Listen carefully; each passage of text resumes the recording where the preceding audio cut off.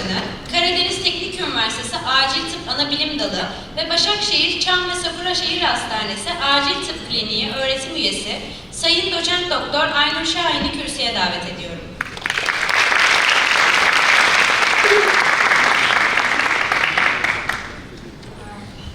I would like to invite Dr. Aynur Şahin, the head of the scientific committee of our conference and the faculty of both Karadeniz Technical University and Başakşehir Çam and Safranbolu Hospital, Department of Emergency Medicine, to make the first speech.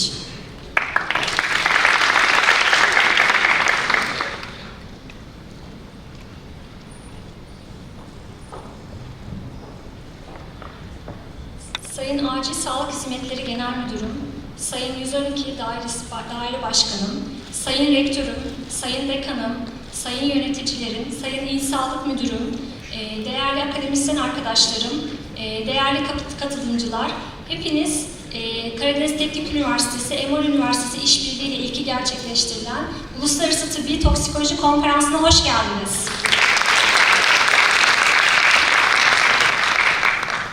11 yıl önce bu salonda acil asistanı olarak oturduğum bu koltuklarda tıbbi toksikoloji yan dalı ve mentorum Doktor Ziyad Kazi ile tanışmam sadece benim değil, benimle birlikte birçok hekimin ve hastanın hayatını tamamıyla değiştirdi.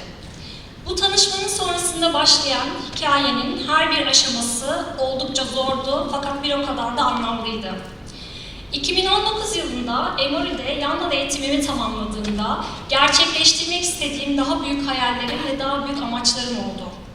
2020 yılında kurduğumuz Farabi Hastanesi Tıbbi Toksikoloji Kritik Bakı Ünitesi ve son olarak Başakşehir Çam ve Safranbolu Hastanesi Tıbbi Toksikoloji Yoğun Bakım Ünitesi ile birlikte zehirlenen birçok hastanın hayatına geri dönüşümsüz olarak dokunacağımıza tüm kalbimizle inanıyorum. Yüzyıllar önce Paracelsus'un modern toksikolojinin temellerini attığı noktadan günümüze kadar tıbbi toksikoloji, zehirlenen hastaların tanısını, tedavisini, yönetimini geliştirerek bilime ve insanlığa hizmet etmektedir. Tıbbi toksikoloji 30 yıldır Amerika Birleşik Devletleri ve Kanada'da acil tıbbın yan dalı olarak kabul edilmektedir ve şu an aktif olarak da Asya, Orta Doğu, Arap Yarımadası'nda tıbbi toksikoloji adına programlar kurulmaya devam etmektedir ve bu konunun uzmanları yetiştirilmektedir. Ülkemizde hali hazırda yan dal olarak tanınmayan tıbbi toksikolojinin tanınmasında ve tanıtılmasında bu iki üniversitenin işbirliği ve aynı zamanda bu konferansın değeri tartışılmazdır. Bu nedenle ekip arkadaşlarımla birlikte bu konferansın ana temasını yeni bir yan dalın doğuşu olarak belirledik. Cumhuriyetimizin 100. yılını kutlayacağımız 2023 yılı aynı zamanda Amerika Birleşik Devletleri'nde tıbbi toksikolojinin yan dal olarak tanındığı yıl olarak geçmektedir. Bu alana gönül vermiş bir akademisyen ve yaşam amacı olarak seçmiş bir hekim olarak tüm dileğim 2023 yılında aynı zamanda tıbbi toksikolojinin yan dal olarak kabul edildiği yıl olmasını tüm kalbimle diliyorum. Konuşmamın sonunda teşekkür etmek istediğim tabii ki çok önemli isimler var.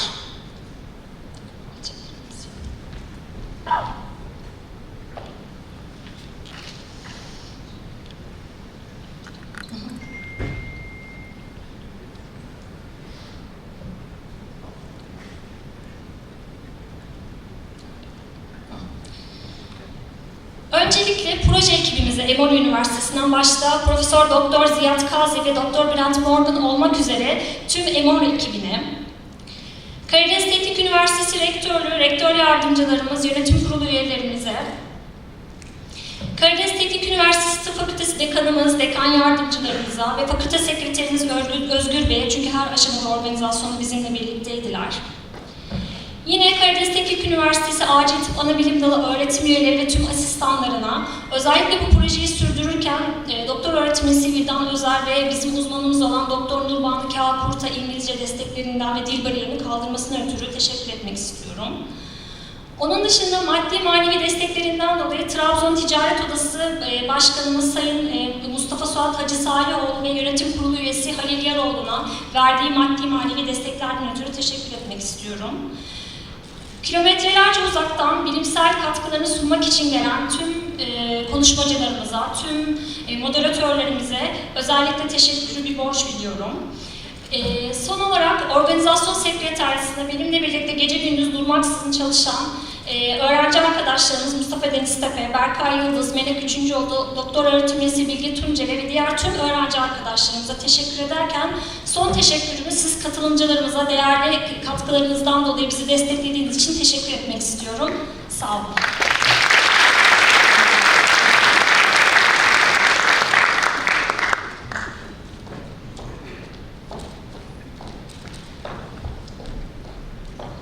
Hocamıza konuşması için teşekkür ediyoruz.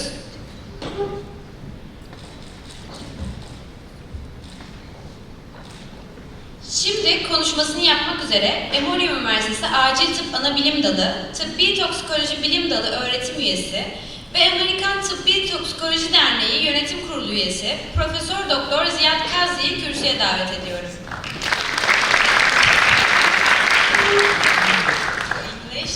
Now, to make his speech, I invite Professor Ziad Kazzi, who is the faculty of Emory University, Department of Emergency Medicine, Division of Medical Toxicology, and American College of Medical Toxicology board member, Professor Dr. Ziad Kazzi, to the podium. Thank you, teşekkürler. I'm practicing my Turkish. I'm watching very avidly Ertuğrul, the release. And I've learned a lot of the words. Some of them are Arabic, like yani, lakin, fakat, alhamdulillah. But I'm not that good yet, so give me some more time. I'm only in season 1. Honored guests, leaders of healthcare and public health in Turkey, our colleagues, faculty, physicians, pharmacists, our participants, our students. It's my honor to be here. I want to thank you for this amazing welcome. On behalf of myself and the team, I'd like to recognize our team members. First of all, the Chief of the Toxicology Section at Emory University, Dr. Ben Morgan, if you mind standing up, please. Dr. Anna Yafi, Chief of the Global Health Medicine Section. Dr. Jonathan Deolano. Ms. Sinem Donuk Henson, who's also of Turkish origin. And Dr. Emily Kieran, who's not here yet. But this is our team, and this shows the dedication of the Department of Emergency Medicine to Karadeniz Technical University, to Farabi Hospital, and to Turkey. I stood here in the same place 11 years ago when I was a guest of the Emergency Medicine Association of Turkey and Karadeniz Technical University for your annual conference. We had 1 day of toxicology, and that was my first visit to Trabzon. This is when I met Dr. Aynur Şahin at the time. She was still a resident, and then she took my business card and then spent 1 month or 2 months with us in Atlanta doing a rotation. And through her persistence and the vision of the Turkish government that gave her a scholarship and her determination and her family's sacrifice, she came to Emory in 2018 and did a stellar fellowship in medical toxicology at Emory University. She integrated so well with everyone in the department that I saw in her a leader in toxicology in Turkey. Rapidly after that, we held Minatox in Istanbul. We were probably the only conference that was held in person before the pandemic in 2020. We got away with it. Basically, we left Istanbul and the pandemic started. Alhamdulillah, nobody actually got the virus at Minatox. We were in Nashantashir, the Radisson group. So I'm going to keep my speech short because I have a presentation afterwards that describes more our work and our ideas for collaboration with Turkey.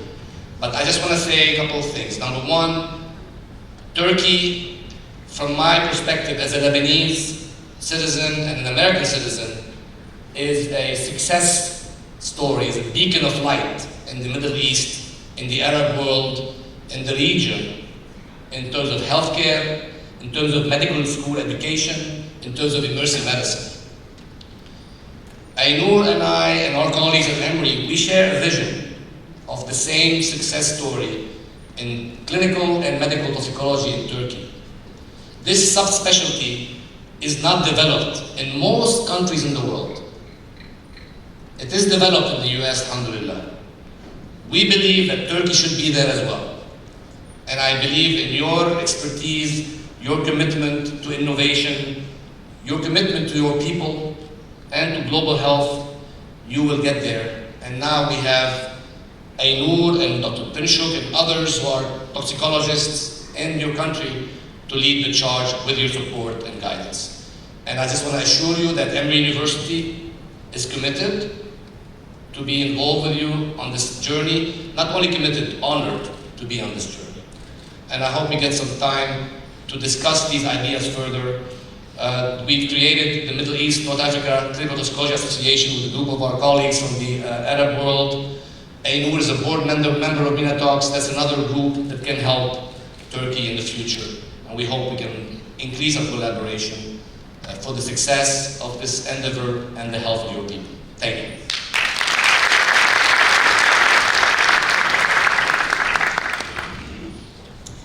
We thank to Ziad Kazdi for his sincere speech. And now, to make her speech, I would like to invite Karadeniz Technical University Faculty of Medicine Dean Neşe Kaklıkaya to the podium. Konuşmasını yapmak üzere Karadeniz Teknik Üniversitesi Tıp Fakültesi Dekanımız Sayın Profesör Doktor Neşe Kaklıkaya'yı kürsüye davet ediyorum.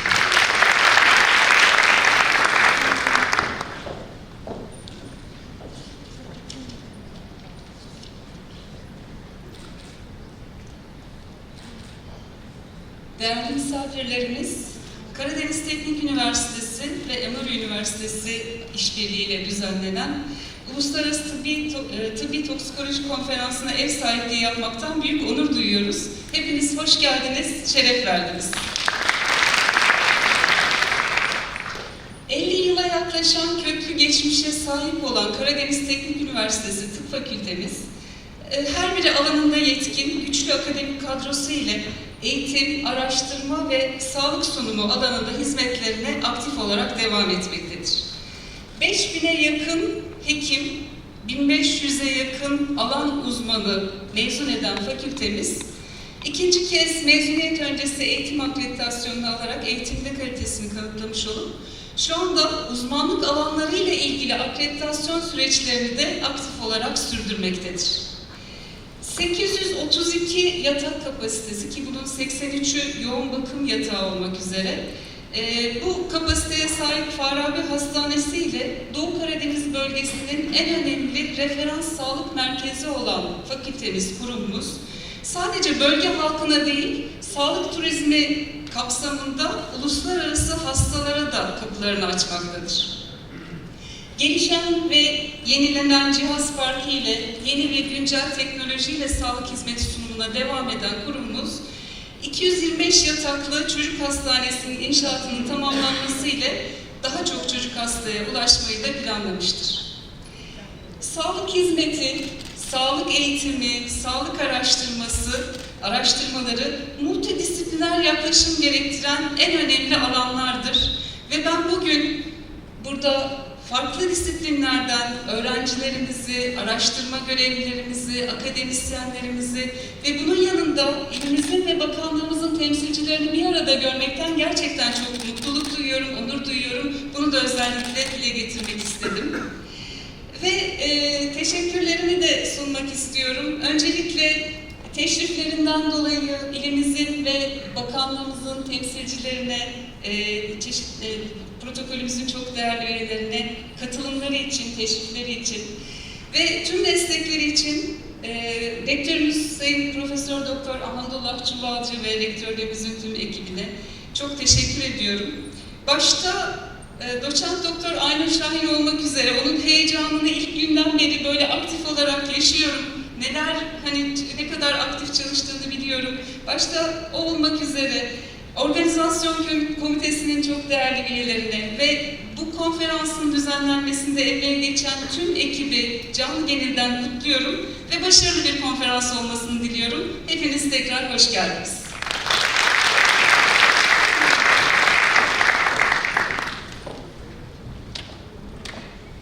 Thank you for our Dean for her valuable words. And now, to make her to make his speech, I invite to Karadeniz Technical University Rector, Professor Dr. Hamdullah Çuvalcı. Konuşmasını yapmak üzere Karadeniz Teknik Üniversitesi Rektörümüz Sayın Profesör Doktor Hamdullah Çuvalcı'yı kürsüye davet ediyorum.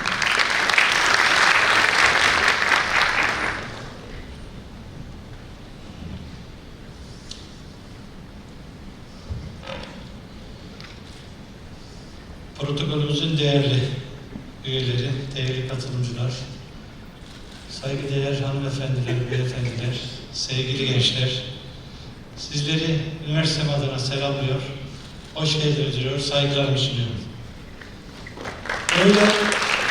Öncelikle böyle önemli bir etkinliğin, yeşil ve mavinin buluşma noktası olan güzel Trabzon'umuzda ve üniversitemizde gerçekleşmenin onuru ve gururunu yaşıyorum. Türkiye'de kurulan 4. üniversite olan üniversitemiz, yarım asrı aşan eğitim, öğretim, araştırma ve topluma katkı tecrübesiyle istikrarlı büyüme ivmesini sürdüren dış değerlendirme süreçlerinden geçerek 2021 yılında ülkemizde sadece 20 üniversitenin sahip olduğu Araştırma Üniversitesi unvanını alma onurunu yaşamış bir eğitim öğretim yuvasıdır. 2022 yılında ise bu yıl eğitim öğretim, araştırma ve geliştirme, toplumsal katkı, uluslararasılaşma gibi alanlarda değerlendirilerek 5 yıllık tam akreditasyon belgesi almaya hak kazanmıştır. Bilginin üretimi, aktarımı ve paylaşımını en önemli amaç olarak belirlemiş olan üniversitemiz, ulusal ve uluslararası sempozyum, kongre ve benzeri organizasyonları desteklemektedir. Bugün gerçekleştirilen bu Uluslararası Toksikoloji Kongresi de bu amaca önemli katkılar sunacağını ümit ediyorum. Üniversitemizin stratejik hedeflerinden biri de uluslararasılaşmadır. Bu hedef doğrultusunda Emory Üniversitesi ile yaptığımız protokol kapsamında düzenlenen eğitimler ve protokolün sonucunda gerçekleştirilen bu kongre ile iki üniversite arasındaki işbirliğinin sonu değil, yeni ve daha kapsamlı bir birlikteliğin başlangıcı olmasını ümit ediyorum. Başta düzenleme kurulu olmak üzere kongrenin gerçekleştirilmesinde emek ve katkı sunan herkese teşekkür ediyor. Verimli bir kongre olmasını diliyorum. İyi günler dileklerimle, saygılarımla.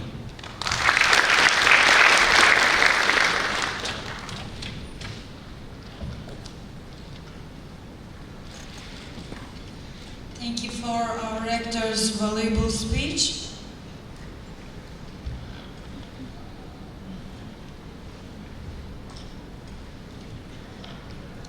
Son olarak konuşmasını yapmak üzere Sağlık Bakanlığı Acil Sağlık Hizmetleri Genel Müdürü Sayın Doçent Doktor Eray Çınar'ı kürsüye davet ediyorum. I would like to invite the General Manager of Emergency Health Services of the Ministry of Health, Associate Professor Dr. Eray Çınar, to the podium make his speech.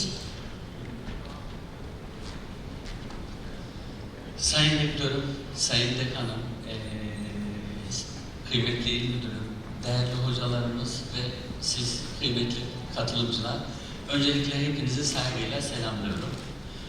Bundan yaklaşık 10 yıl önce Sağlık Bakanlığı'nda başlamış olduğum Sağlık Bakanlığı'ndaki görevime ilk olarak Ulusal Zehir Danışma Merkezi'nde başlamıştım. Orada bir yıl aktif olarak nöbet usulü çalışan bir ekip olarak bu süreçte zaten özellikle acil tıp camiası mensubu hekim arkadaşlarımızla beraber aktif olarak özellikle toksikoloji, zehirlenmelerle ilgili bizzat hani vaka yönetim süreçlerine en azından danışman olarak dahil olmuş birisi olaraktan ve ayrıca bu şekilde multidisipliner bir yaklaşım gerektiren KBRN'de olduğu gibi toksikolojinin de bu şekilde kıymetli bir ve güzel bir organizasyonla, konferansla burada siz değerli bilim üyeleriyle tartışılmasından dolayı öncelikle büyük bir heyecan ve mutluluk duyuyorum burada olmaktan. Ayrıca benim için ayrı bir kişisel mutluluk daha var. Karadeniz Tıp Fakültesi mezunu olaraktan yaklaşık 17 yıl sonra Burada eğitim gördüğüm fakültem, üniversitemde, kampüste, hatta bir parantez daha açayım, bence Türkiye'nin en güzel kampüsüdür. Olmaktan da ekstra bir mutluluk duyuyorum. Burada gördüğüm genç arkadaşlara da net bir şekilde söyleyeyim. Gerçekten Türkiye'nin en güzel kampüsü ve çok kıymetli, köklü bir üniversitesi burası. O yüzden de burada olmaktan dolayı ekstra bir mutluluk duyuyorum. Aynur Hocam'la da yine tanışmamız, özellikle benim zehir danışma sürecimden sonra bakanlık tarafından irtibatlandırmayla toksikoloji alanında birkaç hususla ilgili görüşmelerle başlamıştı. Ve nihayetinde Aynur Hoca'nın yapmış olduğu kıymetli bilimsel çalışmalarla, eğitimlerle beraber burada dekanımızın, rektörümüzün ve diğer hocalarımızın da destekleriyle burada bu güzel organizasyona eşlik etmesi de, özür diliyorum, önderlik etmesi de beni ayrıyeten mutlu etti. İnşallah çok güzel, faydalı bir konferans olur diyerekten güzel temennilerimi sunup hepinize tekrardan hoş geldiniz diyerek sözlerime son veriyorum. İyi günler.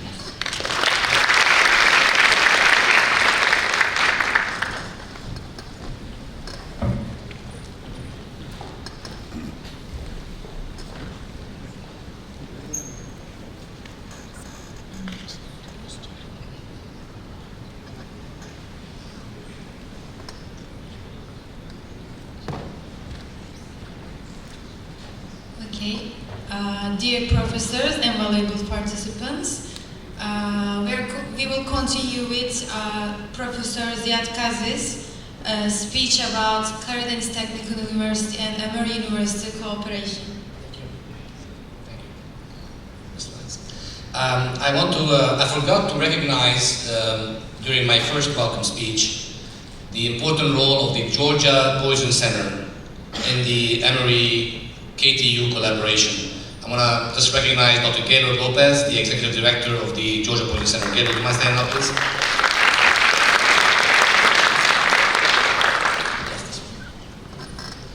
And I have 30 slides that will summarize how we got here, where we are today, and where I think we can potentially go together. Like I said before, I was here 11 years ago. I was your guest, and we developed and delivered one-day conference with Talks at the time. This was at KTU with the Emergency Medicine Association of Turkey, and we had guests from all around the world. We enjoyed your beautiful hospitality.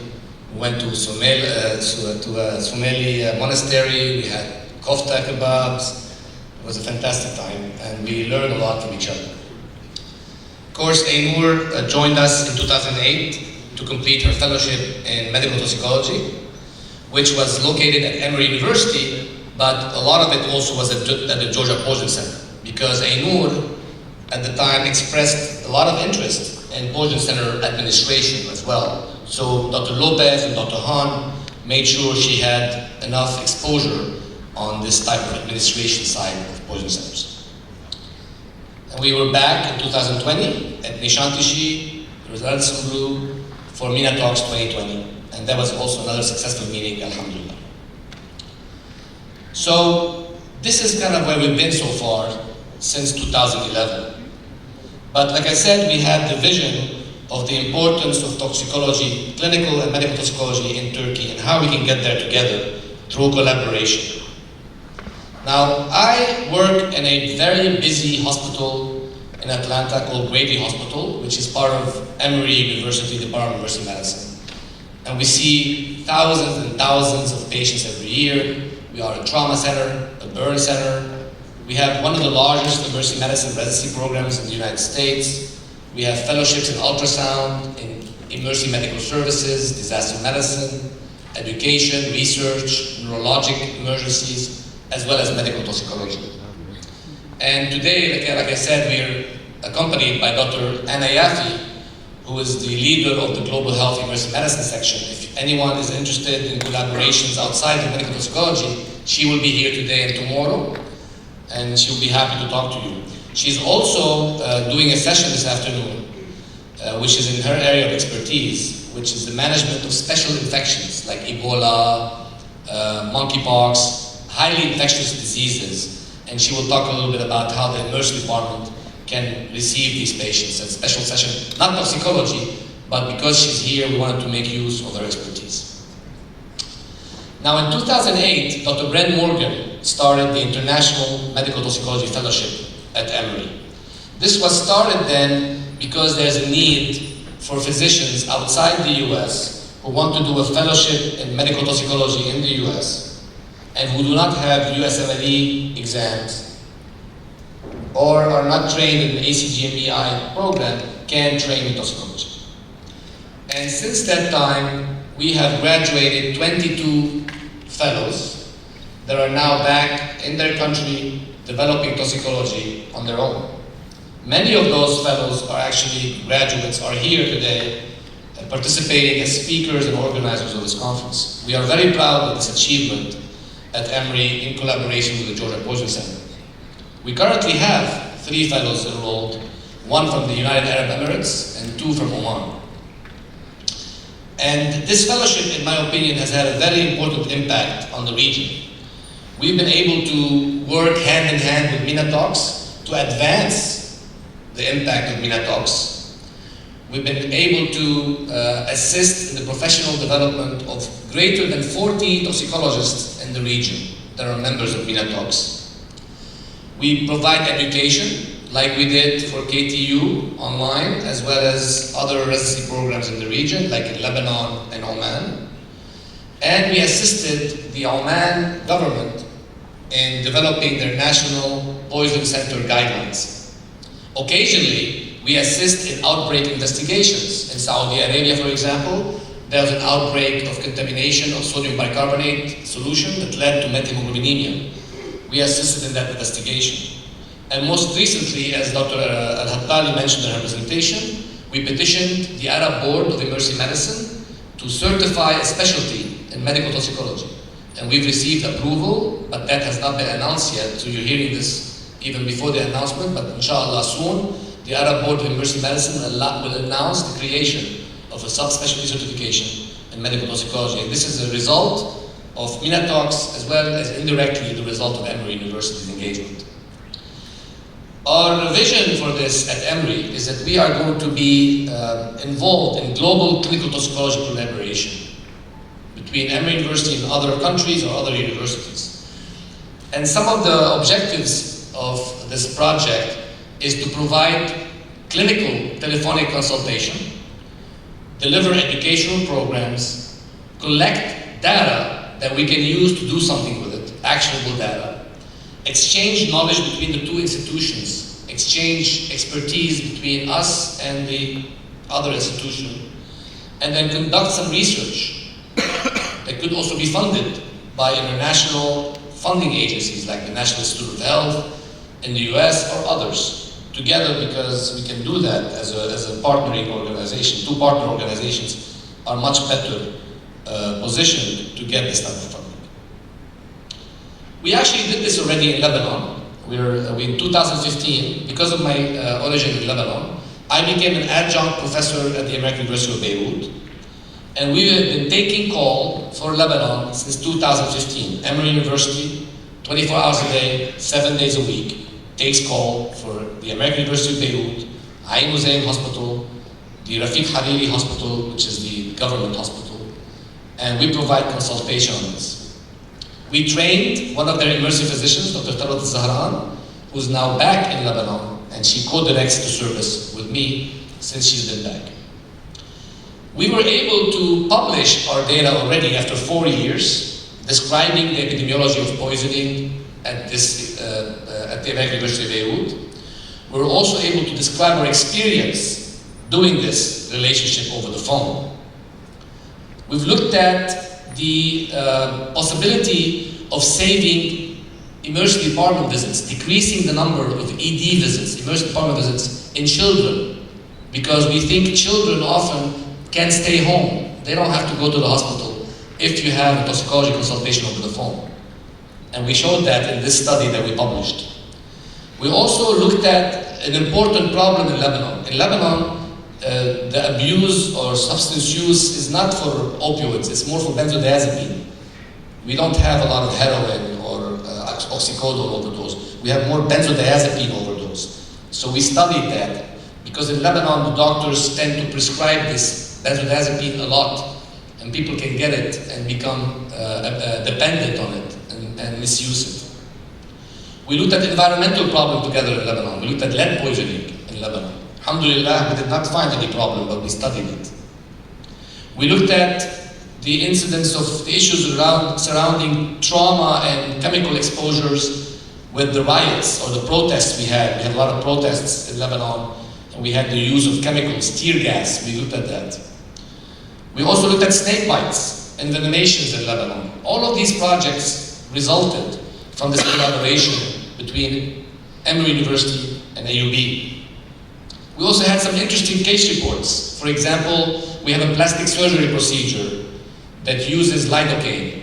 It's an approved procedure by the government called tumescent liposuction that can cause lidocaine toxicity and death. We've had also pesticide exposures to zinc phosphide. It's been a fantastic experience in addition to other cases like botulism, like tetrodotoxin poisoning with pufferfish. And that's all been made possible because of the ability to work together between the US and Lebanon. Now when you look at Turkey and you try to look for research in Turkey in toxicology, most research is really based on hospital experience, hospital-based studies, which is a good place to start, but should not be the only place you stay. And this is a list of the papers that I could find that are not just case reports, more like retrospective studies or chart reviews, as well as the report from the Turkish Poison Center located in Ankara, which was published in 2009. And you see some of the data out there, you know, some of these studies looking at the mortality rate from poisoning, looking at the most common cause of death, which was opioid toxicity in this study. Others showed different results, because this first study I just showed was a study based on autopsy, different type of data than a study based on hospitals, where you will see more important exposures from sedative hypnotics, carbon monoxides, pesticides, and insecticides. And again, the same theme recurs, that these hospital-based studies in Turkey are showing that intentional poisonings tend to be more common than unintentional in adults, less common in children, with the general categories of sedative hypnotics, tricyclic depressants as the main categories. Now, the Poison Center report in Ankara, the Poison Center Ankara report is the last one I saw is 2009. It'll be important to also look at this data and try to analyze it, see what patterns we see in Turkey, because this is more of a national picture. But it's also important to get more recent data published so we can look at it as well and try to think about ideas for prevention and strategies in the future. Now, the collaboration we have with Emory and KTU was thanks to a grant. We received a grant from the Department of Emergency Medicine, Global Health Emergency Medicine section that is led by Dr. Yafi. And of course, our chair, Dr. David Wright, he believes in global health, and Dr. Yafi is the inaugural head of that section, and we were one of the first group to apply for this grant that was awarded to us. And I'd like to thank, of course, Dr. Morgan, whose leadership is essential in the success of this project. He actually takes call with us, despite his very busy schedule. He's one of the physicians that take call for Trabzon. Ms. Senem Donuk, who's instrumental in her administrative expertise in getting the contract managed between the School of Medicine, the two schools of medicine, as well as Dr. Yafi and Dr. Jonathan Rupp, who leads our research section. And this is our team. We are a team of 12, the magical 12. The way this worked is that Trabzon physicians or residents contacted us using Dr. Nur Banu, who's a Turkish emergency physician, some of you may know her, who lives in California. So she would translate for us, because there are occasionally language barriers that we need to overcome. And she would do that translation on her own as a volunteer, 24 hours a day, 7 days a week. We have our fellows that are receiving the call. These are some of our fellows that, some of them graduated. Dr. Hassan Rushi graduated, he's here today. Where is Hassan? Dr. Rita Farah, who actually now works in Virginia. But the other ones that are still there are Dr. Suad Suleimani, Dr. Fatma Belushi, and there's Dr. Afra Suwaidi, who I don't have a picture for her, but she's also currently part of the team. And then the faculty members are here. Brent, Morgan, Emily Kiernan, Jonathan Deolan, myself, and Aynur Shaheen. So Aynur was also part of the whole rotation. Of course, we can't also do that without the help of Semet, who's been entering the data, making sure all the data is complete in RedCap, and then Dr. Vildan Holzer, who's also been kind of the right hand of Aynur during the project. And now that Aynur is back in Istanbul, she's kind of our main point of contact right now for the project. Since we started on November 1st, 2021, until today, we have over 245 consults that we've successfully conducted over the phone, and some of these cases are some of the most challenging cases that we've seen. I invite you to pay attention to Dr. Aynur's presentation, who will tell you more about the data shortly. We've only published one research project so far, it's a minor case report. It was an Amanita muscaria poisoning. We had one also in the United States. Now we had two cases, and we were able to publish it. This is a very recent collaboration between Trabzon scientists and clinicians and Emory scientists and clinicians. So now the project is almost done. Our funding period ends November 1st this year. We need to discuss what we want to do for the future. And we hope we'll be able to discuss with KTU leadership some ideas for further collaboration. For example, our first important project is to share the data we collected with the Ministry of Health, of course with KTU, Ministry of Health, and then also the rest of Turkey through a publication. We need to publish this data. We need to look at the data carefully and see what other projects need to be studied. We will find things in the data that need further study. It will give us ideas. And these ideas can be explored by any of you in the room. This database is not Emory's database, this is KTU's database, and KTU's database is for its students and faculty to research and explore. We need to see what we're going to do. Are we going to renew our project? If we need to renew the project, we have to go ahead and do that with the School of Medicine, talking to each other and doing that. We can think of expanding into other areas of emergency medicine, like ultrasound, disaster medicine, neurologic research. What we can offer, we have a multitude of offerings in our department that we can build on with KTU. We can even expand outside emergency medicine. We have a very strong global health activity at Emory University, as well as at Emory School of Medicine. At these two levels, we can collaborate with KTU outside emergency medicine. We can work together on exchange of faculty, exchange of residents, apply for grants together. Together we can go after funding to support our efforts. Whether we can go after Turkish organizations, American organizations, or foundations, I think together we can be strong in this case. And that way we can do some good research and even as well collaborate in fellowship training. The day you start your fellowship program in Turkey, we would be honored to participate in this effort. If you need us to do so and how you need us to do so, you will determine that. But I want to just remind you that in general, many departments of universities in the United States, they have global health interest. It's much better to have a global health interest for all countries. All of us, we need to look outside. This is good for all of us, right? And most people have a very broad view of the horizon. They look very widely. They look around for opportunities.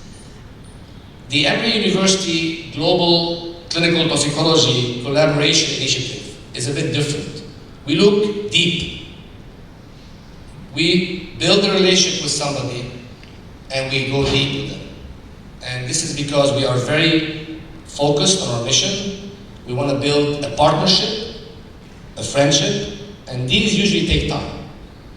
And if you keep changing your focus country, you cannot do that properly. And this is really something that I believe in, that I'm passionate about. And I would be honored if Turkey would be one of those countries that we can grow some deep roots with and weather the storms ahead of us. And thank you.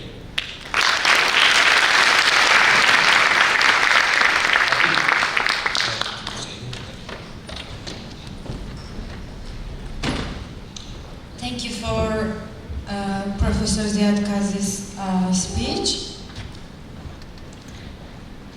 We will continue with Aynur Şahin, the results of this collaboration. Aynur Şahin'i Karadeniz Teknical University ile Emory Üniversitesi işbirliğinin sonuçlarını açıklamak üzere sahneye davet ediyoruz.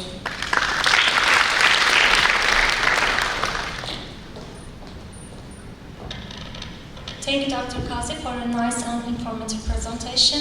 This collaboration means a lot for our faculty and our students. So now I'm gonna share with you the descriptive epidemiology of toxicological exposures of our project. I have no conflict of interest. So we did this project between 1st of November 2021 and 1st of October 2022. We had 244 toxicology exposure consultations, and most of the consultations were from adult AD. Pediatric consultations percentage was 25%, and the rest of the consultations were from internal medicine, intensive care unit, and other departments. This table shows us the age and gender distribution of poison exposures. The age distribution, the most common age group was young adults. So the age was between 20 to 50 years, whose percentage was 45%. When we check the gender distribution, even the gender distribution is not unique across the age groups. Female and male ratio in total group was 1:1. But when you check the details, first 5 years of exposures, male population's percentage was 4 times higher than the females. However, the teenage group, the age group between 11 to 18, female population was 4 times higher than the males. When we compare the National Poison Center data, which was published 2 years ago, age and gender distribution percentages were similar. As the reason for exposure, the large majority of exposures were intentional. And among the intentional exposures, female population was 67%, and the most common age group was young adults. Among the unintentional exposure group, male percentage was 53%, and the most common age group was younger than 18 years old. It's also similar to the National Poison Set data, which was published 2020. As to the route for exposure, the majority of exposures due to ingestions. So the percentage was 86%, which is really similar to NPC data. Other route of exposures were inhalation exposures, dermal exposures, and bite and stings. This table shows us the categories and frequency of toxic agents. The majority of exposures were pharmaceutical, whose percentage was approximately 70%, and the 5 most common pharmaceutical toxic exposures were antidepressants, sedative hypnotics and antipsychotics, analgesics, and cardiovascular drugs. The most common single exposure was sertraline, which is a SSRI. As to non-pharmaceutical agents, the top 3 was plants and mushrooms, alcohol intoxications, especially toxic alcohol intoxications, snake and scorpion envenomation. When we compare the NPC data, the top exposures among the populations were anti-inflammatory agents, antidepressants, and antipsychotics. The most common exposure in NPC data was paracetamol, which is quite different from our results, but most of the percentages were similar. When we compare these toxic agents into the age groups, the population younger than 18, the top agent in pharmaceutical exposure was antidepressants. And especially the top agent in non-pharmaceutical exposures, the most common agent was pesticides and rodenticides. When we check the group age between 18 and 50, the top agent in pharmaceutical exposure were sedative hypnotics. As to non-pharmaceutical exposures, the top agents was alcohols, toxic alcohols. The age older than 50, the pharmaceutical exposures, the top agent was antidepressants, and as As to non-pharmaceutical exposures, the top agent in this group was plants and mushrooms. The exposures, depending on the reason, among the unintentional exposure group, the top agent in pharmaceutical exposures was cardiovascular drugs. The top agents in non-pharmaceutical exposures was plants and mushrooms. Exposures, depending on the intentional exposures, the most common agent was antidepressants in pharmaceutical exposures. As to non-pharmaceutical exposures, the top agent was cleaning substances. When we compare these agents into the gender group, among the female group, the most common agent was sedative hypnotics as pharmaceutical exposures. However, in non-pharmaceutical exposures, the top agent was plants and mushrooms. This is the male group. The top agent in male group was antidepressants as a pharmaceutical exposures, and in non-pharmaceutical exposures, the top agent was toxic alcohols. As to the medical outcome, which is the most important part, because when you check the MPC data, you cannot find any follow-up results or any medical outcome. This is the thing that we want to point out. So the majority of our patients had no effects. The percentage was 70%, and we had only 3 fatal outcomes, 2 of them due to methanol poisoning, and 1 of them was due to colchicine toxicity. As to the disposition, the most common disposition of patients, evaluation, treatment, and discharge, 14% of the patients left against the medical advice, and 10% of the patients admitted to intensive care unit, and rest of the patients observed by our critical care unit.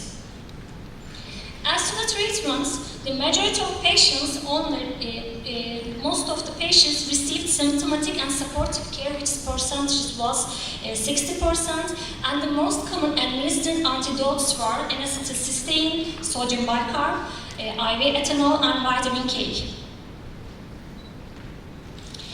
During this project, we had 2 bad outbreaks. The first one was methanol outbreak, and second was hallucinogenic mushroom outbreak.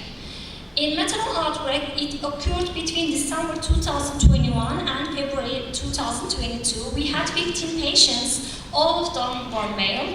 All of them got treatment, IV ethanol, hemodialysis, and most common symptoms were blurred vision, mental status change, and GI symptoms. We had 2 deaths due to methanol poisoning, 1 blindness, and 2 neurologic sequelae. So what did we do as a team? We made some interventions to increase awareness among the physicians, also in public. So we prepared educational sessions and practical clinical algorithms for emergency physicians. Also, we made interviews with media, social media, and the rest of the media. We all communicated on local and main hospitals to get aware about the methanol outbreak.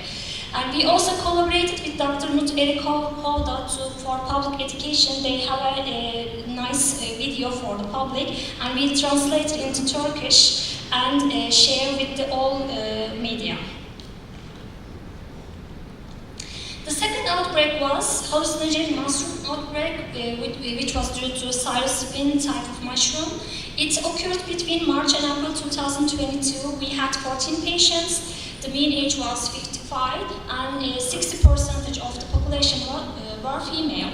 And the common symptoms were GI symptoms, somnolence, and hallucinations. But hopefully all patients recovered and discharged in a healthy condition. And we did a poster presentation, these cases, to the American College of Medical Toxicology National Conference.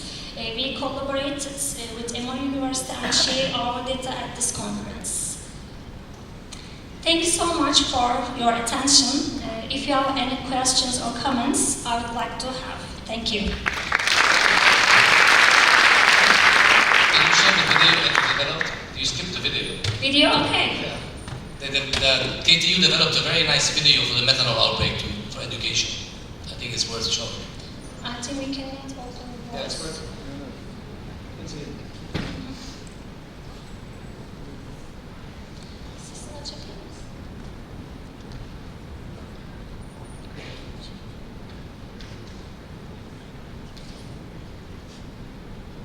think this is a great example of the role of a poison center or clinical toxicologist in outbreaks. And we add sign language also this video. This is a new part of version, and they got this sign language version from Holland. They also shared their website.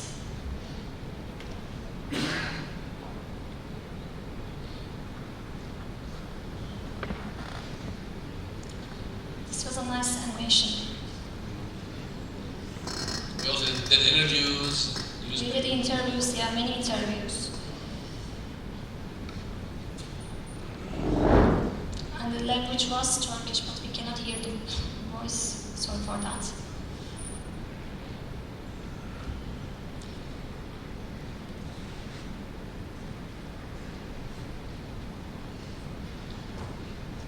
Yes. Great job. Thank you. Thank you. So I think now we'd like to just hear from you. What questions you have, what ideas do you have about this data, what experience you want to share. When I look at this data, one thing that is interesting to me is the number of cases involving plants and mushrooms is quite high compared to the United States. In the United States, we have about 2 to 3% of our poison center data is usually plants or mushrooms. Here it's 8%. Maybe someone can comment on that. Why is that the situation in this region? I think I can make a comment. We have the best nature of all of the Turkey, so people like to go and see around, to the hills and the nature. So they enjoy picking up some plants and mushrooms. That's why we have common poisoning of plants and mushrooms, I think. Yeah. Those can be challenging, of course, because you have to identify the plant or the mushroom. It's really challenging. Therapies are often supportive. So I think that's an area where there could be more education of the public to prevent these exposures, raising awareness about the dangers. Yes, exactly. So we need Dr. Tanchuk, microphone please. microphone.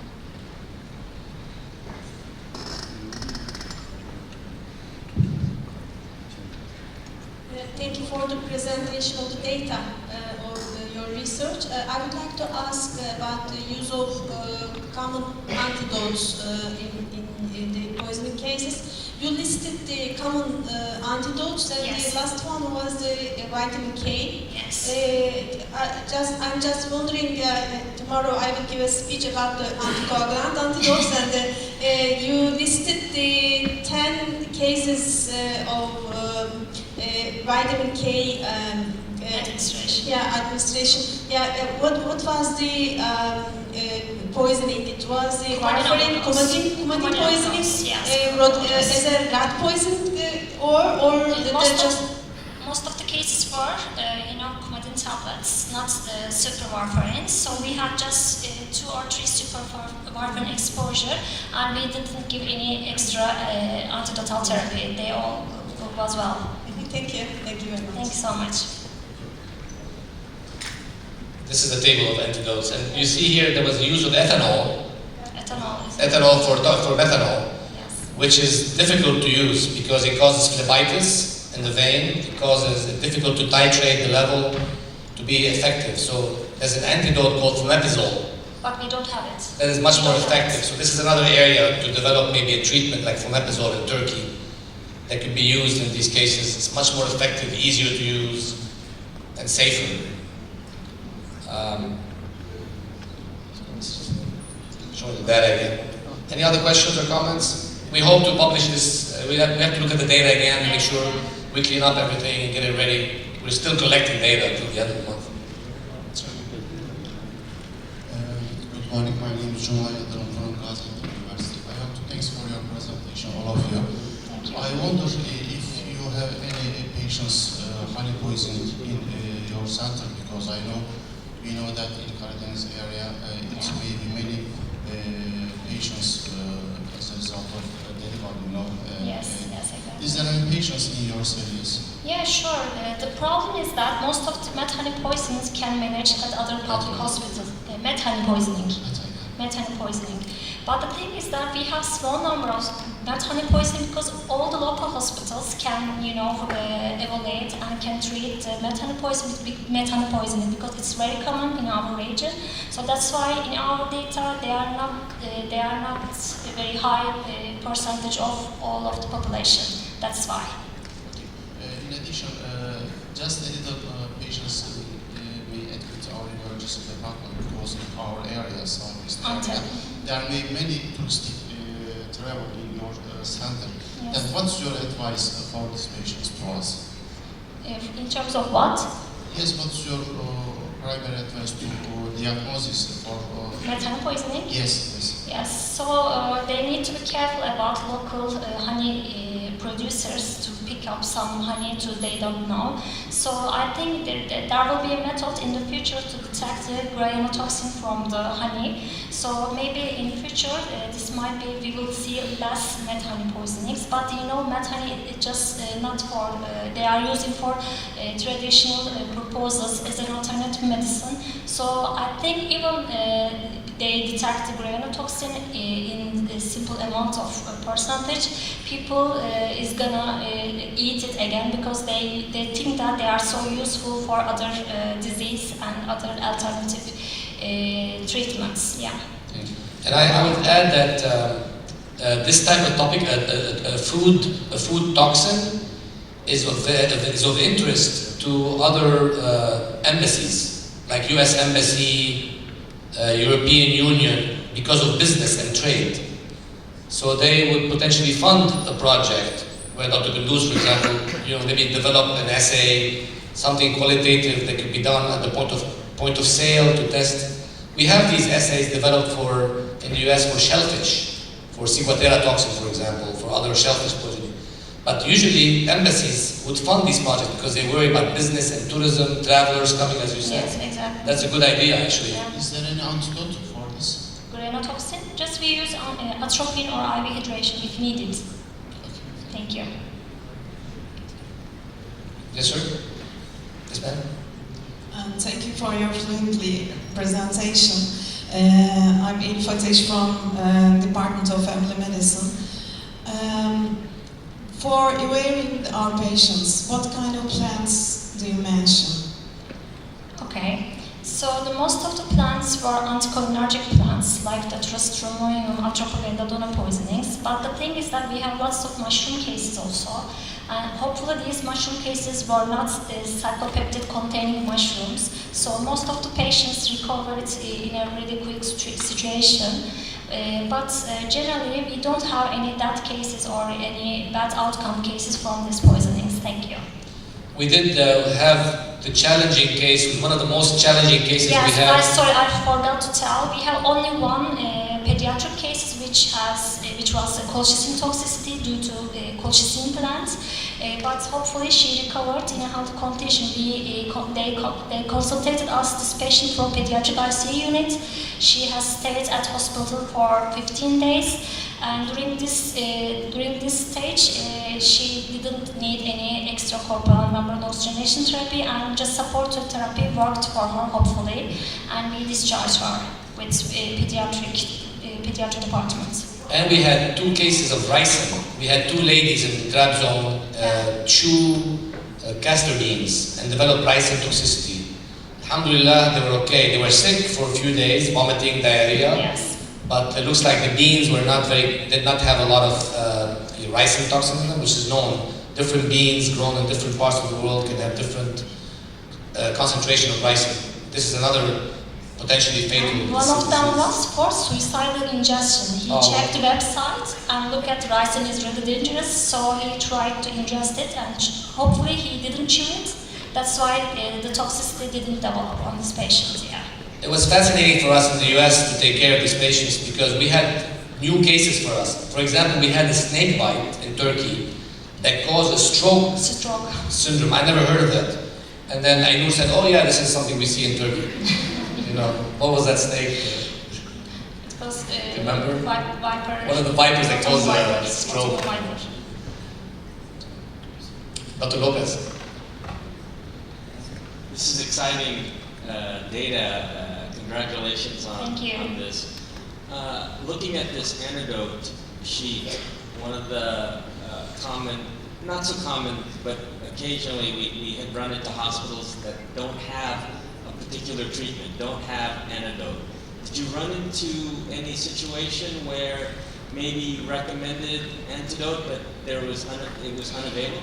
This is a great question. So we have the toxicology we have toxicology inpatient unit. However, the antidote stocking center was at Karadeniz Research and Training Hospital. It's a different hospital. It belongs to the Ministry of Health. So if we need any specific antidotal therapies, but most of the antidotes we have in our department. However, some of the specific antidotes were stocking at that center. So if we have any case, we get in contact with them and they help us, and it's very close to us, 10 minutes by driving. So it's not a problem for us, yes. Thank you. And that's important to think about antidote needs in Turkey, in Trabzon, based on data. What are you using, what do you need, and planning for this, and prioritizing depending on the type of agent that is being treated with this antidote. Okay, thank you. So, Yeah, please. Hi, I'm Neil. It's my last year. I'm a medical student. I want to ask, is there any intoxication related with any chronic disease or like cancer or like... can answer. Methotrexate? Yeah. We had a fatal case of methotrexate encephalopathy. This was a person that was using methotrexate therapeutically, and then she made a mistake, right? Yeah, made a mistake. Methotrexate regimens are confusing, so she confused her dose, and she had encephalopathy, which is very rare, and died. Died, yeah, unfortunately. And the other question for Turkey is lead poisoning. You know, what is the question about lead? Lead is a very easy, well, it's a very rewarding type of question to ask, because you can implement preventive public health prevention. And this is the week for lead poisoning prevention by WHO. This is the World Health Organization week for lead poisoning prevention. So it's important to do some studies, even at the level of Trabzon only, to look at lead, prevalence of elevated blood lead levels in children in Trabzon. That's another easy project. Not only in Trabzon, we need for all of our country, because we don't have any data about start small, you know, and that's a nice project for a faculty member or a resident to do. It's not that difficult. Yeah, exactly. Thanks so much. Any other questions or contributions or comments? If not, okay, so we can move on to lunch. So we will be here at 1:30. Thank you for your attention and participation. Thank you. Our lunchbox service for our participants will take place on the lower floor in the coffee break area. See you again at 1:30 p.m. Oturumumuz sonlanmıştır. Katılımcılarımız için lunchbox servisimiz kafe break alanında bir alt katta gerçekleşecektir. Saat 1:30'da tekrar burada görüşmek üzere. Yalnız lunchbox servisimiz saat 12'de gerçekleşecek. O yüzden bilgilerinizi sunduk. Teşekkür ediyorum. These are states that have a poison center. So in Georgia, you see there's only one poison center. But a state more populous, say California to the left, they have 4 poison centers. Look at Texas. I don't know if there's a pointer on here. Texas. 1, 2, 3, 4, 5, 6. Florida. 1, 2, 3. Georgia. Just 1. Now you see the dots right here? Right there? Those are states that don't have a poison center. However, they contract with other states to provide poison center services. So when you look at Hawaii, you look at Alaska, South Dakota, North Dakota, these places don't have a poison center, but they use other states, like this poison center here covers this.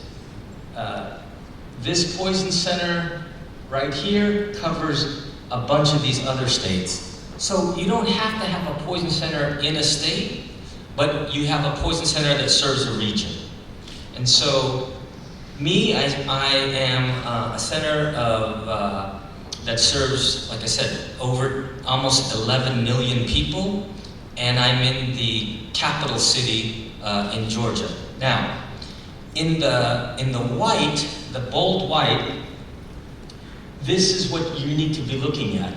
But you could see here in the gray, these are all the programs that all of a sudden we develop over the 20 or 30 years of my service in the Poison Center. When you're starting, you want to start simple. So the goal should be starting with just offering Poison Center services. But over time, we developed consult service. How many of you have pets? Animals. Okay. We are also an animal poison center. You'll love this fact about animals. I have 3. Of course, they're family members. But do you realize that we get more compliments treating animals than we do children?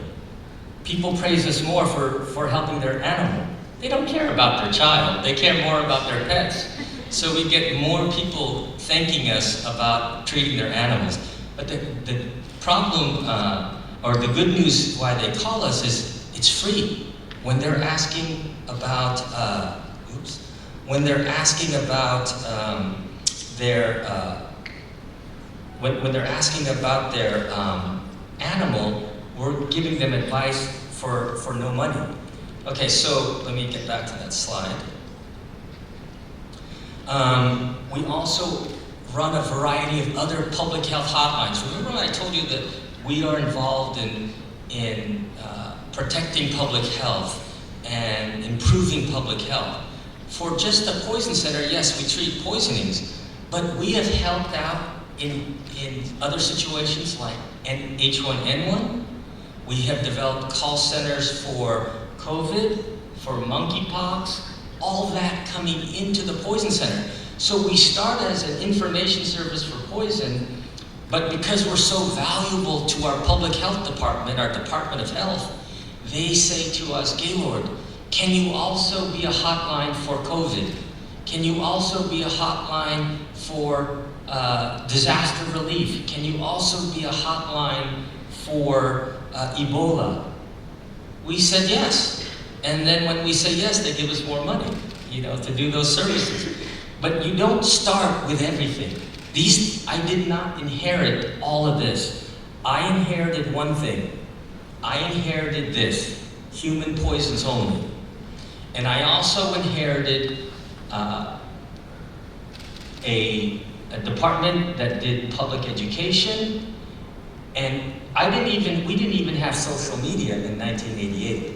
That has developed over time. But one of the key roles that I play is whenever there's a very important poison case, I will be on TV talking about it. Remember when we had synthetic cannabinoids, synthetic marijuana? When that hit our region, they came to us as the experts, so I was able to get on TV and talk about the dangers. Part of my job is to inform the public and give them warnings about these new trends. Bath salts and Enbome and all these designer drugs, when they started affecting our population, they would come to the experts and ask for Dr. Kazi, Dr. Morgan, myself, to get on TV and talk about it. So our involvement in improving public health is vital to what we do.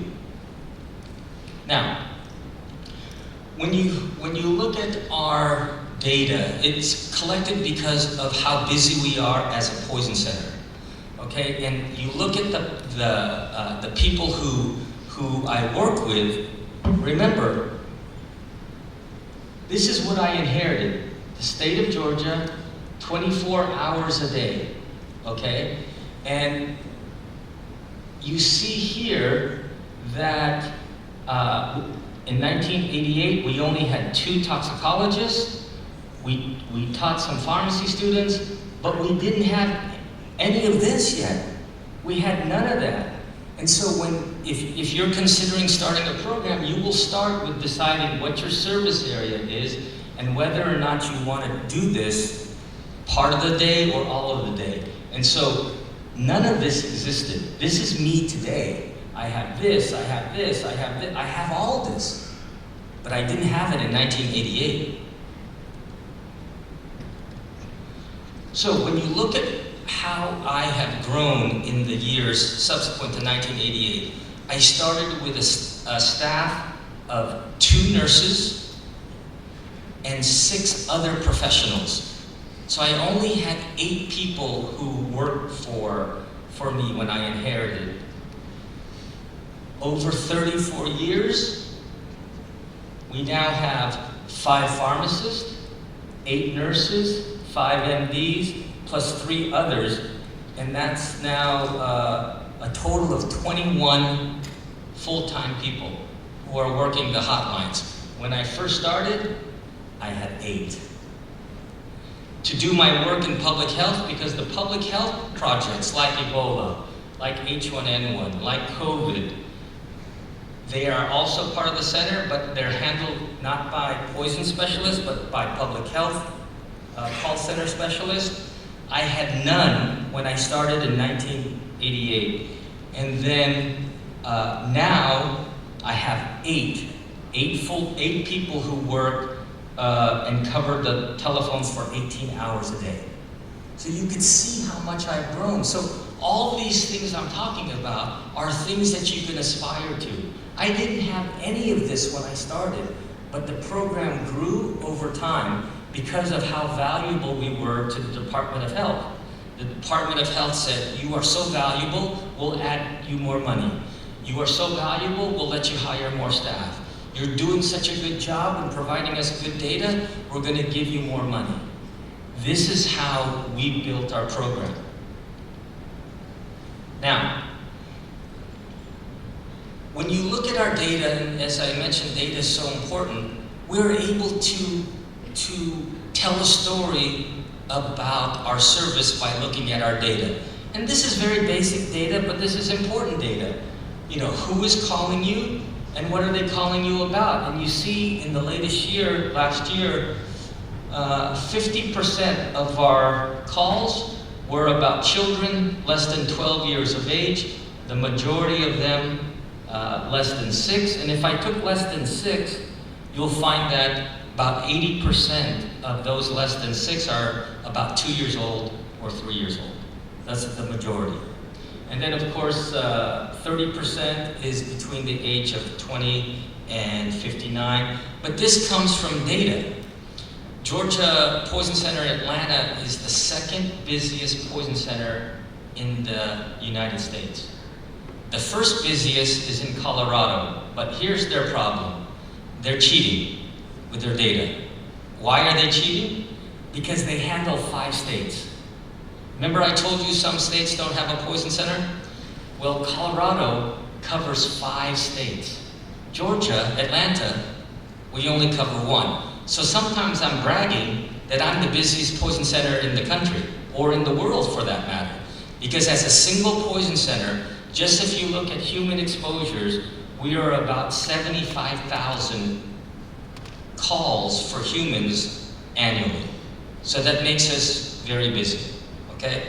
Now, we also are understanding a little bit of the type of exposure. Where is it happening? You see here that the majority of calls that we get come from the parents, from the grandparents, from the family, and it's coming from their own residents. 9 out of every 10 calls come from the home. And if you look at where, 9 out of 10 come from the home. When you look at healthcare calls, healthcare doctors and nurses and pharmacists and EMTs, when you look at the overall volume between the public and healthcare, almost 27% of all our calls come from the hospitals, the ERs.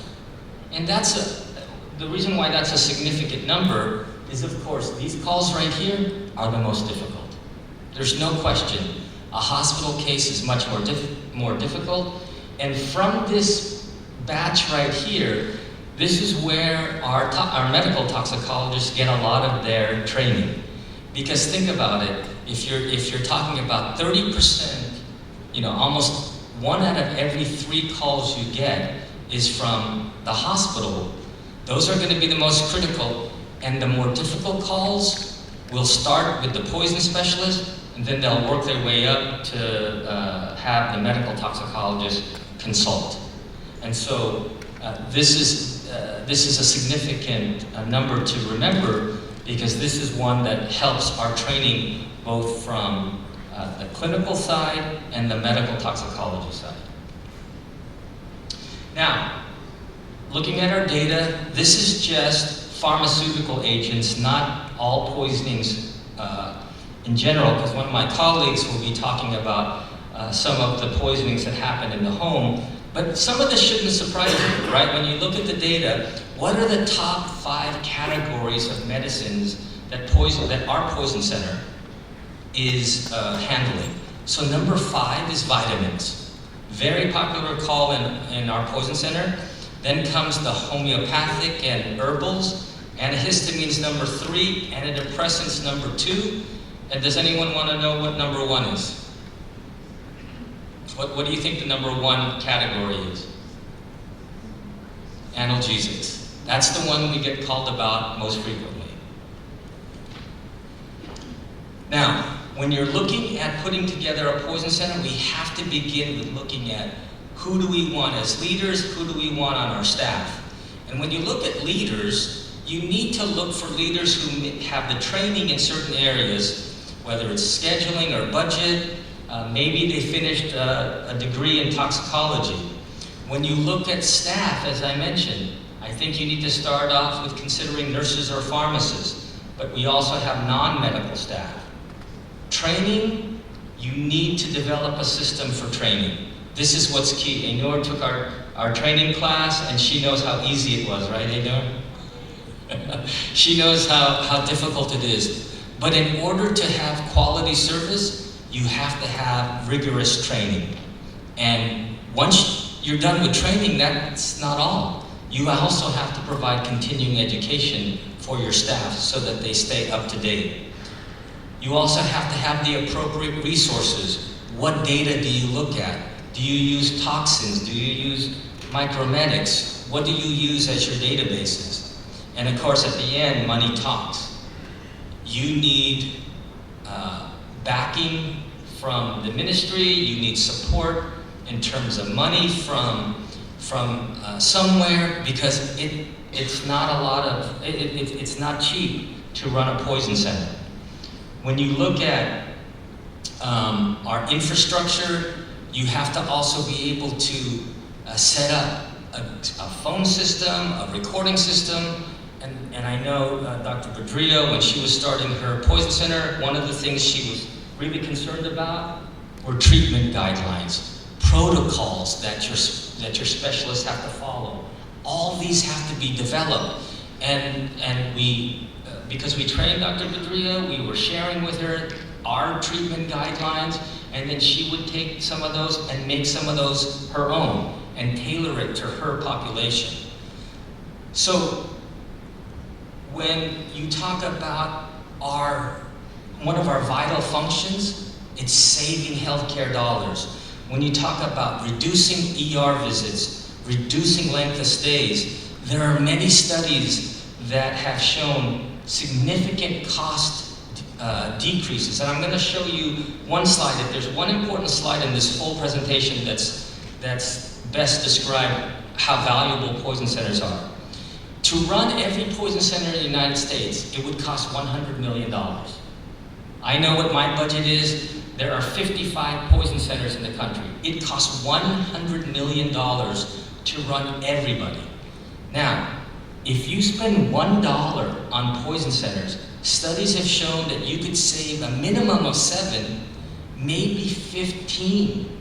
So when you look at the total cost savings, it's $900 million saved in healthcare costs by having a poison center. That's a significant number. So when your government is saying, we can't afford you, you basically can show them that there's no way you cannot not afford us. You have to be able to fund us because we save money. There's only one program that saves more money than poison. That's vaccinations. It's the only other program. Poison comes in second, and in America we save almost $1 billion annually. Lastly, as we talk about public health activities, these are some of the things that I didn't have when I first started in poisoning. And I could spend another hour just lecturing there. But as it relates to education, I've often told my colleagues, yes, we are measured by how many calls we get. That's clear, we talked about the numbers. But you know what's also important to me? The number of calls we don't get. If I could prevent poisoning from happening, that's a significant savings. So what I tell my colleagues, yes, measure me by how busy I am. But I like to also say, measure me by the calls that I never get. It's the prevention strategies that we have, whether it's the media or social media. And then lastly, remember that, yes, patient care is the core function. Working alongside the medical and other clinical toxicologists is important. But for us, we think a poison information service is vital to an area because you can provide information in a very timely manner over the phone, and you can also be involved in many public health activities, and you saw how active I am with other programs related to public health. It won't be easy because people will fight you. They'll fight you and say there's no need for this service. We don't have any money to do this service. But you have to persevere, you have to overcome. And with the opportunities that I've been able to have in the Middle East and now in Turkey, in this region, if this area needs assistance, I'm more than glad to try to help. Because I think this is something vital.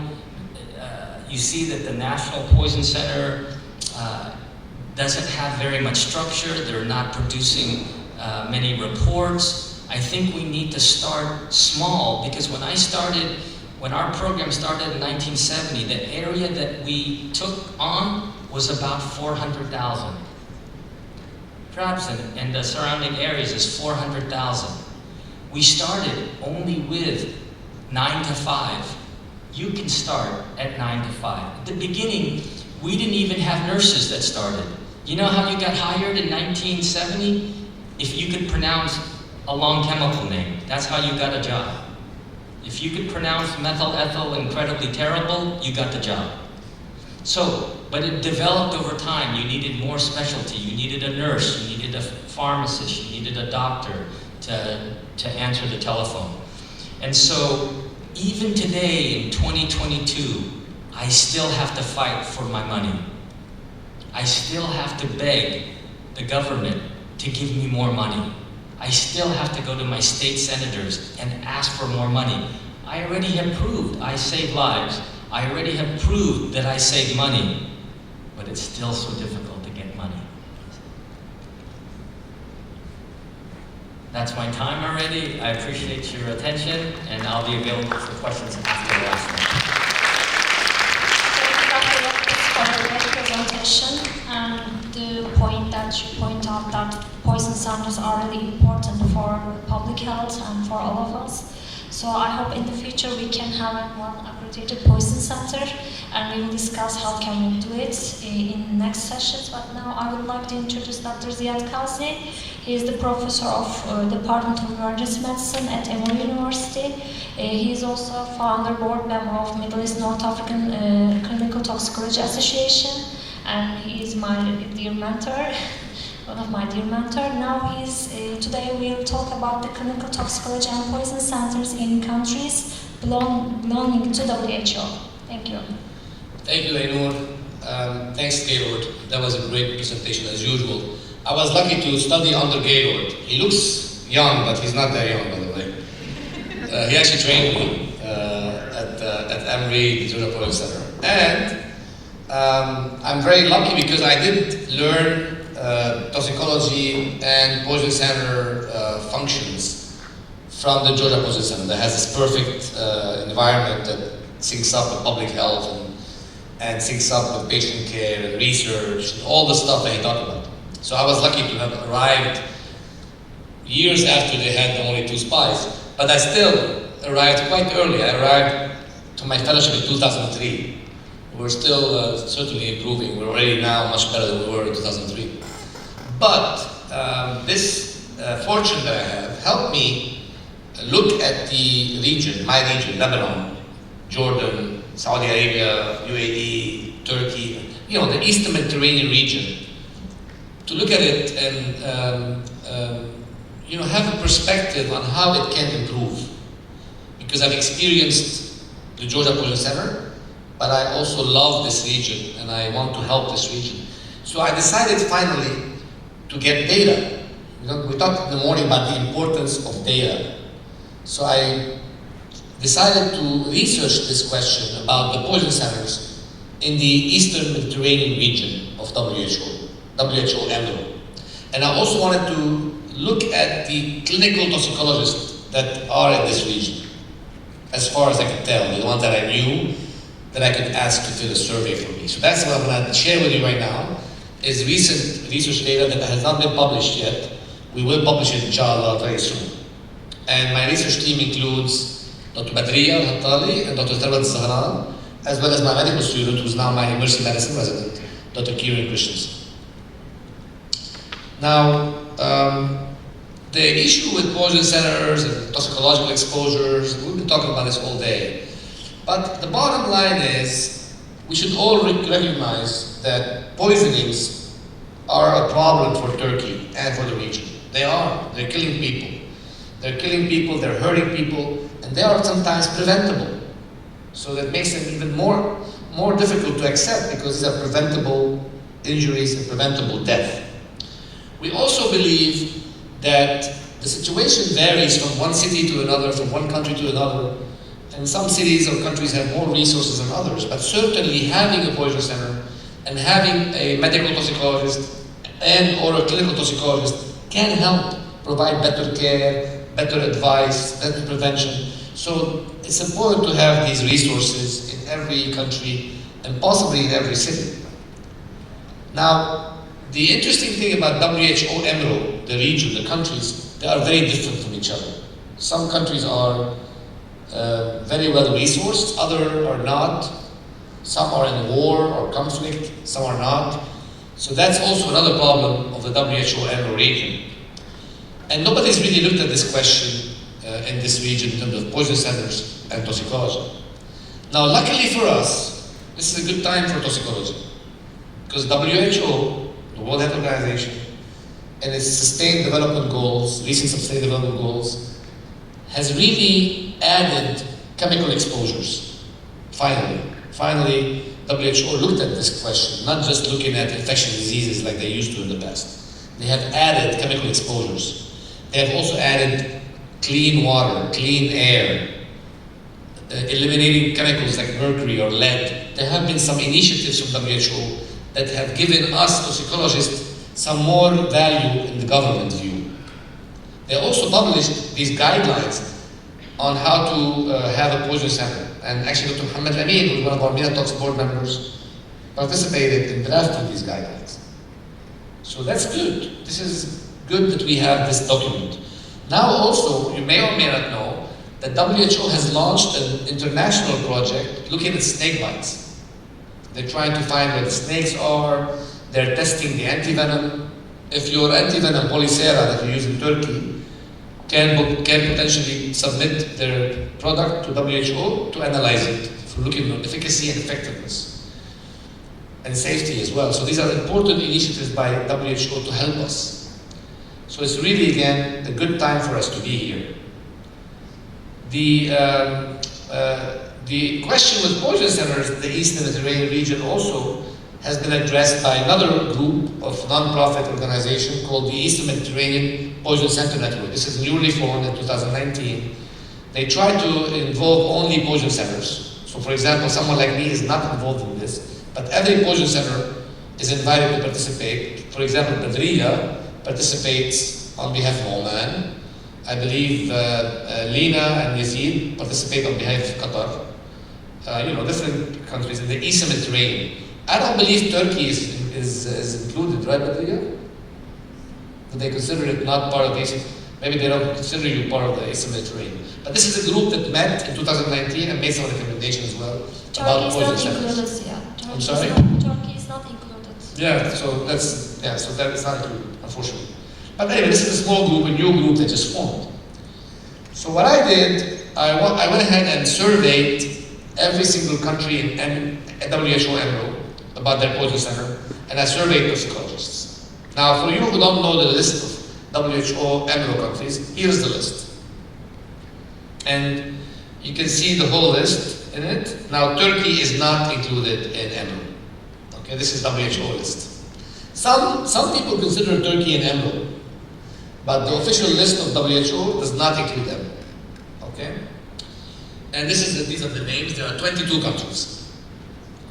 We did a survey of these poison centers in these 22 countries by interviewing on Zoom the director of the poison center, or whoever was the previous director, or somebody who knows about it, like a Ministry of Health official.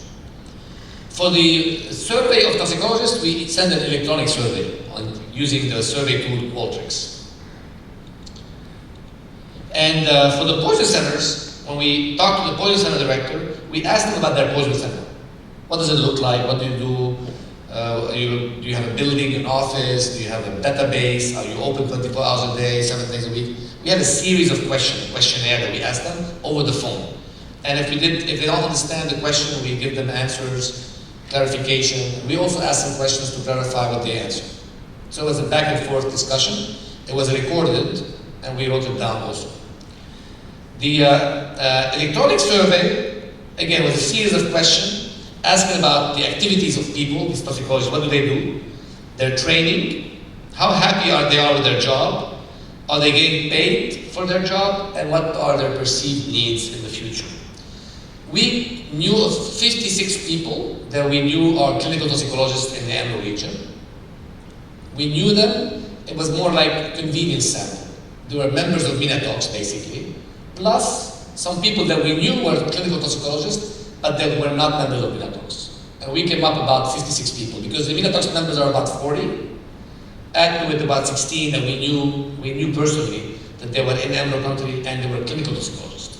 We looked for people that were basically a pharmacist or a physician that is, actively practicing clinical toxicology. And unfortunately, out of 56 people we invited to do the survey, only 32 responded. So remember that number 32 when you look at the data later on. Okay? And I'll remind you anyway, don't worry. Now let's talk about first the poison center survey. What did we ask about? We asked about the elements that were recommended by WHO and their guidelines that Dr. Amin participated in drafting. So these are the 10 elements that the WHO says poison center should have. They include a call center, which we call a poison information center. So every poison center should have a call center. Clinical services for the management of poisoning, so they should be able to, take care of patients potentially as well. Have a unit, a clinical care unit. Have a lab to test for toxicants. Conduct toxicovigilance activities, so watch for toxic effects of drugs, and participate in prevention of poisoning. They must have a role in public health emergencies. They must know or stockpile antidotes and antivenoms. They must collect data and use information databases, as well as have staff that's trained in quality assurance to make sure the quality of the poison center is there. And finally, they should have independent, secure sources of funding. This is what the WHO thinks a poison center should have. And I agree with all of these, by the way, to a great extent. I may differ in a couple of areas, but in general, I agree with all of these categories that were recommended by WHO. So we asked the director of the poison center that we were interviewing if they had all of these. And each one of these categories has some elements inside of it. We tried to ask as many as we can, but remember we had like 1 hour on the Zoom call, so we sometimes skipped a couple of subcategories that were not as important. We asked the ones that were most important under the category. And I've interviewed Dr. Yazid Eldos from Qatar, I've interviewed Dr. Badri Hattali from Oman, and we spent an hour with them on the phone completing the survey.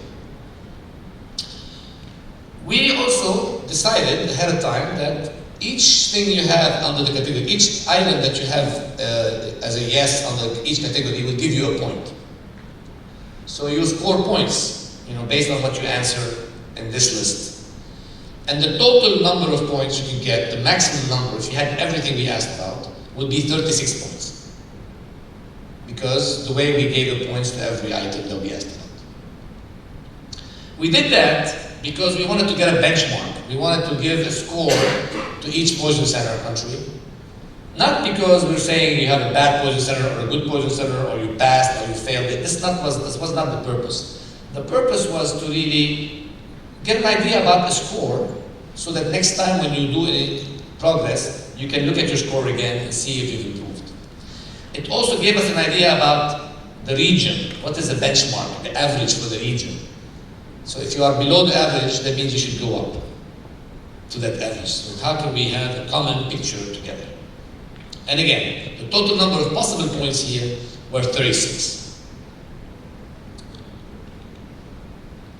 The first result I want to share with you is that out of 22 countries in EMRO, we were able to identify 13 that had a poison center and that we were able to interview. 2 that we thought they have a poison center, but we were not able to interview. They did not interview with us. And then 7 countries did not have a poison center. So 7 out of 22 countries in our region, 7, almost a third, do not have a poison center at all. And then 15 do. We only interviewed 13 of them. And these are the countries that we interviewed, including the 2 that we were not able to interview. And this is the list. You can recreate the list.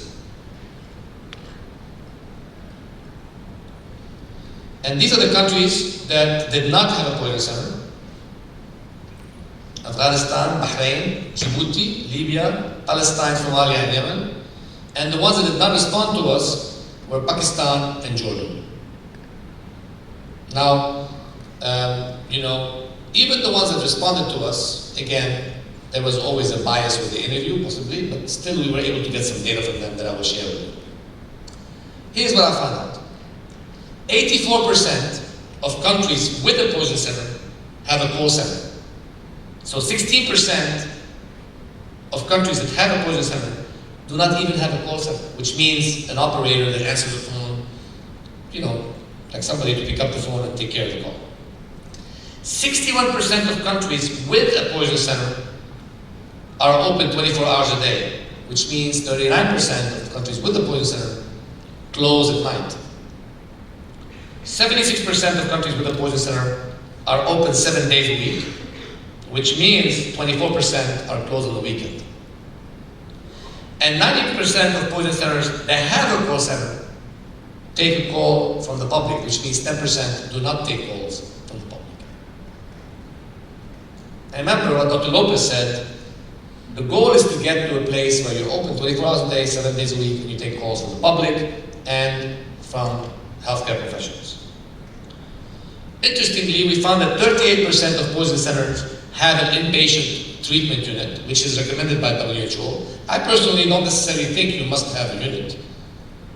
I think you should be affiliated with a hospital, but I don't think you should necessarily have hospital beds with you. This is just my opinion, but in the EMRO region, 38% have an inpatient treatment unit.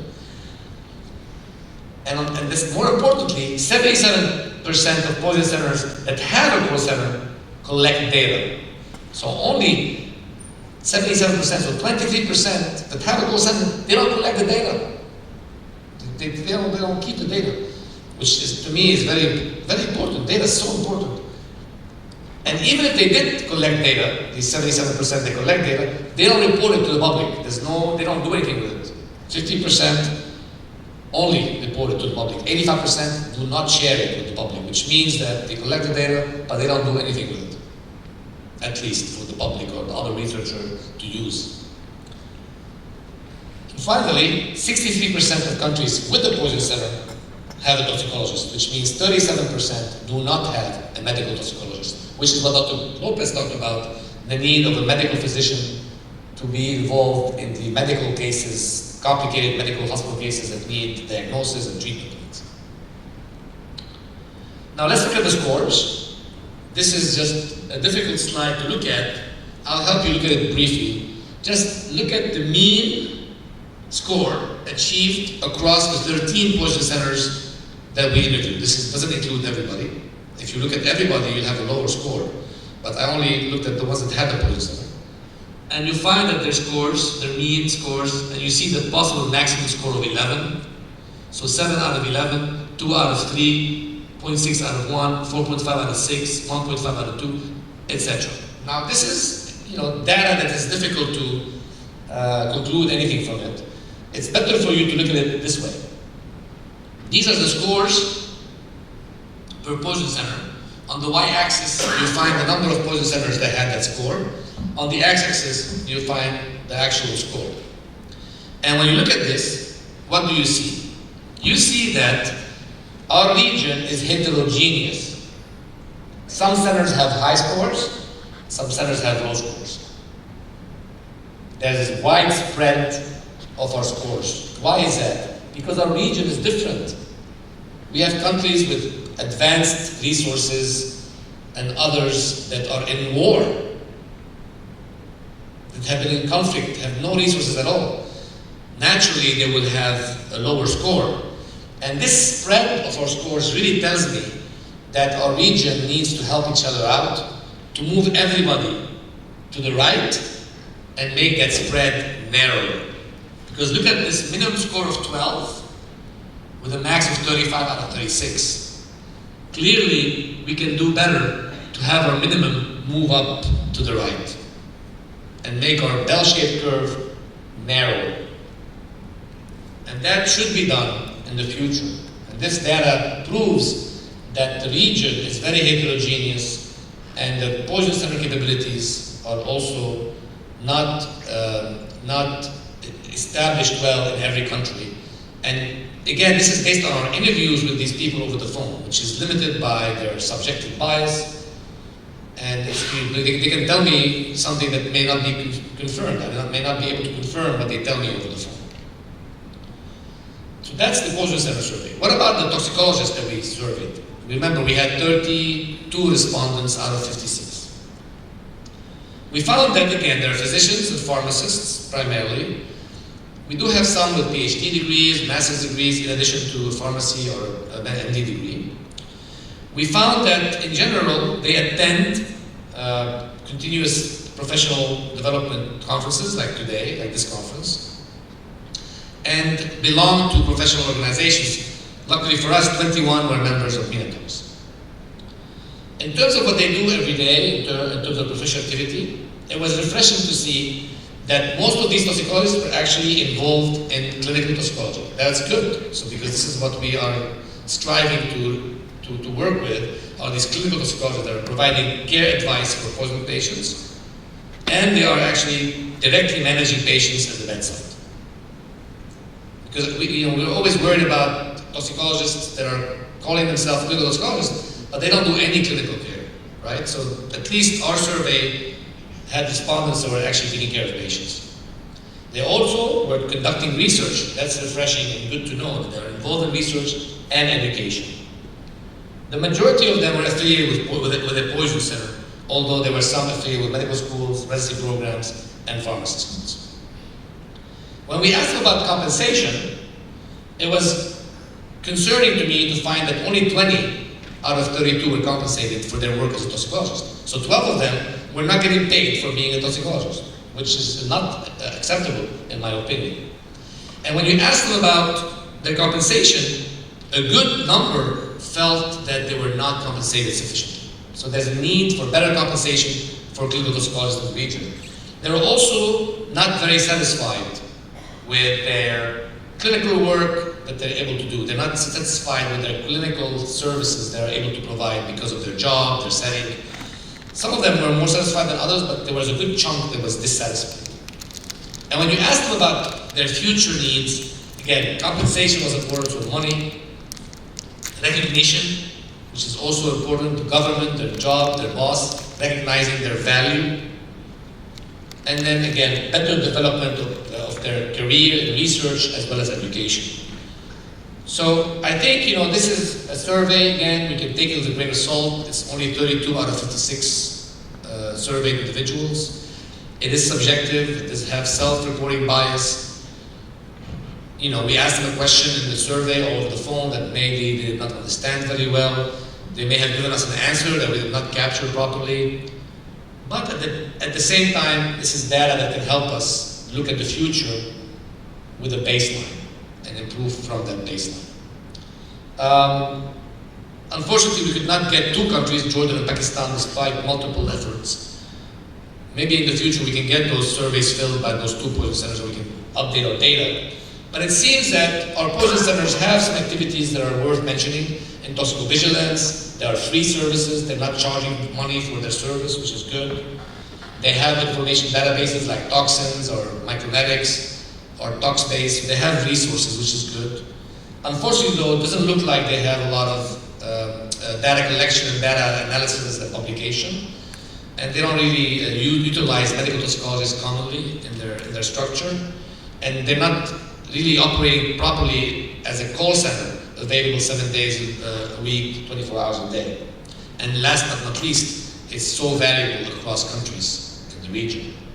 So I think the future for the Emory region holds more coordination between the countries. As you saw, some countries have better resources than others. Perhaps these countries can help these other countries that have less capabilities to move them to the right.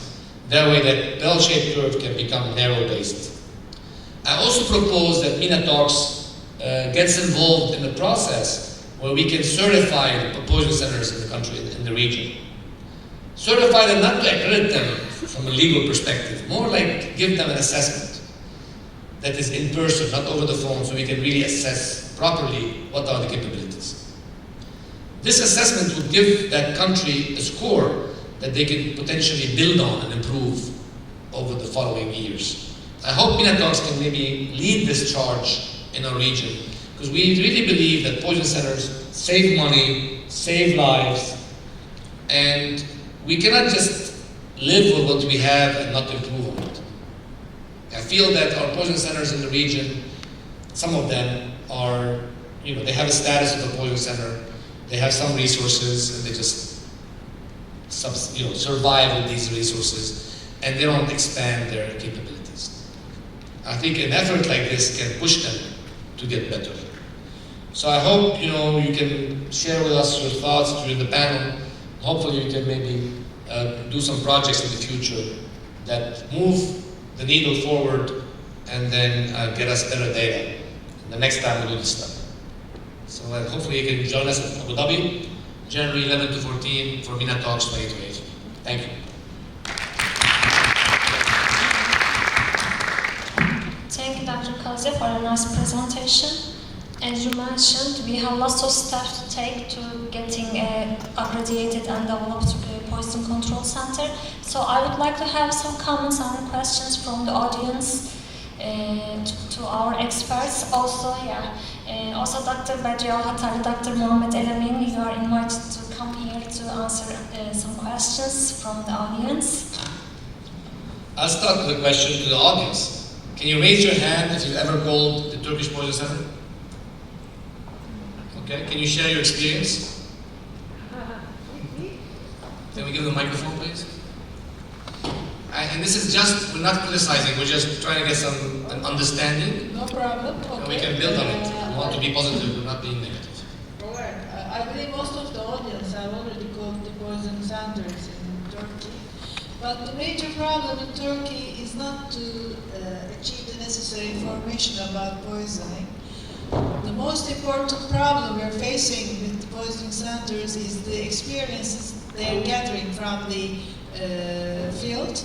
And I don't know if it's the same in other countries or not, but here in Turkey we can achieve all of the information from our textbooks online, from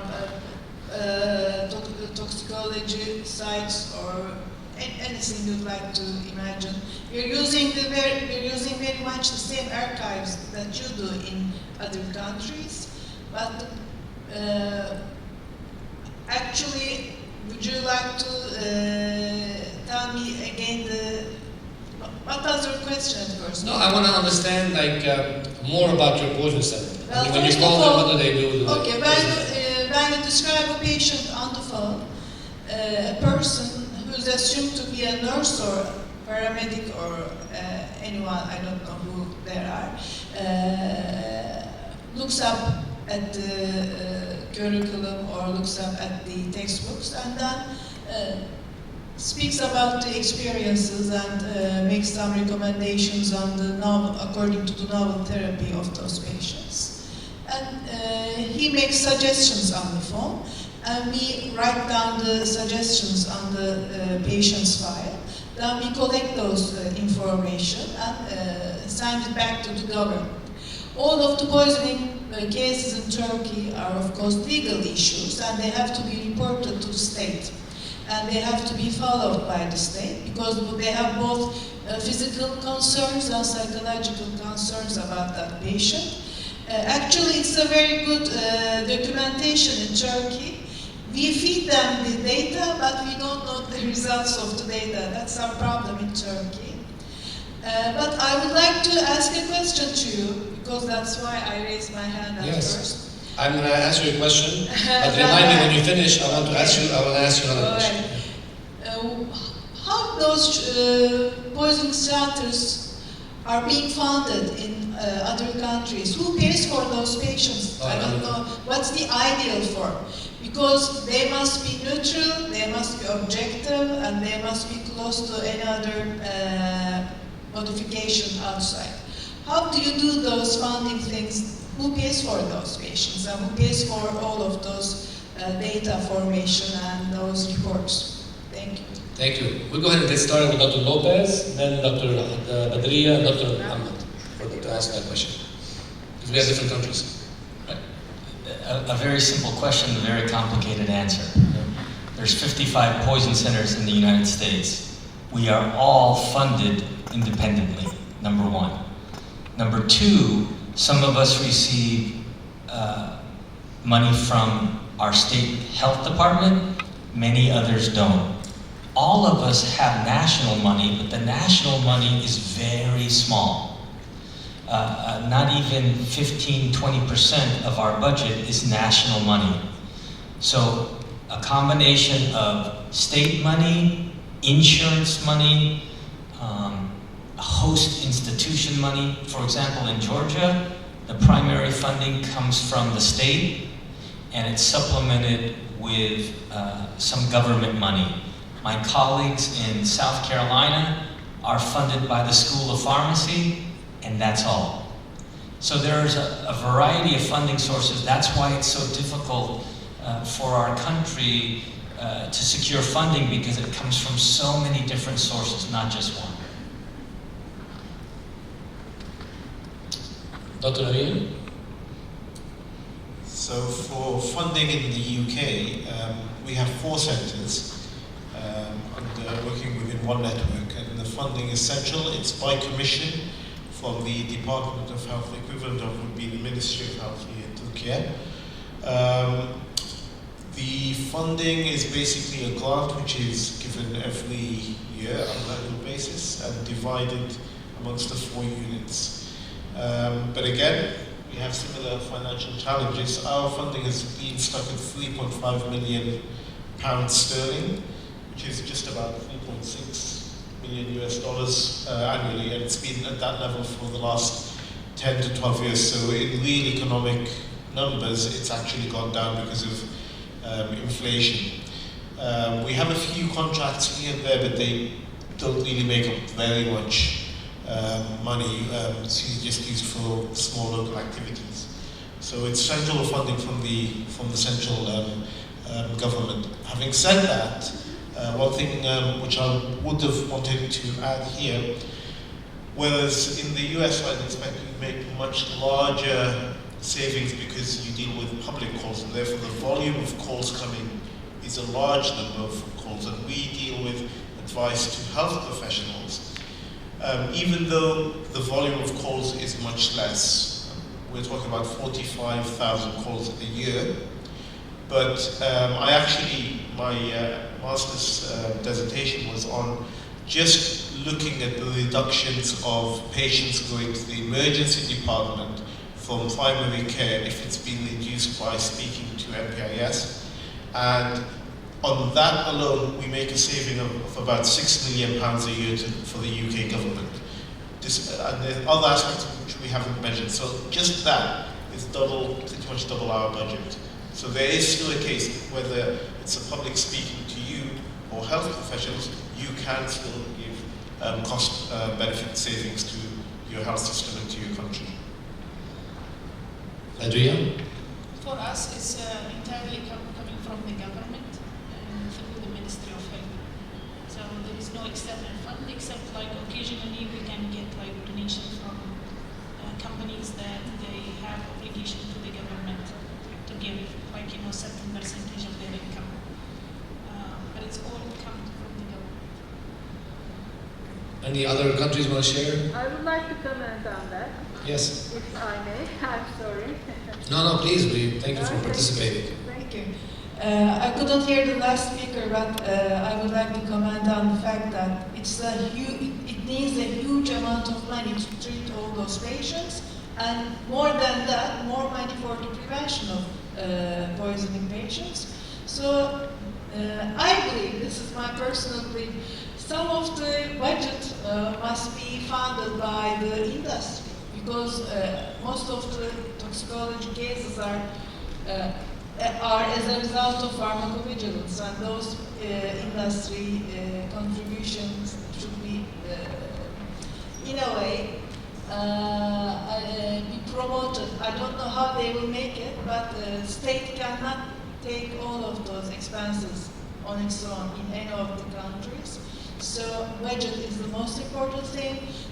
The problem is that we cannot have the necessary amount of staff working for those poison centers. We need education programs, we need data, we need technology for all those poison centers. So both the state and the industry, I believe, this is my belief of course, must be co-partners and be paying for those cases. I suggest that, I don't know. It's a good idea actually. In some states, maybe Gaylord, you can talk about that, they do that. Many of us have tried that pathway of connecting with industry and with drug manufacturers, and they just turn the blind eye to this and say, continue to do your work, but we don't have money.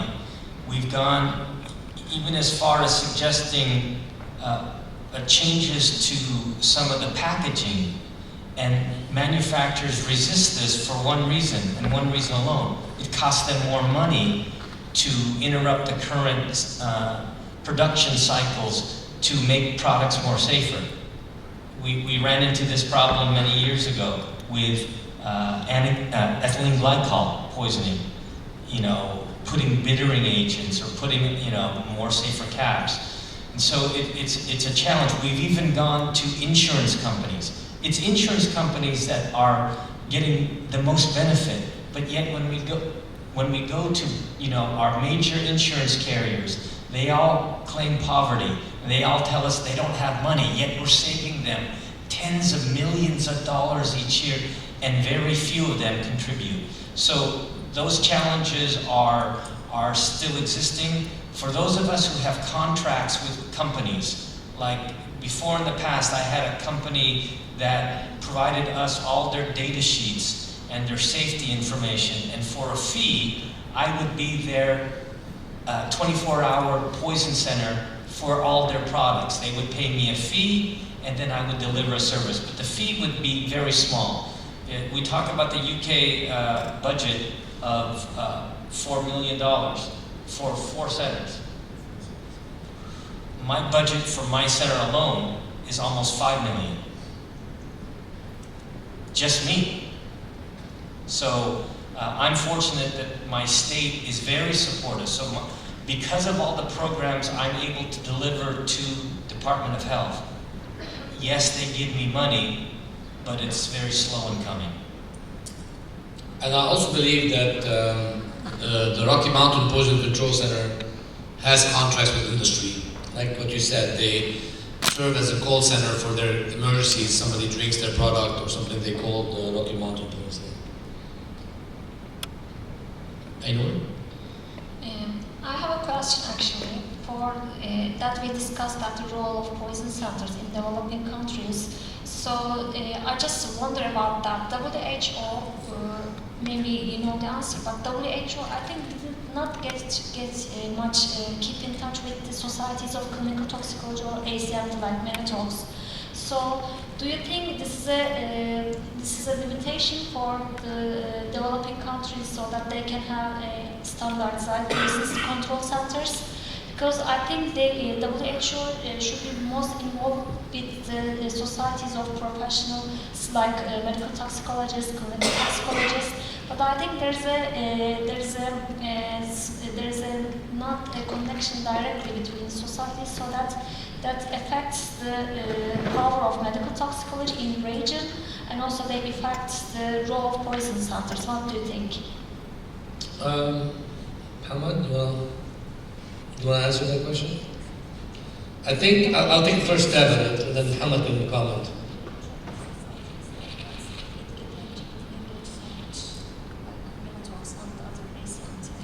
Let me take the first stab, and Hamad, you can comment after that.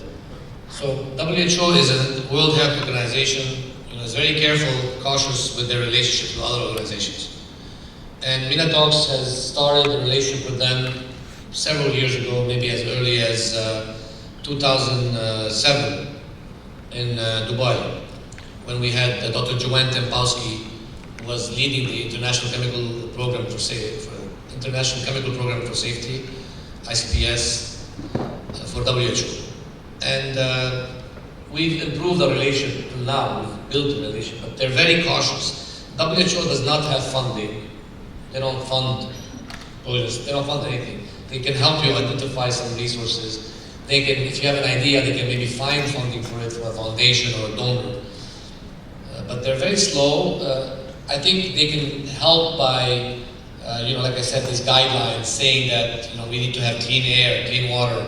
We need to eliminate elemental mercury, recycling of lead acid batteries. This gives us a role. Gives us importance. How much we've worked with WHO as well. So I think on that point with WHO, it is tricky because the trouble with these organizations is that WHO is pretty much a very governmental organization. And as we've pretty much realized from this morning onwards, medical or clinical toxicology is a very small specialty. So if you think about it, the first WHO guidelines on establishing a poison center, they were published in 1997, so nearly 25 years ago. When it came to updating them, the content of the actual book changed tremendously because the preparation involved in itself was a huge exercise because you were moving away from areas where WHO had its very focused relief, epidemics, infectious diseases, to a new area, as you rightly mentioned, chemical exposures and so on. And because of the nature of these organizations, they're very, very slow moving. There's other politics at play which will make things so. Certainly when we had the guidelines meeting, there wasn't necessarily official representation of societies, not just Melatox, but EPAC from Europe, from the United States. It was largely select poison centers. Myself, I think I was pretty much chosen because it so happened we had a grant with Global Health in assisting setting up poison centers in Ethiopia. And it was just that the right person knew the right person and said, well, you might want to ask so-and-so to come on. So this is one of the problems with these huge international organizations, unfortunately. Okay, Dr. Yashim, she raised her hand first.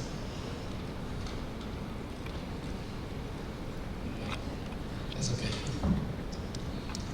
Thank you. I have a question about the information resources of the poison centers, information databases. Especially in university-funded poison centers like ours, we have a problem about the subscription fees of this type of databases like Poisondex. Our university cannot pay this price subscription fee for 2 years, and almost 20,000 US dollars a year annual fee. We pay even more. You know, Poisondex is owned by Clarivate Analytics. But it is just for 5 users. We pay like something like $80,000-$90,000 per year. Yeah, 5 users, and now we stop this. There are other options. There are. I think Mohammed or someone. Talkspace. Talkspace. You mentioned about the Talkspace. So, but I know the Poisondex is so user friendly, but I don't know. I haven't tried the Talkspace. Can you give some details about the Talkspace and other options? Thank you. right, am I allowed a bit of non-commercial advertisement? No, it's okay. I think this is a learning session. You know. So basically, with Talkspace, if I'm speaking for Talkspace, you do have a few options, and I suspect you can use them not just for Talkspace, but for other resources. If Türkiye is a member of the Hinari program, that should provide you with free access to Talkspace. I think, I might be wrong, but it might also provide you with free access to toxins as well. So you should be members of Hinari, Hinari. Because I think I think if my quick Google check is correct, Turkey is in the list for Appendix 1, which the low resource countries which should have this free access. So it's worth checking that. With Talkspace, the other option, well, there are 2 other options. There's a personal option for professionals where you can just download the app, whether it's an Apple phone or Android phone you use, and the app just costs about £7 sterling, just under $10 a year. It doesn't have the full range of 14,000 compounds, but it will have the most common compounds in poisoning. So that will be useful particularly for the junior doctors. And certainly departmental subscriptions, they are, and I hope I'm allowed to say this, they're probably a lot more cheaper compared to Poisondex. Toxins, yeah. So Turkey is not in the Hinari. It's actually listed in the. Turkey is listed. Let me double check it. I'm sorry, I'll check it later. They mentioned toxins.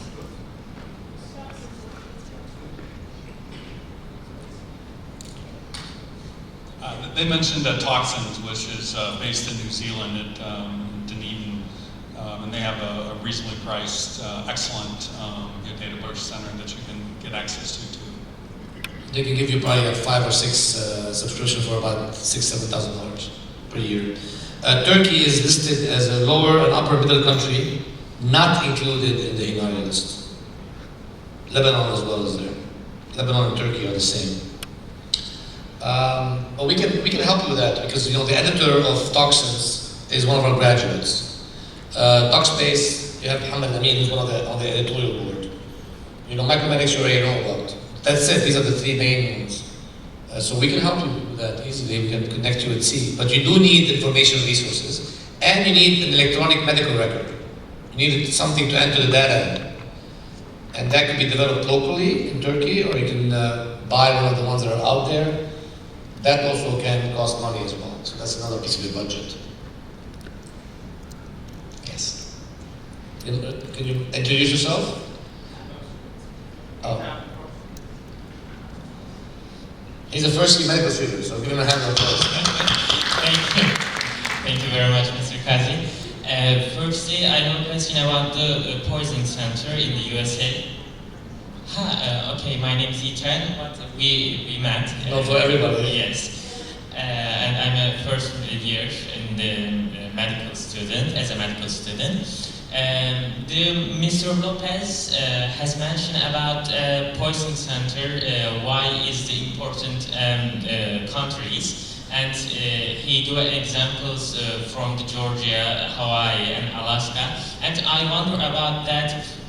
What is the role of the poison center, education of poisoning to person in USA? For example, to prohibit the poisoning. And do you give a lecture in USA or Georgia, Atlanta to prohibit poisoning like plants or mushrooms? What do you say about us? Thank you very much. Thank you, Ethan. This is a good question about our education department.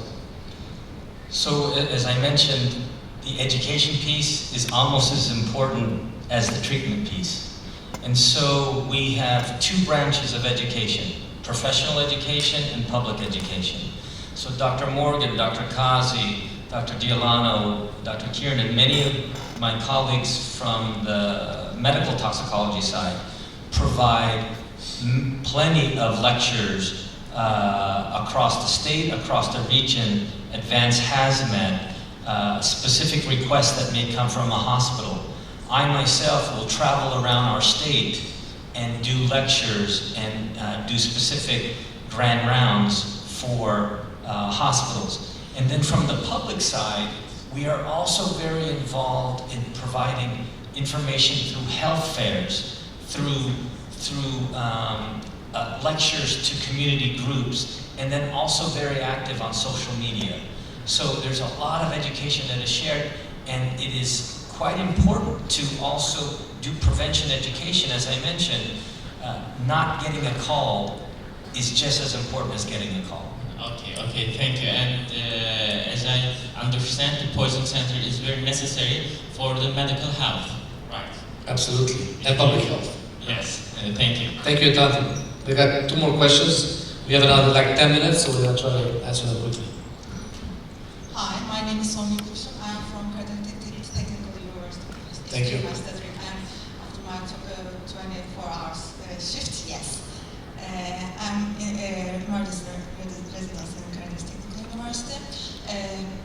In his speech, Mr. Lopez said that in different states there is different counts of number of poisoning centers. And which kind of information do you use to decide how many do you have in a state?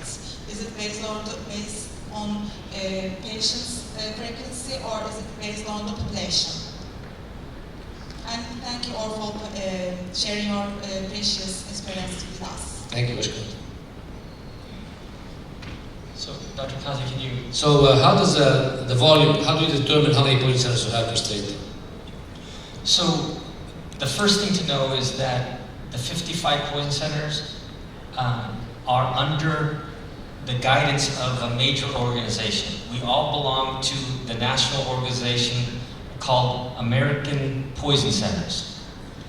We have guidelines, what should be the minimum population of poisons. If you're going to call yourself a poison center, you have to have a minimum population of 1 million people that you serve. And so your service area, in this case the state of Georgia, we feel that only one poison center is necessary because the National Association says you should handle no more than 13 million per one poison center. So our state has about 11, so only one poison center needed. In California, the population is much more, so they have 4 poison centers. Texas, much bigger than Georgia, they have 6 poison centers. And so the determination of the region for us was that we had almost 11 million, we could do it with one state.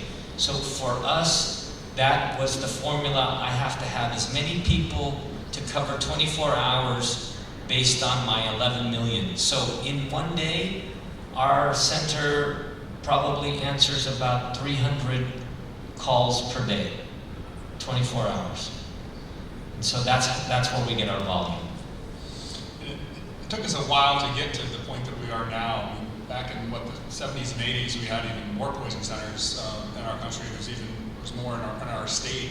Although some of them, we've got a good certification process got on there. Some of them would just be an emergency department nurse looking up micromedics and giving out an answer when she has some time in between seeing her patients she's taking care of.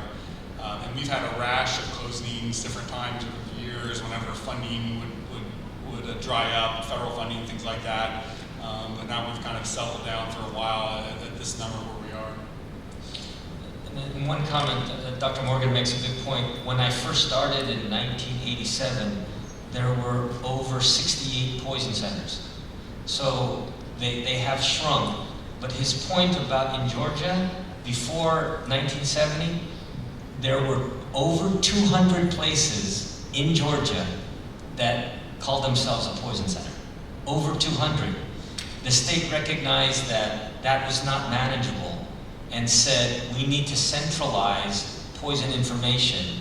And at our hospital, they decided to give us the only funding that came from the Department of Health. So everybody else closed, but like Dr. Morgan said, you would be able to call yourself a poison center if you had micromedics. If you had one micromedics copy and you answered the telephone, you could call yourself a poison center. But that's not a poison center. But that's not a poison center. So for follow-up, for consistency of treatment, it's only, it's best to have one or two in a region, but we feel for the money, you only need one poison center for the 11 million people that we have. And even our region here now, today, you have to be careful what is called a poison center. Okay? Like you saw in our research, they say they're a poison center, but they don't have a call center. How can they be a poison center without a call center, for example? Or they don't have a database, or they're not open all the day. So it's important to think about that. And we collaborate with each other somewhat. It kind of depends. We have good relationships with poison centers in our area of the United States, and we can cover their services as there's a disaster or they're having a big team meeting or something like that. And there's poison centers in different states, like California, that only one of them will take all the calls at night. So you can get economies of scale, and you're not as busy at night, so you'll need all 4 poison centers to be open. Just one of them will be and take all the calls. And I think that's something that you guys do in the UK as well. If there are no more questions, we have one last question, and then we're gonna go to coffee break. Okay, thank you. My name is Bilge. I'm a 5th grade student in medical school in here. You're talking about collecting data. It's quite important, especially for the poison and toxicology. In Turkey, we have lack of collecting data, and we start struggling with that. For example, in your countries, how would you manage in the first place collecting data? Where you have already a system, or you need to develop a new one? Thank you. Thank you. So Dr. Kazi mentioned earlier, an electronic medical collection type program is necessary. For the 55 poison centers in the United States, we all submit our data nationally. So there are in existence maybe 5 data collection programs in the United States. All of the poison centers have one of those 5. And then in real time, every 6 minutes, all the data feeds into the national center so that we have national data. So that happens every 6 minutes. Every center collects, and then every center sends their data. And so that's where we get the pool, but it's because there are, like I said, a handful of electronic medical record system. When I first got to Georgia in 1988, we had only a manual sheet. We had a data collection that was just on an 8.5 by 14 paper. And then we would enter it into Excel. That's all. But now it's way more sophisticated, and in our country, To be accredited, all poison centers must feed their data into one central database for upload so that we know. And then individual states have their own reports. And then that data then gets fed into CDC, the US government, and they monitor it in real time and have shown success in finding outbreaks that are going on that a local center may not necessarily know is occurring regionally or even nationally. And our fellows get experience with that because it's one of the places where they rotate through.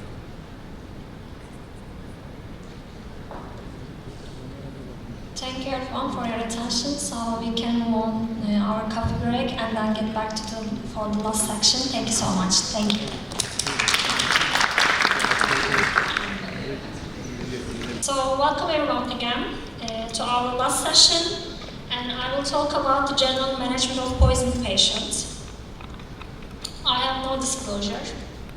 So my objectives are introduce basic medical toxicology approach for emergency physicians and provide the fundamentals of general management of poison patients. So everything can be toxed. Altered or agitated patient, acidotic patient, hypotensive or hypertensive patient, hypothermic or hyperthermic patient, tachycardic or bradycardic patient. So what's important that we need to get a proper history from the patient or its relatives. So what's our 5 need to ask WH questions? The first question is who? We need to get the information about patient's age and weight. Weight because we need to calculate the amount per kg so that we can decide if it is toxic or not. So second question is what? The name and the dose of the medication and ingested amount is essential to decide that this is a toxic ingestion or not. So we need to ask when, because the time of ingestion can determine the peak serum levels so that we can decide the onset of the clinical symptoms. Sometimes if it's the multiple ingestions, the time of ingestions can vary and it affects the serum peak levels. So the other question is where. We need to know the route of exposure to decide which decontamination technique that we need to apply to our patient. And the last but not least question is why? Because we need to decide if it's an intentional or an unintentional overdose. Because if it's an intentional overdose, even the exposure is non-toxic, we have to consult with psychiatry. So how we can get the history details? The patient himself, or patient's friends, family, or the EMS person who finds the empathy pill containers. Also, previous medical history, and we need to check the patient's electronic data to his or her prescriptions can provide us many informations. Also, it's good to know the occupation and environment of the patient. So as a toxicology exam, every single patient needs systemic physical examination.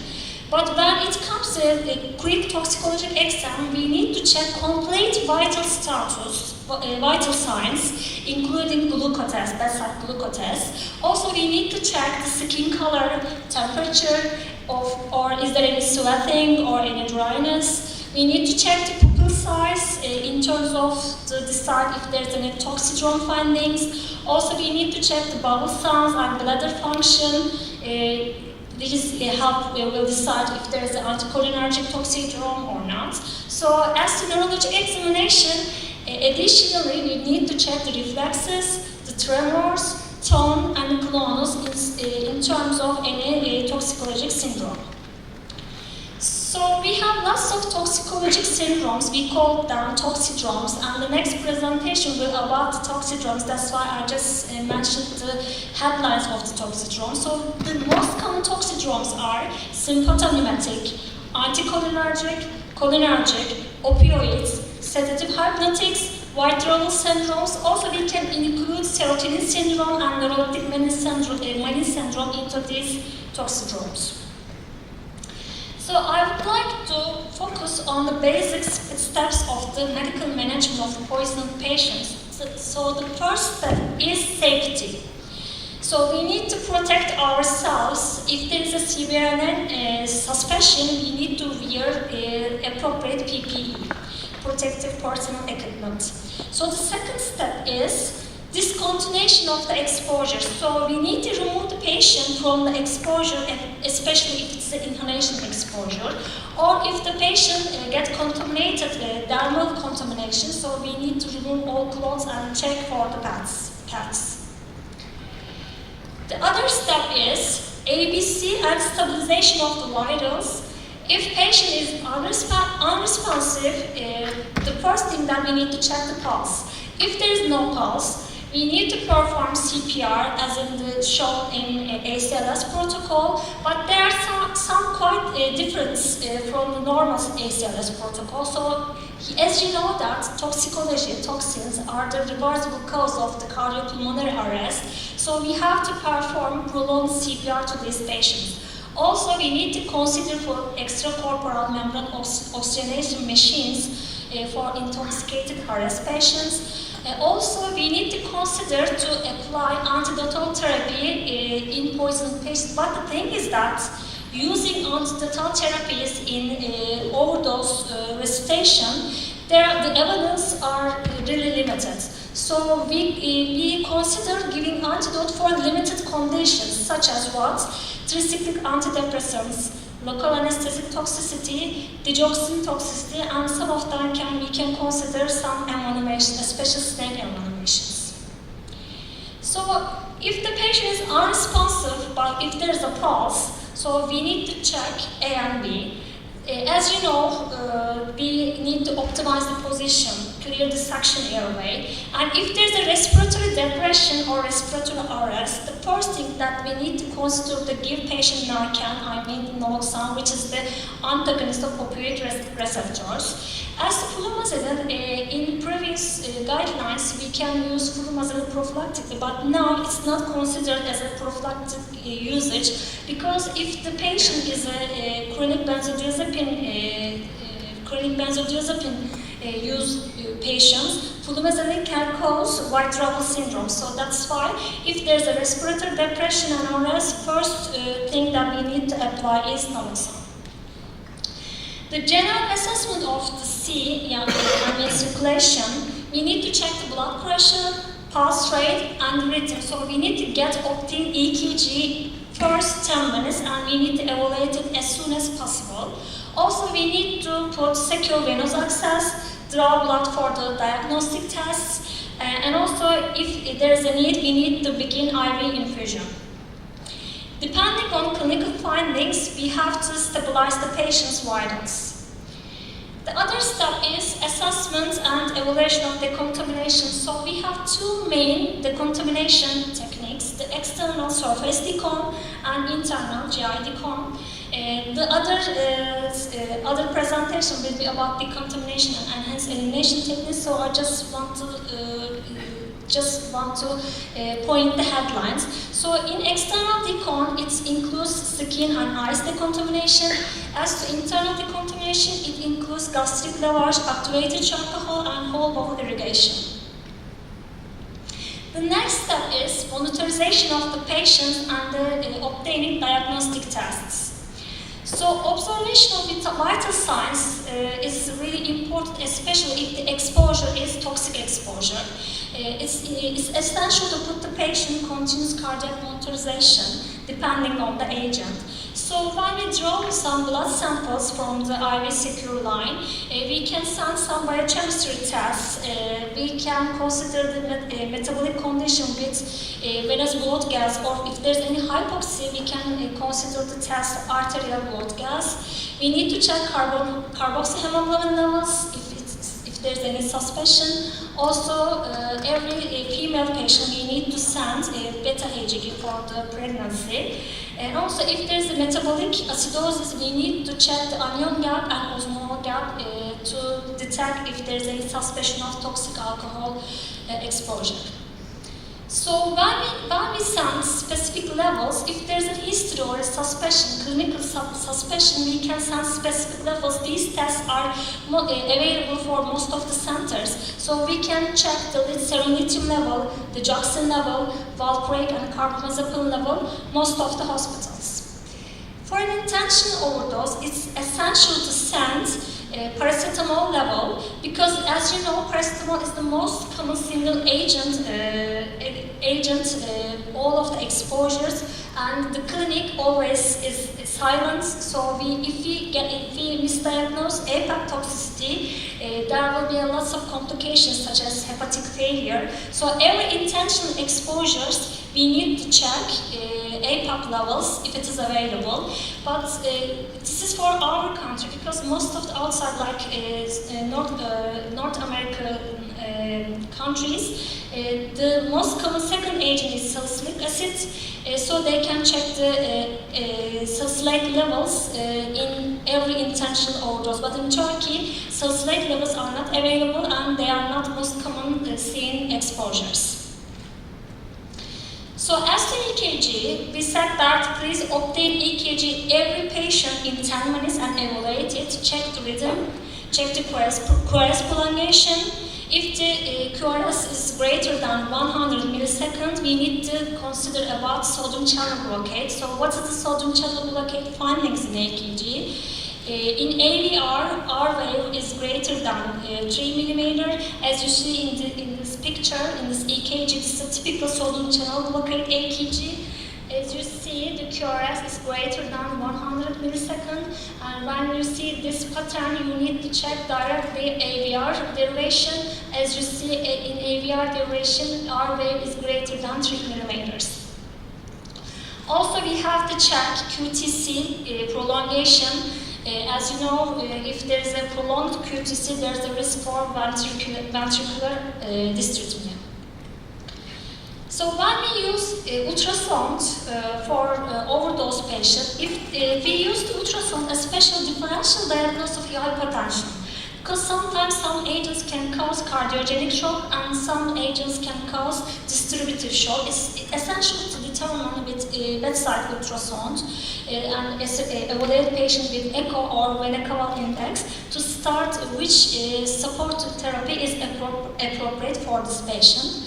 So that's why we can use ultrasound for evaluation. Also, we can use X-rays if the patient exposures are due to metals or if the patient is a body packers. So X-rays can show us the packages in the GI tract. As to brain CT, we don't use brain CT in our routine, but however, if there's if we are considering the secondary complications due to carbon monoxide, methanol, or anticoagulants or sympathomimetics, we can get a brain CT to detect secondary complications in terms of hemorrhage or infarct. As to treatment, we have three main treatment steps. These are antidotal therapies, enhanced elimination methods, and supportive therapy. As you know, most of the therapies in medical toxicology is supportive therapy because we have limited antidotal therapies. And the common antidotes must be known on every emergency medicine physicians. So this is the common antidote list. As you see, paracetamol's antidote is NAC, opioid is naloxone, snake bites antivenoms, benzos antidote is flumazenil, cholinergic syndrome antidote is atropine and oxins, anticholinergic syndrome antidote is pizostigmine, local anesthesia intrahepatic emission therapy, serotonin syndrome, ciproheptadine, and you can see all these lists. And the thing is that this list is limited, so we have to be aware of that about specific antidotal therapies. As to enhanced elimination methods, there are three main methods. These are multi-dose activated charcoal for the substance who undergoes enterohepatic circulation. The second is urinary alkalinization for the toxic substance whose pK levels are acidic, such as salicylates, metatrexates, and phenobarbs. We can consider urinary alkalinization. The mechanism, as you know, the ion trap, but the next presentation will provide the detailed information. Also, we have to consider about extracorporeal techniques such as hemodialysis and hemoperfusion. As to supportive treatments, as you know, the supportive treatments has the most part of the medical management. So if the patient sees due to toxin exposure, the first line therapy is benzos. And we need to keep away from the antiepileptics, especially phenytoin. If the patient is tachycardic, we always follow the ACLS guidelines. However, most of the tachycardias are due to symptomatic activation. So for the tachycardia, we can use benzodiazepines to manage the patient. As to bradycardic, if the patient is bradycardic, we also always follow the ACLS guidelines, such as atropine, inotropes, pacemakers. However, if this is due to a specific condition, we need to consider other antidotal therapies and other pharmacologic agents. If the patient has agitation and hallucination, first-line therapy is benzos. If the patient is hyperthermic, aggressive cooling can work, and also benzos can work for this hyperthermic complication. If the patient is hypotensive, we can consider the fluid resuscitation, vasopressors. As I mentioned, ultrasound is the best way to detect which pharmacologic treatment is the best for the patients. So we need to check the patient's echo and the Vena-Cava index. As hypertension, the first-line therapy we consider is the benzos, especially if the hypertension is due to sympathomimetics or anticholinergics. We don't consider antihypertensive agents as our first-line therapy. As the observation periods, if the patient have normal labs, normal EKG, normal exam, no history of extended release drug, we approximately observe patient 6 hours and then we discharge. If there is any indication for psychiatric evaluation. If the exposure is extended release medication or bupropion or oral hypoglycemics or antidistressant medications, even patient is asymptomatic, we need to observe patient at least 24 hours. And always you can call poison control centers to get help, but it's good to have a medical toxicologist around your hospital. But if you are available, the first thing that you can do is call your medical toxicologist. But also poison control centers can help to make decisions about the patient's medical management. These are my references. Thanks so much for your attention.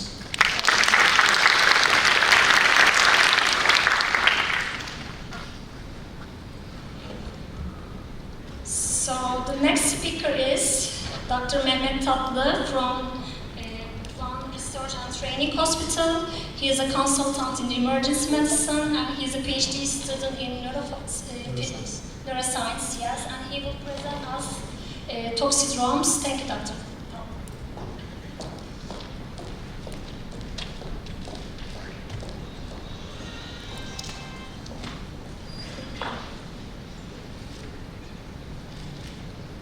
Thanks, Aynur, for a great presentation. I will talk about toxidromes today. I came from one eastern part of Turkey. The toxidromes are a very important issue, and any toxicology conference cannot be supposed without toxidromes.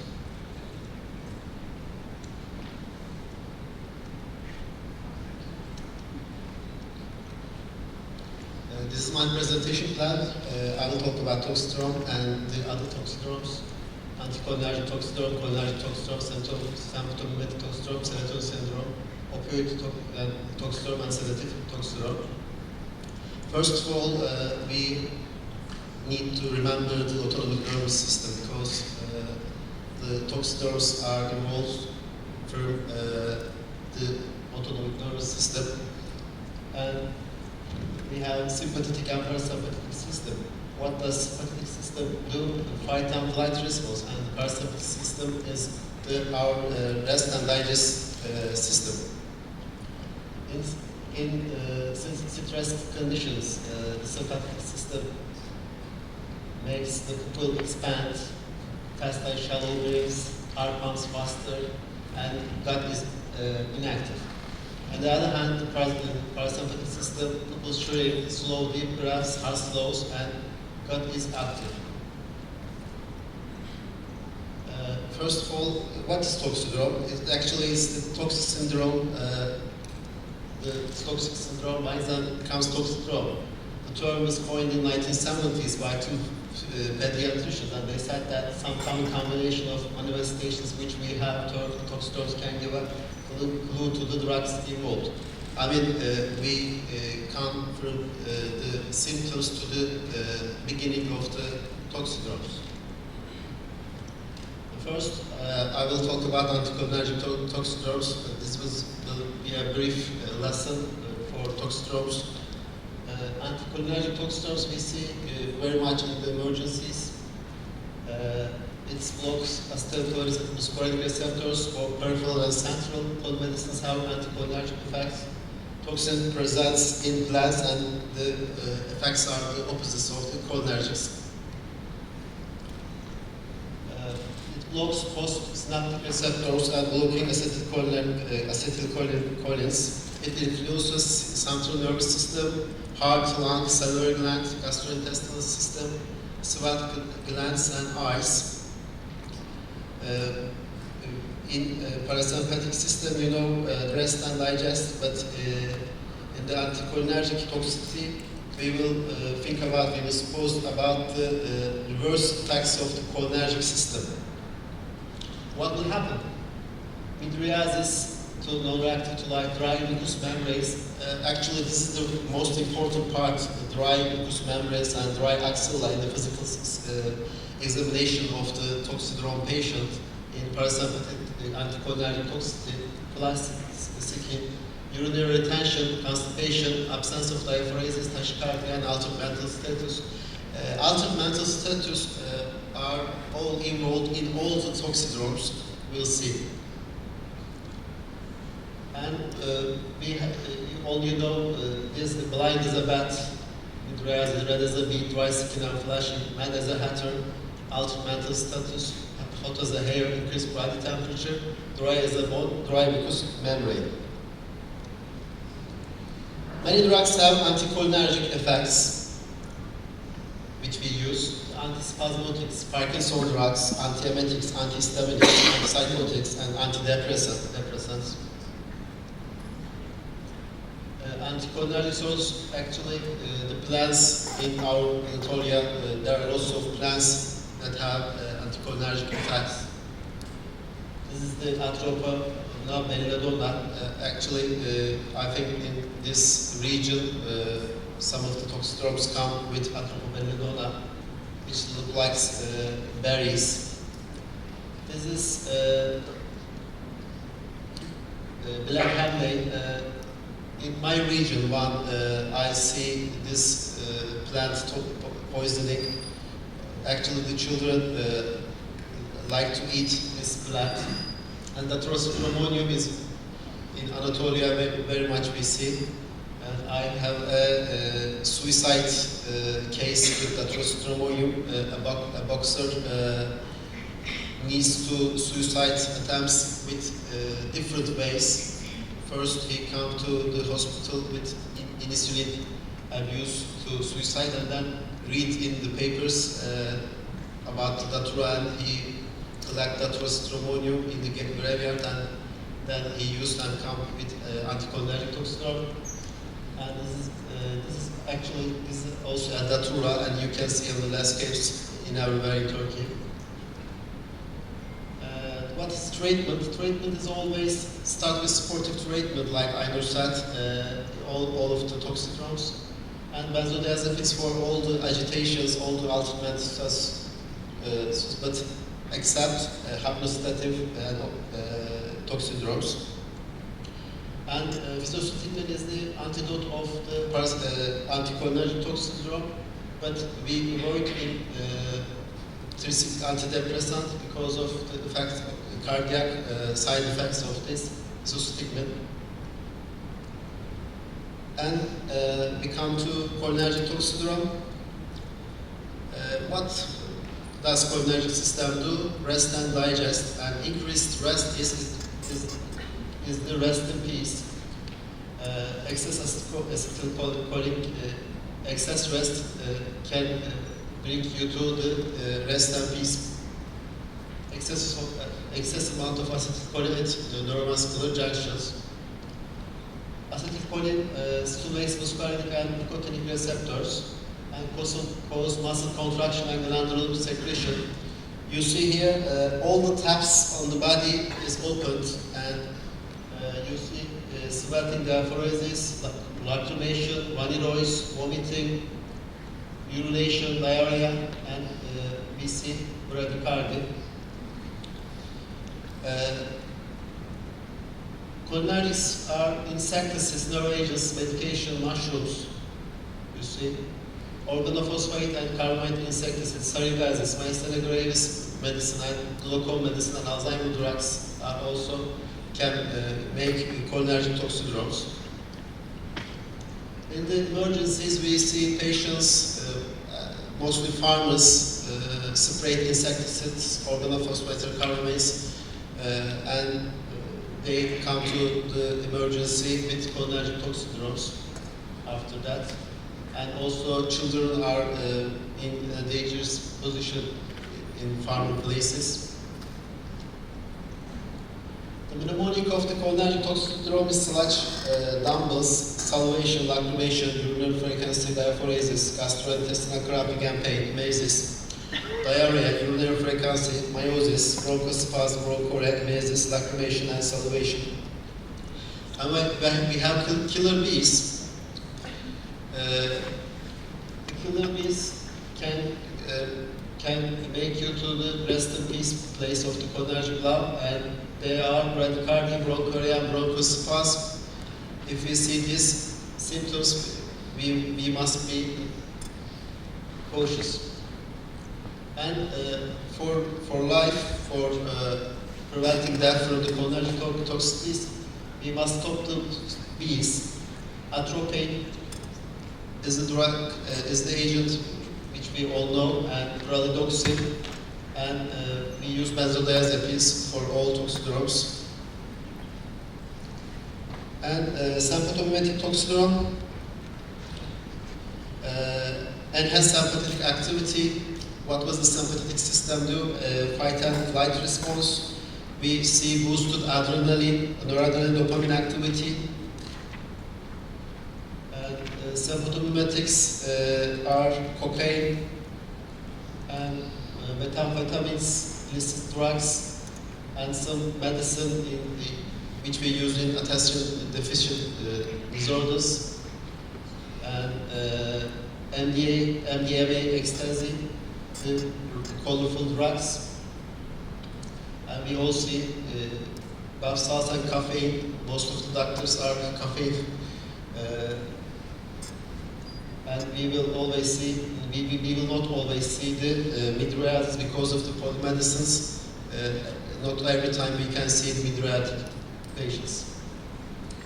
The most symptoms are hypertension, tachycardia, mydriasis, diaphoresis, and agitation in sympathetic toxidromes. There is no antidote for sympathetic toxidromes. Supportive care is always our first treatment. Benzodiazepines for agitations of the patients in the sympathetic toxidromes, nitrates for hypertension. We avoid beta blockers for tachycardia because most of the sympathetic sympathomimetics work in alpha agonism methods, and if we block with beta blockers, we will see dysrhythmias in these patients. Anticholinergic and symptomatic toxicity, you see that they look like each other, but the most big difference in this toxicities is one is dry and one is wet. This is the most important part of this toxicities. And serotonin syndrome, increased serotonergic activity in the central nervous system. It can be, we can see this serotonin syndrome in usual medicine, not always a higher amount of serotonin drugs, we see. Inadvertent interactions between drugs and intentional self-poisoning. We see mostly mental status change, and the most important is autonomic hyperactivity and neuromuscular abnormalities we will see in serotonin syndromes. Medicines and herbals, mostly in serotonin syndrome, the SSRIs, antidepressants, but we can see also with the herbals. This is syndrome words, and I like collecting them. It can help you sleep. This is a plant in Turkey, and it's also used in Turkey, shamanic rituals, some of them. And they make the tea of this plant, we call in Turkish güzellik.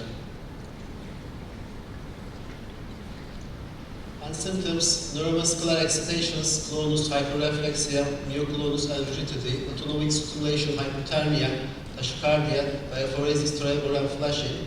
And we will see mental status changes, anxiety, agitation, and confusion.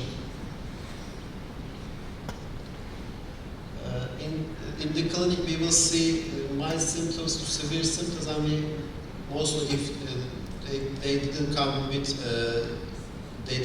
maybe they didn't say us, they use medicine, and the mild symptoms can confuse us. There are 100 criteria of serotonin syndrome. The most important is the spontaneous. If we see this in serotonergic medicine patient, and we can say that this is serotonin syndrome. If there is no clonus, but there is a tremor and hyperreflexia, we can also say that this is also a serotonin syndrome patient. And ocular clonus or inducible clonus, if there is hypertonia or hyperthermia, we also say this is a serotonin syndrome patient. And ocular clonus and diaphoresis and also agitation, we say that this is a serotonin syndrome patient. What is the treatment of serotonin syndrome?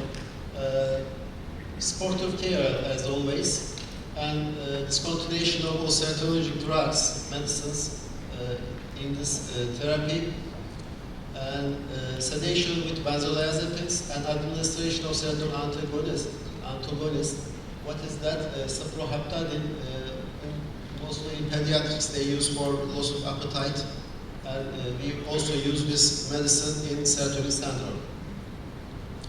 Opioid toxidromes. Opioids are well-known analgesics during the ancient times. In this region, Hasan Sabah makes a castle and makes a heaven with these opium poppies. And what does opium poppies to relieve pain, diarrhea, and produce euphoria? And sedation and respiratory depressions are the most important clues. In the world, 75% of all deaths involved with an opioid, but in Turkey it's not as much as this statistics. What are they? Morphine, heroin, codeine, fentanyl, meperidine, and methanol. In the opioid toxicity, there are three receptors: mu, delta, and kappa receptors. Most of the attacks are CNS depression, meiosis, and decreased respiratory rate. Most of them are with mu receptors, we see. Rules of opioids, all of the rules that you can imagine can be seen in these opioid toxidromes. Treatment is naloxone.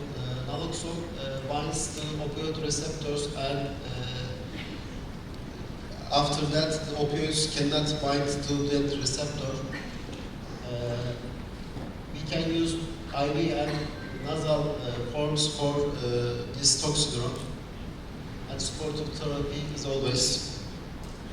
And opioid withdrawal is the most pathognomonic is goosebumps in opioid withdrawals.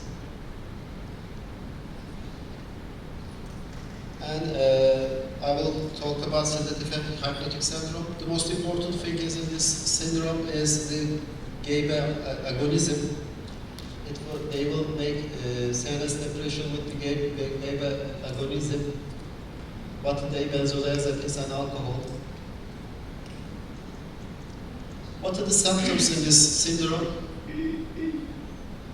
Confusion, hypotension, and decreased rate of respiration, and drowsiness, lethargy, and somnolence. We see hyposedative syndrome. Benzodiazepine medicines, you see, Valium, Ativan, Rivotril, Dormicum, Xanax are used for in this syndrome. Treatment is supportive care. Alternate is flumazenil, as I said before. But flumazenil use is controversial because sometimes it can make seizures. Thank you very much. This is one. It has a lake like a sea. And this is the wine cat, and this is my kitty. Thank you very much. Thank you. Thank you, Dr. Kaplan.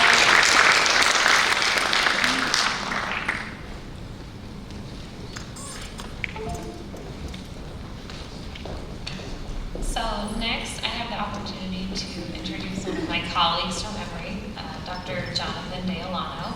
He's an assistant professor in the Department of Emergency Medicine at Emory University. Dr. Deolano completed his residency and fellowship training at New York University and Bellevue Hospitals, and currently works at Grady as well as the Georgia Poison Center. Dr. Deolano. All right, thank you.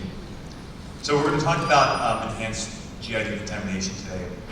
And I'm going to try to create a narrative on the options that we have, the evidence that we have to support it and go against it, and hopefully, ultimately, have you guys decide what you want to do. Because as you're going to find out, the evidence isn't great. So, things that we're going to look at today, we're going to look specifically at seroprotective gastric lavage, activated charcoal, multi-dose activated charcoal, and whole bowel irradiation. And I'm going to spend the bulk of my time on activated charcoal because that's probably where we have the most evidence there. And the other ones, the evidence isn't quite as clear. Now there's a ton of controversy with everything that I'm going to talk about. And there's a joke in toxicology if you ask 5 toxicologists, how to treat a patient, they're going to give you 5 different answers. And this is an example of that. And it starts with the 1997 position paper by our societies of American Academy of Clinical Toxicology and our European colleagues looking at decontamination, specifically with activated charcoal. Now you're going to see that their recommendations are quite strict in that we should only be giving activated charcoal within 1 hour of an ingestion. And that's maybe where you've studied when someone comes in for a poisoning, they should only receive charcoal within 1 hour. Unfortunately, we have this paper to blame, and we're going to try to break down this paper and hopefully show you that maybe this isn't the answer. Now, unfortunately, unlike other fields of medicine where we have really good evidence, our field of medical toxicology, we're using case reports, we're using animal studies as a way to build a foundation of knowledge because we don't have those meta-analyses, we don't have those randomized controlled trials with good evidence, to be able to support the decisions that we make. So, what is the principle of GI decontamination? What's the whole goal? What we're trying to do here is we're trying to reduce the amount of a drug that's being absorbed. And in certain circumstances, we're trying to actually increase the elimination, which we'll talk about. But the idea is, we're trying to have someone going from that red line over there, which is a lethal dose of a drug, and trying to bring them back over to the right. Try to get them to that purple zone. And if someone comes in and ingests something that is in a toxic dose, maybe we can decontaminate them to the point where they're not going to get toxic. Now just think for a second how difficult it's going to be to get a whole group of patients that are right at that right spot of the curve and that we're able to bring them back.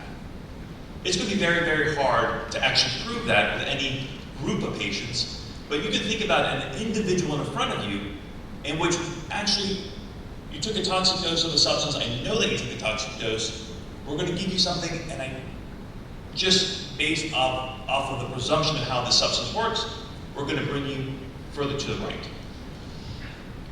And by doing this, we're going to try to decrease the bioavailability of a substance. And so these are three curves, the blue, red, and green, that the only thing that they have different from each other is the bioavailability. So if I'm able to bring someone down from that blue line down to the red line, or from the red line down to the green line, I may decrease the amount of toxicity and potentially death that they may have from that injection. So I've kind of mentioned the 5 different modes that we're talking about. So let's start with the first one, which is going to be syrup of ipecac. Now, does anybody know syrup of ipecac? Is that used commonly in Turkey? It used to be very commonly used in the United States, and according to the American Academy of Pediatricians, every household needed to have this liquid. And basically what it is it's a substance that makes your child vomit. So your kid takes a pill, eats a mushroom, eats a flower, you give them this substance and then they throw it out, right? So unfortunately fortunately, it is no longer recommended because we found that a lot of kids are having other issues, so they're having secondary effects from the vomiting, from the induction vomiting. One thing that we've noticed from taking call from Turkey is that a very common practice amongst mothers and fathers in this country is that when their child ingests a toxic substance, that they will induce vomiting before going to the hospital. And it's something that we're kind of curious of studying because we found that a lot of the kids actually come to the hospital asymptomatic. We're not arguing that we should be reintroducing, a syrup of ipecac or introducing induction of vomiting, but it's kind of curious, and it kind of makes sense that if the kid actually vomits back up the stuff, it's not going to be toxic. Oh, and one other issue is that one of the complications from syrup of ipecac is that people who would abuse it, such as people with eating disorders and bulimia, suffer from cardiomyopathies as a result of the repeat use of syrup of ipecac. So now let's go with the second step of GI decontamination. Again, trying to remove the substance from being absorbed is gastric lavage, in which we place a large tube into the person's esophagus and into their stomach, and we introduce some fluid, some normal saline, some water, and then remove it and exchange it into the point where whatever the contents that are in that stomach are now clear, and hopefully by doing so we're going to actually remove tablets. Okay? Quite simple. We're going to find that there are going to be some issues with doing this procedure. As you can imagine, these are very large tubes in order to be able to remove pills, and it's often not recommended anymore, with rare exception. So who would we do this for? These are people who take a massive ingestion that are thought to be remaining in the stomach, substances that we have very little or not good antidotes at all, and that it's not going to absorb the charcoal. So let's kind of go into the weeds a little bit. And I think this is important because, when you're training as a toxicologist, part of the training is actually reading papers, learning from those papers, learning the limitations of those papers, and then being able to make a judgment. Because again, we're going to read the same papers, and we're going to come up with a different opinion, and that's okay. As long as you're basing it off of the data that we do have. So this is an example of a paper which we see no difference by giving someone gastric lavage. Patients come in, some people get gastric lavage, some people don't get gastric lavage and get charcoal instead. And we find that they do the same. They do equally well or poor. Unfortunately, in this data, what we have missing is the people that are the most sick are excluded from the study. So if a patient shows up to your hospital, shows up to your emergency department, who's extremely ill, who takes a massive ingestion of something deadly, they're not going to be included in this data. Let's compare now, not giving anything, doing cerebral gastric lavage or activated charcoal. And again, going back to the idea of we're trying to reduce the bioavailability. This is a fun, I think it's kind of a fun volunteer study. Back when medical students and residents were often the volunteers, in which 5 grams of ampicillin were given, and they were treated as controls, and they would just measure their ampicillin levels in their serum. They were given cerebral ipecac, they were getting gastric lavage or activated charcoal, and I hope that you can see on the bottom left there, or your bottom right, activated charcoal reduces that area under the curve the most, and reduces the absorption by 57%. Now, let's think about the downsides to everything that we do here. So this is a nice paper that looks at one of the negative effects of doing gastric lavage. Again, conceptually, very simple, straightforward. You're removing pills from the stomach. What is the downside?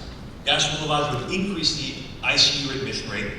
It's going to increase a patient having an aspiration pneumonia, and it's going to increase the patient's ventilatory requirement. We also see that if you give someone gastric lavage, another downside is that they're going to have a delay in activated charcoal. And we saw just from that graph two slides ago that actually charcoal is probably the best option out of the 3. So we always get this question, or we always get this statement, the patients had the ingestion more than an hour ago, therefore we're not going to do anything. We're just going to let them ride. We're just going to provide supportive care and no gastric decontamination. So the question arises, well, what's in the stomach, right? Is everything absorbed, or do we have pills left? This is a really interesting Japanese study in which if you told the provider or the doctor in the emergency department that you took an overdose, you went right to the GI suite and they did an endoscopy. The ethics of this is a little questionable, but everybody had to get an endoscopy. And they would correlate how many pills you said that you took and when you took them. And they would find that if, I don't know if I have a marker here, but on the top left graph, there were tablets found in someone's stomach up to 30 hours after the ingestion. Okay? 30 hours. So the idea that you should wait only, or they should only give charcoal within that 1 hour is kind of ridiculous. I hope you see that, right? We haven't even talked about what kind of substances that they took. This is all substances. So it doesn't matter if they took something that might affect your hemodynamics or your GI motility. All substances will slow down, in overdose, will slow down your GI motility and cause pill fragments to be remaining in your stomach greater than an hour later. And we know this from other data.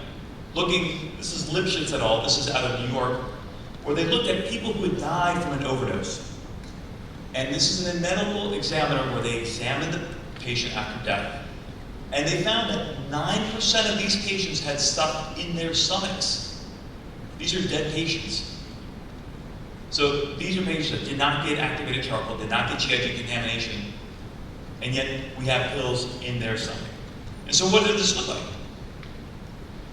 These are examples of massive ingestions, not decontaminated. We have a massive verapamil on your left, a massive salicylate on your right. We have carbamazepine, this is a Bezor, here of a patient in which they needed to actually do an endoscopy to have it removed, which is pretty neat. So now let's talk about activated charcoal. I've kind of hinted at this. This is the premium or the ideal modality for GI decontamination. And so how does it work? It primarily adsorbs, so binds to the substance that's in your GI tract. And it normally binds at a ratio of 10 to 1. So if you take 10 grams of a drug, it's going to bind to 1 gram. Again, going back to the initial graph, it's going to hopefully bring you to the right of that graph from that lethal dose to the right by 1 for every 10. Now, there's going to be differences in pH that's going to determine how much it's going to bind to a drug. But the general idea is that it's a 10-to-1 ratio. So this is going to be the procedure of choice if the substance is appropriate, and I'm going to talk about that in the next slide. The major risk for giving somebody charcoal, and this is important, is that it's an aspiration risk. So someone who has a decreased mental status, you're not going to give them active charcoal. Right? Because you're worried that they might regurgitate, they may aspirate, and that could lead to whole other issues. And for most overdoses, especially the sickest overdoses, we want to give this well beyond that 1 hour mark.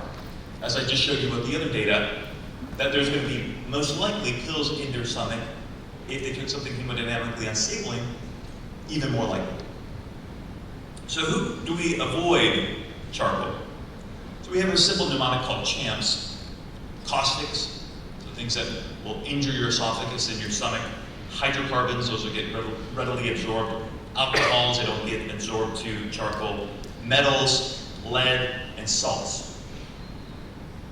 Everything else, you want to get charcoal. And this is just a nice, again, demonstration of how charcoal works.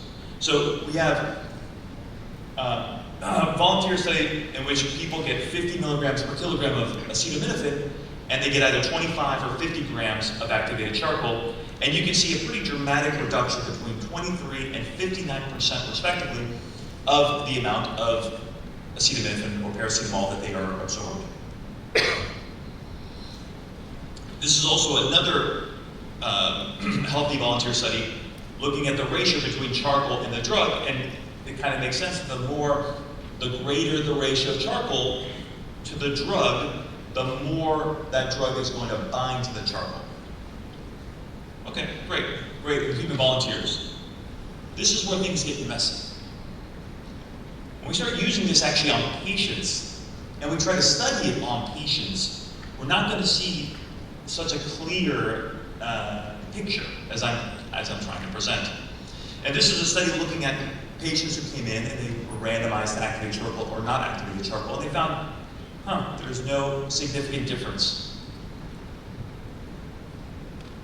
And we see another randomized controlled trial in which we also see the same thing. We don't see a difference between people who get charcoal and who don't.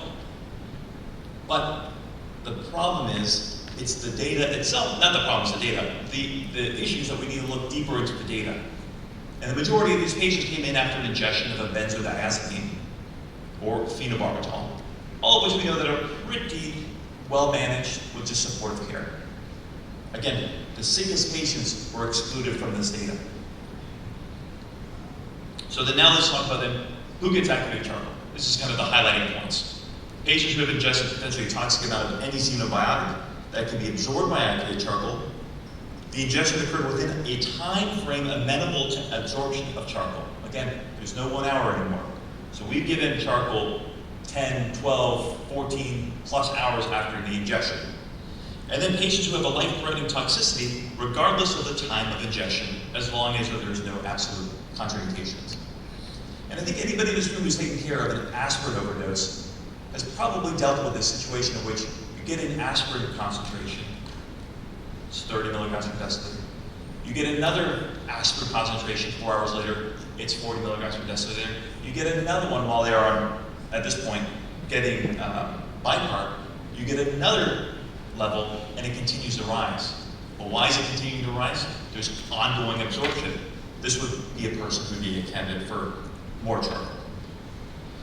So now let's talk about multi-dose activated charcoal, and this is the classic study by Kohlig that looked at how does multi-dose activated charcoal increase our elimination, not just our absorption, but actually will cause what we call gut dialysis.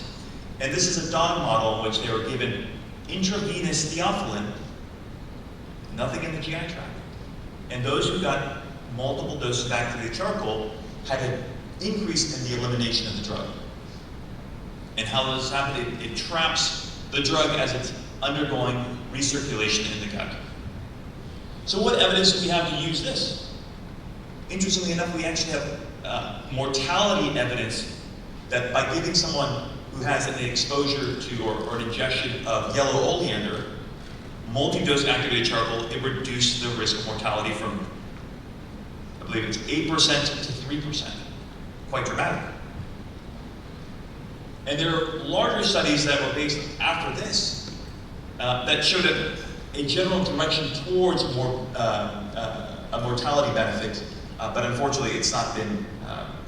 Wasn't as positive as the first study. So now, who do we use now? Multi-dose activated charcoal. These are generally patients who are life-threatening amounts of carbamazepine, dapsone, phenobarbital, quinine, theophylline, and other drugs. So aspirin being a good example, in which you're taking massive grams worth of a drug that you may need more than one dose. Valproic acid being the same way. Last, let's talk about whole bowel irrigation. And this is basically flushing out the gut. So you're giving them polyethylene glycol, which is what we normally give for a colonoscopy, and you're just going to flush out the gut. This is generally given for drugs that are extended release, for metals, for body hackers, and for large ingestions of xenobiotics that are not absorbable well to that activated charcoal. Now, to do this properly, you want to give them 1 to 2 liters of this solution per hour. And I don't know if you can see this, but this is a case control study looking at giving them non-absorbable pellets, and one group getting whole bowel irrigation and one not, and we see that there is a dramatic movement in that in those pellets. So I'm going to finish with one interesting case that I had as a fellow, in which we gave them whole bowel irrigation. Now I want you to take a look at this EKG. This is a gentleman who's 47 years old. He's got a history of a stab wound to the chest years before, who comes into the hospital saying, I don't feel well. You get this EKG, he immediately then has a seizure, and then goes into cardiac arrest. So as you're doing CPR, and apparently really good CPR, you notice that from his rectum, there's a package that is coming out. Anybody have an idea what this might be? This is a massive cocaine overdose. Now you might think, wait a second, cocaine only gives tachycardia. When you take enough cocaine, that tachycardia actually becomes bradycardia, and you see the sodium channel blockade, the widening of that QRS from the sodium channel blockade from cocaine. And hopefully this works. But he got ROSC after multiple doses of sodium bicarb. And here you can see the pellets of cocaine that were found in his GI tract. No, it's not. So he was actually given whole bowel irrigation, and this was all removed from his GI tract, and he survived and walked out of the hospital 5 days later. All right. Well, thank you very much. And if you have any questions.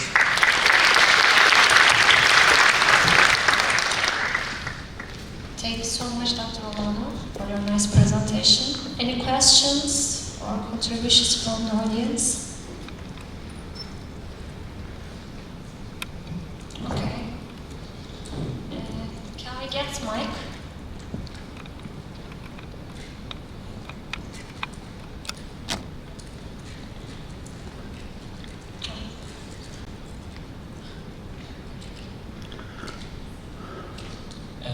Firstly, thank you very much, Mr. Dr. Jonathan Diolan.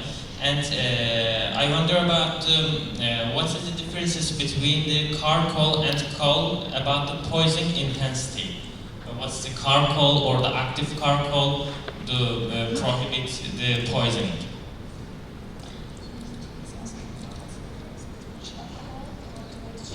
Yes, thank you.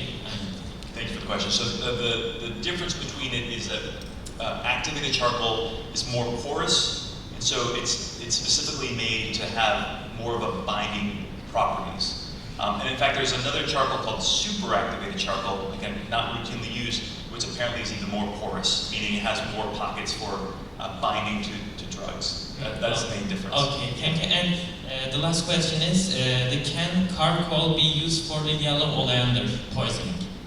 Yellow oleander poisoning? Oh, absolutely, yeah. So those patients should get multiple rounds of charcoal. And the reason is that you want to get that first dose to bind to the yellow oleander that's currently in the stomach or the GI tract. And then every 4 hours they get another dose in order to remove the yellow oleander from the bloodstream. So it undergoes enterohepatic recirculation, and it will actually remove it even further. So even though there might not be anything left in the stomach or the GI tract, it will remove it from this recirculation pattern that occurs. Okay, thank you very much. And can we get mic to Dr. Kazi?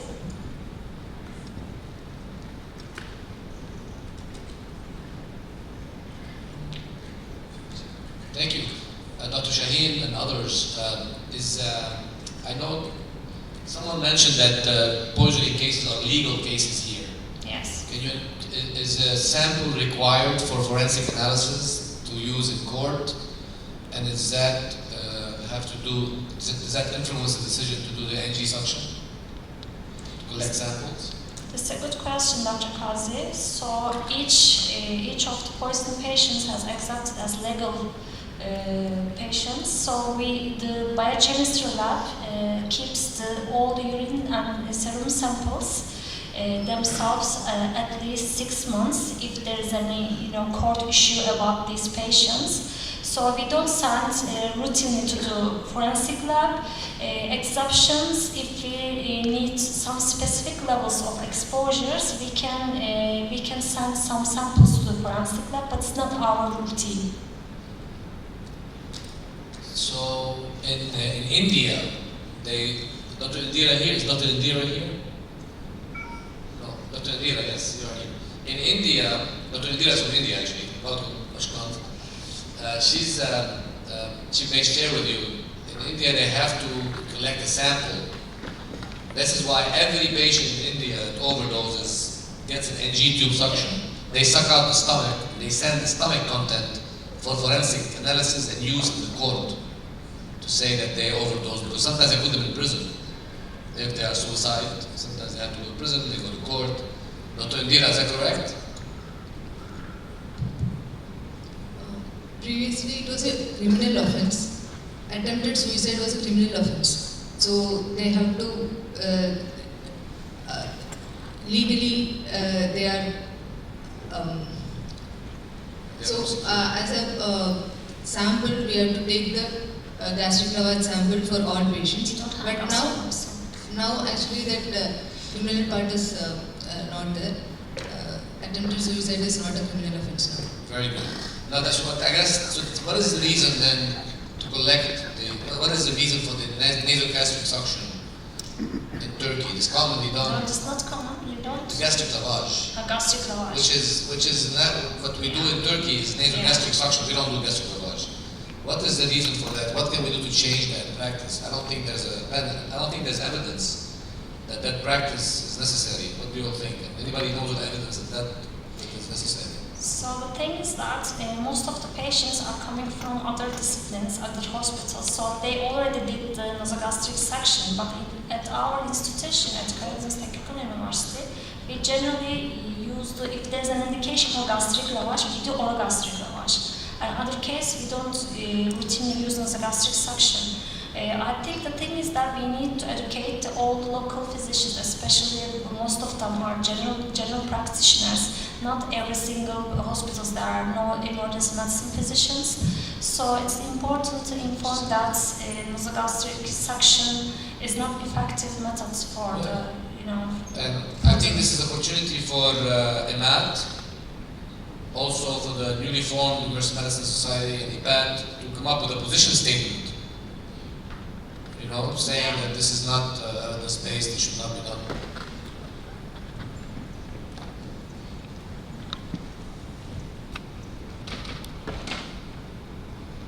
Thank you. I just wanted to make a quick comment on the gastric lavage issue.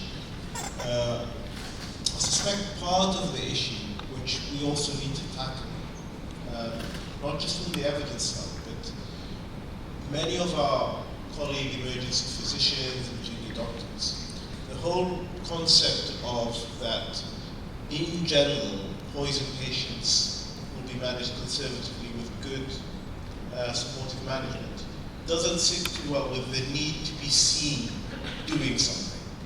And gastric lavage addresses that in that it's felt like you're doing something, it's dramatic, it might have some kind of dramatic effect, and then they feel we've done something. And it fits in with that exact vision of a mother or parent inducing vomiting in a child.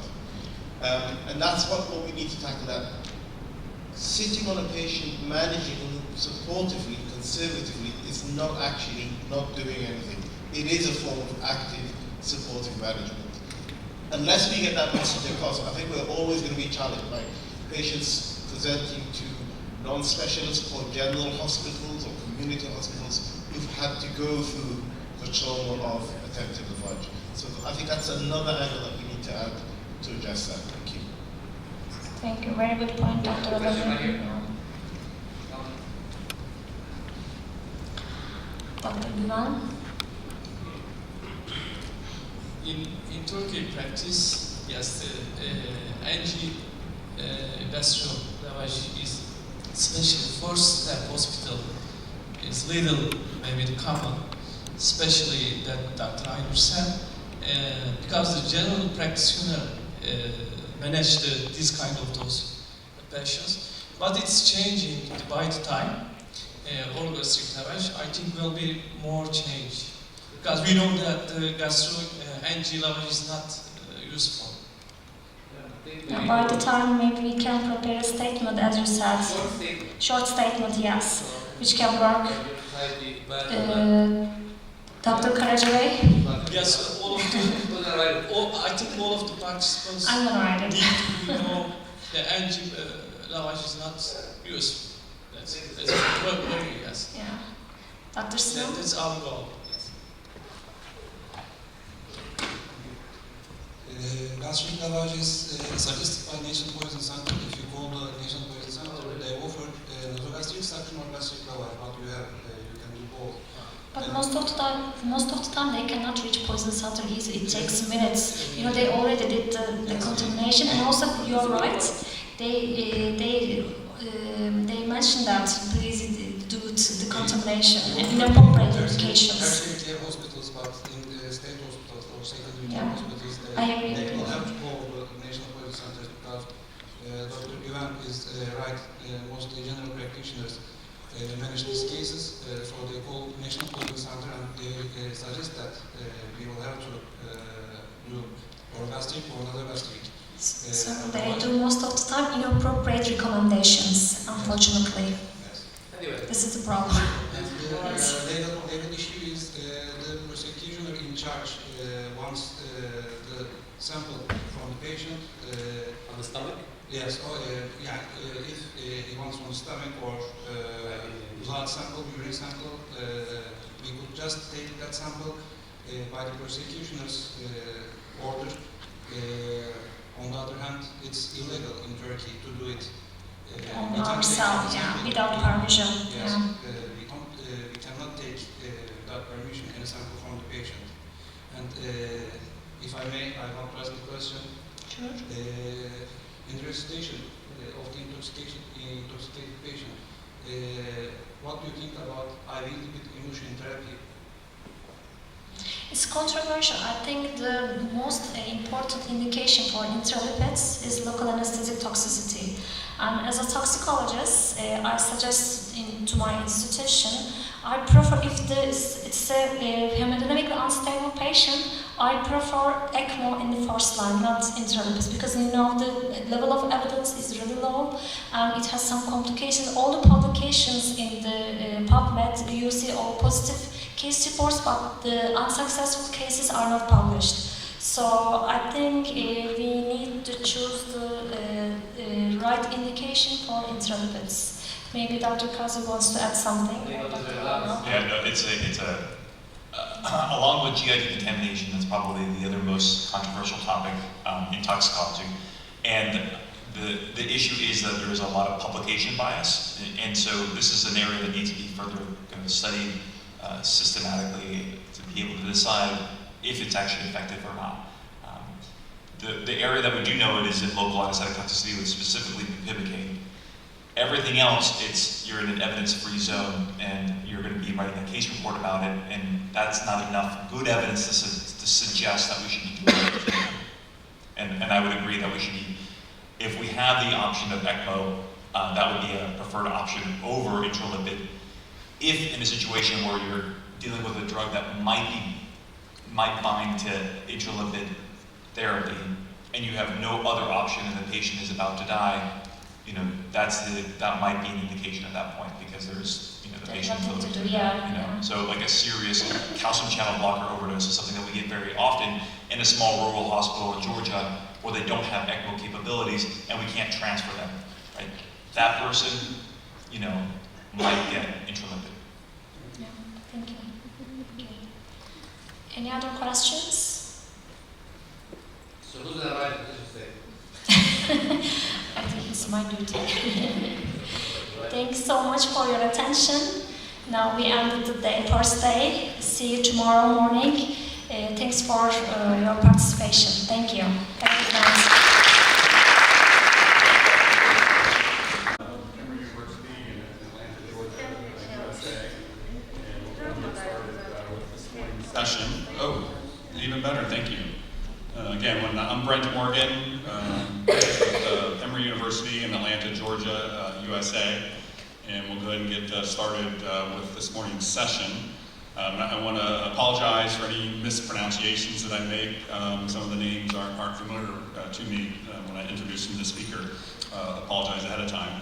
So first speaker is Dr. Mustafa Sabak.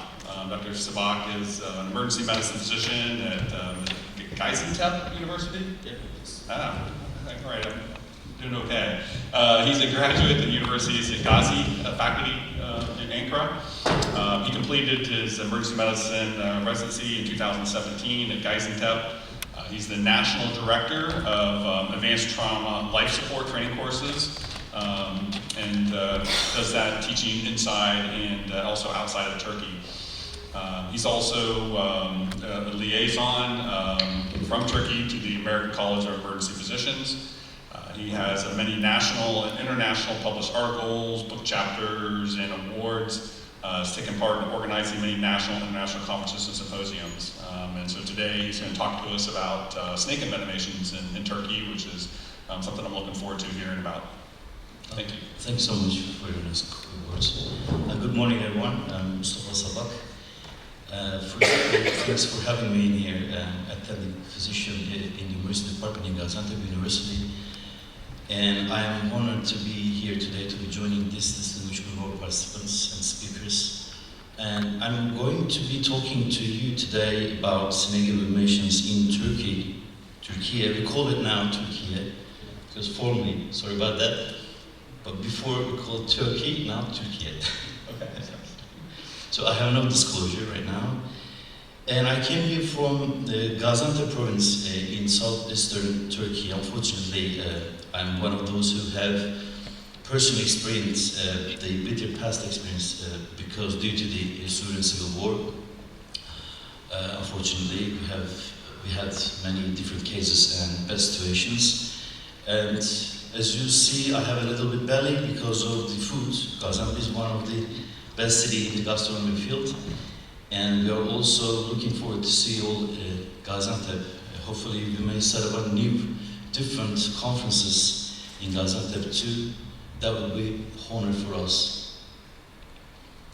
Next 20 minutes or so, we are going to briefly discuss about epidemiology and identification of snake bites, worldwide and nationwide, and pathophysiology of snake bite envenomations, clinical presentations, different types of clinical presentation and treatment, and antivenom administration, and some researchers from Turkey related to snake bites. If you look at the epidemiology for the worldwide, the snake venom is one of the most complex venom in nature, and more than 3,000 species of snake are identified worldwide. And with nearly 800 venomous species considered venomous. And snake invasion occur in both tropical and temperate climate, and on all continents except Antarctica. And available data show that nearly 5 million people get bitten by a snake annually. And there are some sort of the high-risk groups, including rural agriculture workers, herders, and fishermen. And most of the time, as you know, the people living in poorly constructed houses, who are living in the village most of the time.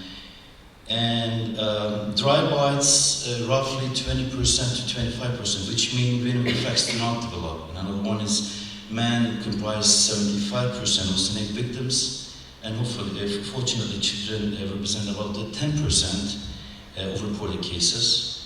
And most victims are bitten on an extremity, and bites often occur when an individual is purposely handling a known venomous snake. There are different classifications for venomous snake bites, but mainly we will classify them in 4 groups. Vipers is the main groups that we see in Türkiye, and other ones, Elipedia, sorry about the pronunciation, and diverse group of non-from fang clubrid snakes, formerly called Clubridia, and another one, Antracta cividina. Sorry for the pronunciations. Latin. How about the Turkey? And an average of 40 snake species live in our country. Of these, 28 are non-poisonous, and 13 are poisonous group. The viper family is the most common group, and there are lots of subtypes. Viper Ammoidetes and Lebetina are the most types of subtypes group. As you know, we have National Poison Solitary Center, and we have reports they published 2 weeks ago. We talked about a little bit about these problems. We don't have enough the data in detail specifically, but true number of bites that occur each year is not accurate now, but an average of nearly 700 native venomous species are reported to the National Center annually. There is no any data, again, mortality is rare, but if you look at the researches which is published from Turkey, the mortality rate is very low, fortunately. Majority of snake bites in Turkey occur between May and September, and with the peak number reported in June, men unfortunately again compromise a higher level of percentage of the snake bite victims, and children is less percentage of snake bite victims if you compare the worldwide. And most victims are bitten on an extremity is similar to worldwide, and bites often occur when an individual is purposely handling or accidentally. This is the distribution of poison group related to the ages. Roughly 0.06% of snake bites, the age group of 0 to 5 years. For distribution of all ages poison groups, the snake bites is roughly 0.3 or 4, which means nearly 700 cases.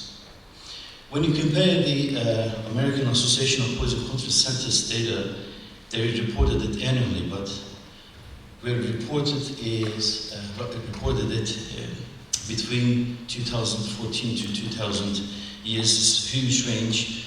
I just want to emphasize this: we need to report all cases to the National Poison Center to figure out which cases that we have in detail, and how can we prevent, and how we treat, and outcome as well. For instance, if you look at the National Poison Center data, you couldn't be able to figure out the exact type of the snakes and the patient's clinical situation and physical examination and even outcome.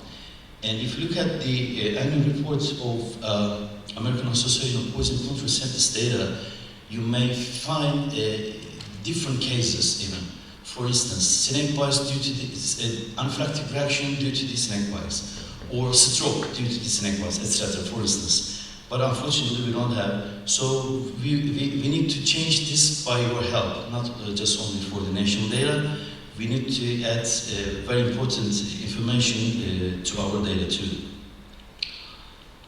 And if you look at the region, snake bites are more common in warm regions such as the Mediterranean and Southeast that we live.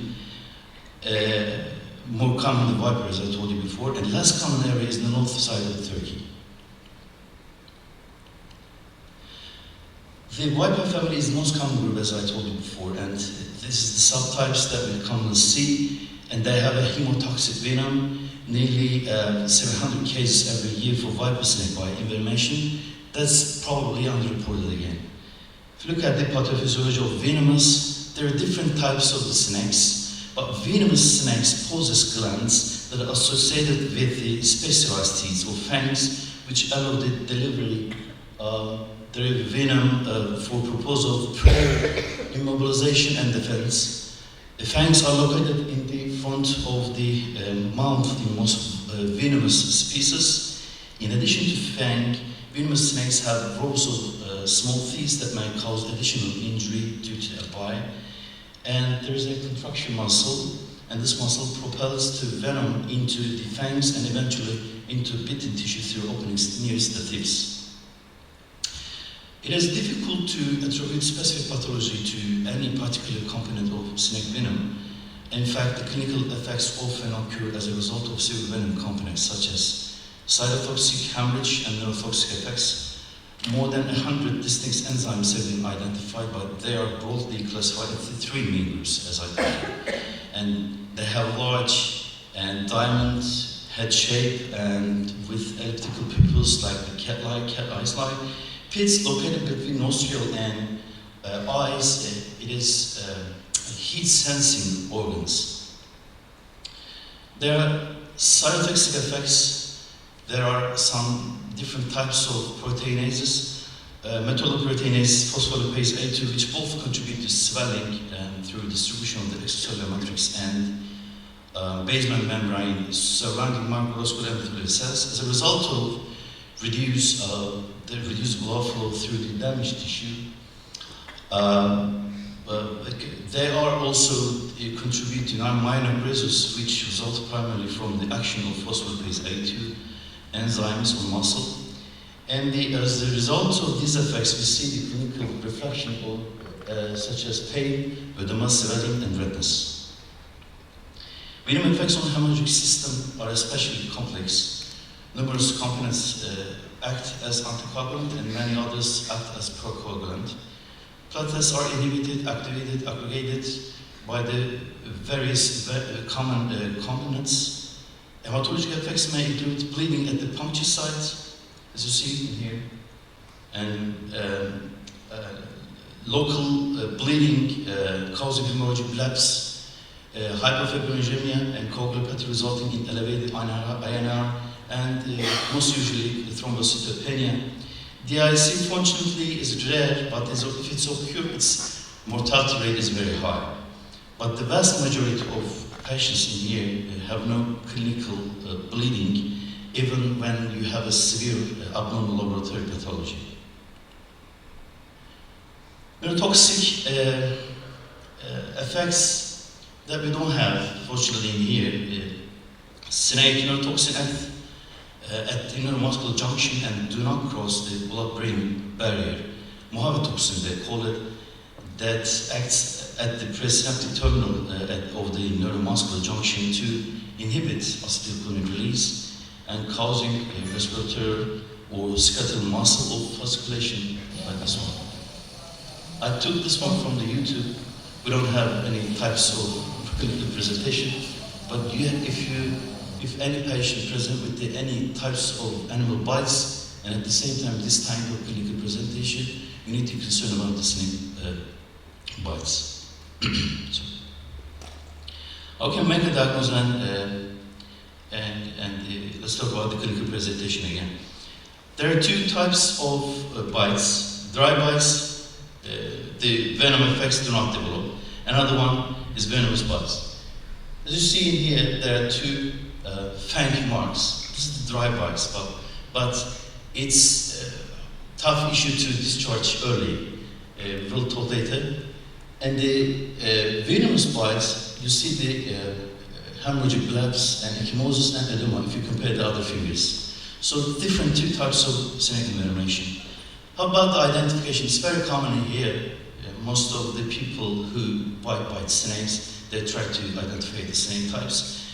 It is not beneficial, but it's at the same time unnecessary because the treatment is based on clinical symptoms and not the specific snake involved.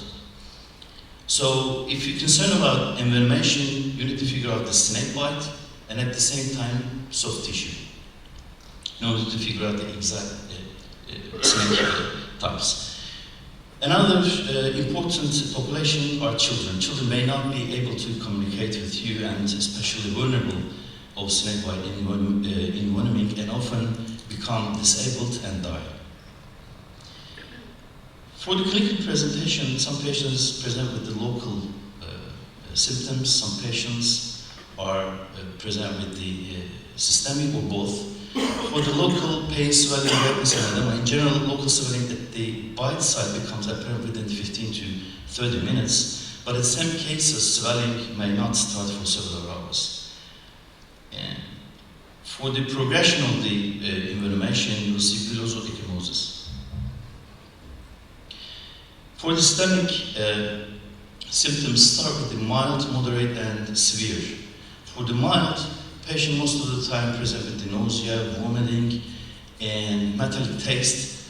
If the condition is getting worse, may present with hypertension and cardiac depression or anaphylactic reaction or coagulopathy such as bleeding everywhere, even eyes.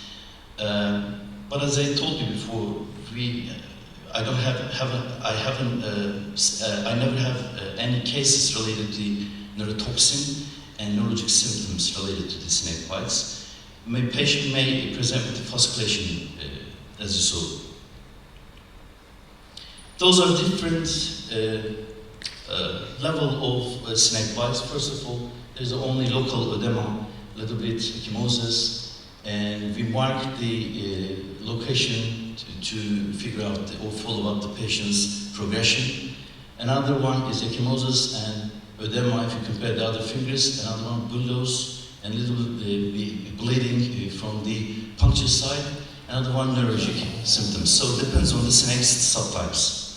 For the laboratory tests, based on labs including CBC, comprehensive metabolic panel, INI, fibrinogen, and D-dimer, which is more specific than the other laboratory result, you should obtain them. For the treatment, pre-hospital management should be focused on safe and safely transport to the healthcare facility, which is important. Any items that may cause constriction, as the limb swells, such as rings, which you should remove all of them. Several treatments before the EMS arrives have been shown to be ineffective and may potentially be harmful to the patient. This instrument, like try to killing or decapitate the snakes and cutting the skin, or these types of equipments, we don't use it, but this is commercial one, suction the envenomation, venom, and another one tourniquet. Sorry about that, but this video is very good. I'm going to show a section from the old Turkish movie. The actor was Cüneyt Arkın. He was very popular in Turkey and was also a doctor. Unfortunately, we know that all the applications you see in this video are made by public. Therefore, public education is more important steps to achieve a better outcome.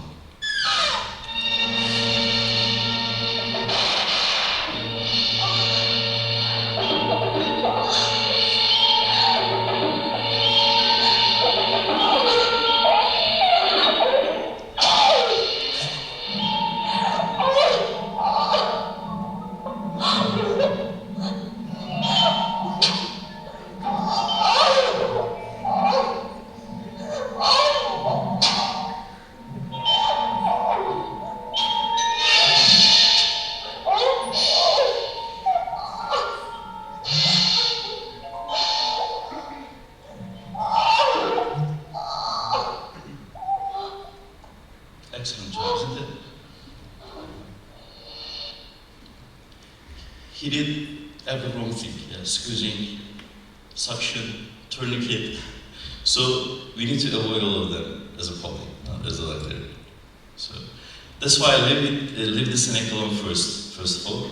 The effect externally should be immobilized with a loose splint like this one, and elevated at above the heart to minimize the pen edema. The lower extremity can also be placed on a pillow. For the pain management, if you administer the antivenom, the pain is getting better. But if the patient needs any painkiller, should be treated with opioids, non-steroidal anti-inflammatory drugs, should be avoided due to the potential increase of the bleeding.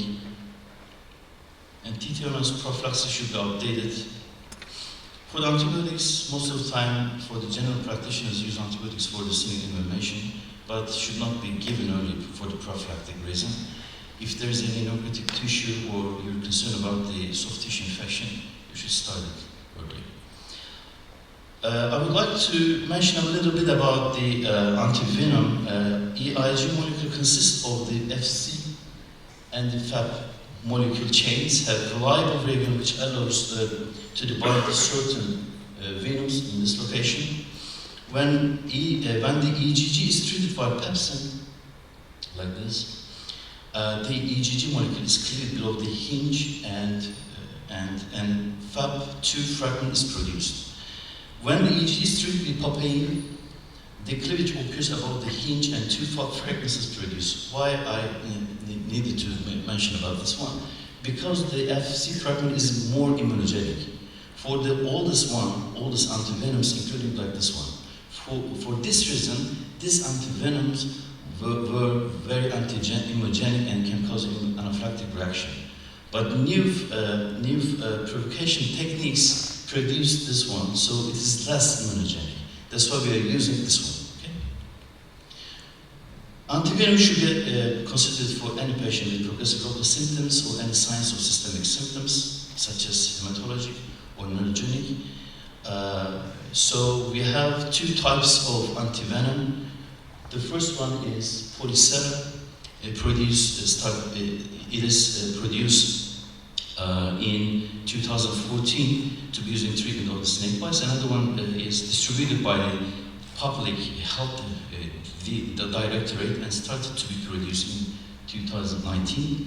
Both antivenom contain globulins against the common subtypes, which are commonly seen in our country. And there is no dosing adjustment for pediatric patients because the amount of venom that requires neutralization is not weight dependent. And the same thing for the pregnant patients. You need to use it for the pregnant patients, but this is the category C. So you need to balance the advantages and disadvantages. And by the way, those are the horse-derived antitoxin globulin FAP2. And this is our traditional snake bite severity grading scale, where if a patient has a minimal local swelling or edema, we always start with the 2 or 4 vials. If it's more severe, we are increasing doses due to this grading scale. Fasciotomy, compartment syndrome has been documented, but it is very rare. It is rare. Clinically, it can be difficult to differentiate between compartment syndrome and a severe local inflammation. If suspected, direct compartment pressure should be measured, because you may confuse this is related to severe inflammation or related to compartment syndrome, because both sides clinically present are similar, like pain, pallor, and color. Both sides are cold, so you may confuse it. If you're concerned about compartment syndrome, no need to be urgent. Give some antivenom again. Do not obtain fasciotomy. You may consult the surgeon to obtain fasciotomy, but antivenom is over the fasciotomy. How about blood products? Blood products including platelet and FFP are not indicated, as they will not reverse the effect of the venom, because the venom is into the bloodstream. So when you give any types of blood, like platelet or CB, or red blood cells, they can cause hemolysis. So give some antivenom again. If there are any signs of severe bleeding and blood loss of concern, then blood products may be considered. About the observation, and when the patient can take up to 12 hours to show signs and symptoms, therefore, patients should be closely monitored for local and systemic symptoms, but most of the time we need to close up at least 8 hours. Lastly, I would like to mention about our researchers. This is from the PubMed. Last 10 years, we published 23 publications related to snake bites, which is a good number, but for our laboratory, there are 300 publications for last year, 10 years. This is our thesis centers for our guests. I want to mention about our system for the residency program. If you want to graduate the residency program, you should finish any thesis topic. In our hospital emergency department, we are giving a topic after 2 years to the residents, and after 2 years they start to clinical or experimental studies, it doesn't matter. They have to finish their thesis topic, otherwise couldn't be able to graduate it. Think about that we have only 9 thesis topics related to snake bites. It's a very common issue. I'm going to give some research examples. Gülen et al. She's a PhD student with me in our emergency department, at the same time emergency staff. In this study, 2 types of antivenom were compared, and it was observed that the antivenom team from the Ministry of Health was given vials on average, and symptoms such as allergic and fever developed. She compared both sides. et al.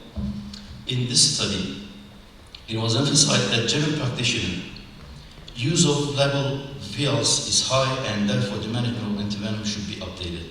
Thanks for this study, because general practitioners always afraid of the label issue, so they don't have enough experience on how to use antivenom and its complications. So start for the antivenom. Even it's for the scorpion bites, the scorpion envenomations too. They are always using antivenom for them. So this is a good study, thank you. And this study in which I was included, patient present with this study 70 snake bite were related. There was no mortality among these patients, and one of the patient conditions were progressed, and the patient was treated with plasmapheresis and antivenom with a good outcome. So this is another important study. If you look at the textbook on the snake bites, there is no any information about the plasmapheresis. But in our clinic, and this study was carried out in our clinic where I work, a snake bite plasmapheresis was performed on 37 patients over a 9-year period. All patients were discharged in a good calm. But these patients were very sick and resistance to the support and antivenom treatment. So we didn't have any opportunity to save the patient's life or extremity. So this is the other option. If you focus on the lecture yesterday, Dr. mentioned about our literature is based on the case reported and experiences. So that's why we may keep in mind this one. It's not 100% like randomized controlled trial with high level of based on the literature. I'm sorry about that. This is another treatment option for the resistant therapy. And another one article on the use of plasmapheresis is emphasized that it is a good alternative method in resistant snake bites inflammation, and even they didn't have any mortality rate due to the plasmapheresis too. Take-home point: 5+ species, which is at the forefront at hematologic toxicity, is seen more frequently, and mortality rate is very low. The National Poison Sorter Center needs to keep the data in more detail, in my opinion. And each case should be reported by the physician. This is our responsibility to the National Poison Sorter Center in order to create a reliable data. and more qualified research is needed. Thank you so much. Thank you, Dr. Salah. Maybe we'll save questions and comments until the end of the session, so we have our next speakers get started.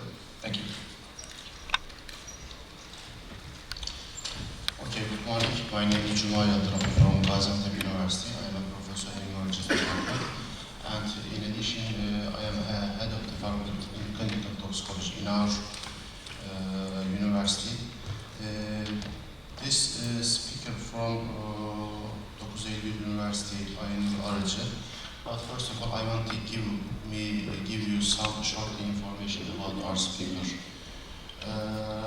Aynur Arıcı is graduated from Ege University, Faculty of Medicine in 1998. She completed her PhD in medical pharmacology in Toxicology University, Faculty of Medicine in 2007. She is still working in the same university.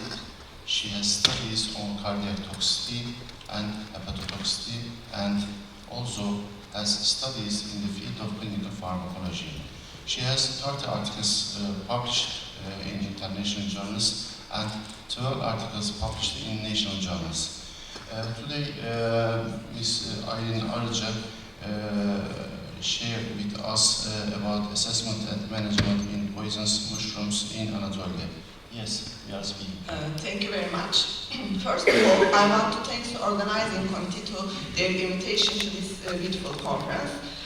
In this time, I'm going to talk about assessment and management of poisonous mushrooms in Anatolia. According to my presentation plan, incidence of mushroom poisonings, types of mushroom poisonings, diagnosis, treatment, and prognosis are the main topics of this talk.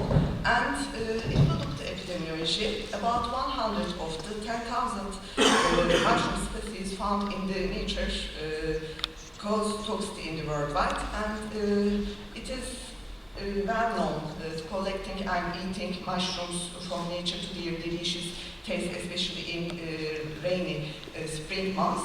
But it is difficult to separate edible and toxic ones, and the poisonings is often occur with these wild-type mushroom ingestions. And it is not possible to know the exact rate of mushroom poisonings because there are many unreported cases, but the frequency of mushroom poisonings in Turkey is between 1.2 and 1.8% among all poisonings according to National Poison Center data, and nearly 1,000 toxic mushroom poisonings reported annually. And if we look to mushrooms in Turkey, Turkey is a very rich mushroom university because the climate and vegetation. All types of mushroom poisonings may be observed, but especially Corpus species, Amanita phalloides, Amanita pantherina, and mushrooms that cause simple gastrointestinal symptoms are common. But the Amanita phalloides type, cyclopeptide containing mushrooms, cause serious symptoms in emergency department, and they are responsible of nearly 95% of fatal mushroom poisonings.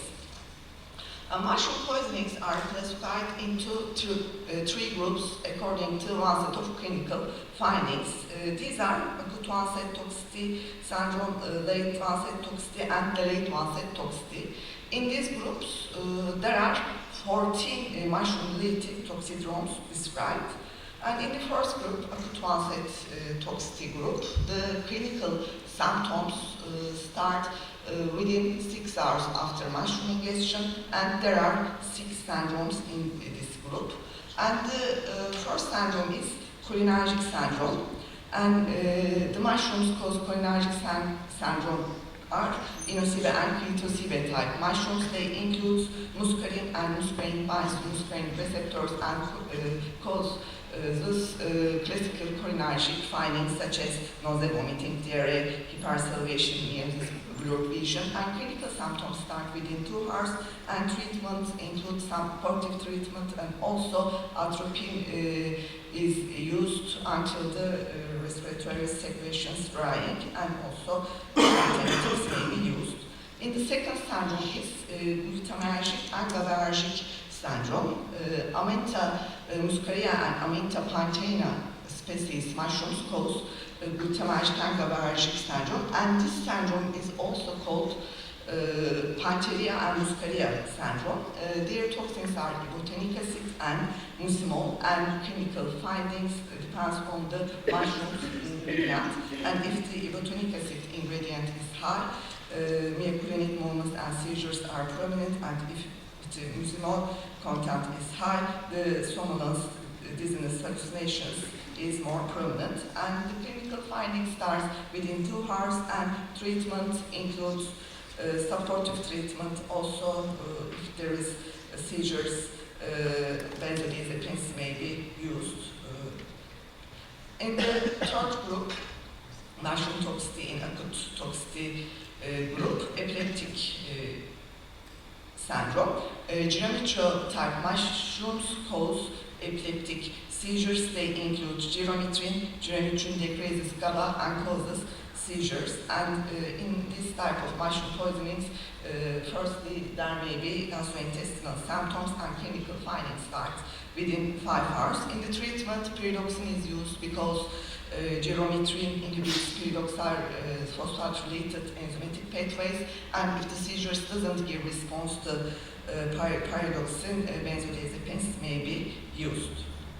And the other syndrome, hallucinogenic syndrome, psilocybe type mushrooms cause hallucinations. They include psilocybin, and psilocybin activates presynaptic serotonin 2A receptors, but at high doses it inhibits muscarinic receptors, and they have also anticholinergic effects in high doses. Clinical findings start within 1 hour, and hallucinations or delusions are prominent because these effects, these mushroom types has abuse potential, and the clinical effects are dose related. And of course, in high doses, agitation, anxiety, nervousness, confusion, tachycardia, and other clinical findings may be prominent. And the treatment includes benzodiazepines and supportive treatment. The other syndrome is disulfiram-like reaction, and Corpinus type mushrooms cause this disulfiram-like reaction when taken together with alcohol or within 3 days. They include coprin, and complete metabolite inhibits aldehyde dehydrogenase and causes acetaldehyd accumulation. And the classical disulfiram-like reaction findings occurs. These are tachycardia, flushing, headache, dizziness, and hypotension. Clinical findings starts within 2 hours. Treatment includes symptomatic treatments, and antiemetics or antihistaminics may be used. The other and last syndrome in acute onset toxicity group, acute gastroenteritis, and many of the mushrooms have this effect, and Crofolium, Entoloma, Lactorius, Omphalatus, and Tricoloma type mushrooms cause acute gastroenteritis. Their toxins aren't identified, but the toxic effect mechanism may be related allergy or malabsorption. Clinical findings start within 3 hours with the classical gastrointestinal enterite findings: abdominal pain, cramps, nausea, vomiting, watery or damp blue diarrhea. And treatment includes antiemetics and also fluid resuscitation. The second group is late onset mushroom toxicity group, and there are 3 mushroom-related syndromes in this group, and the clinical finding starts after between 6 and 24 hours after mushroom ingestion. And among this group, hepatotoxic syndrome is the most important one, because I said before, mushroom-related deaths are in big proportion related with hepatotoxicity. And Amanita species mushrooms cause hepatotoxicity.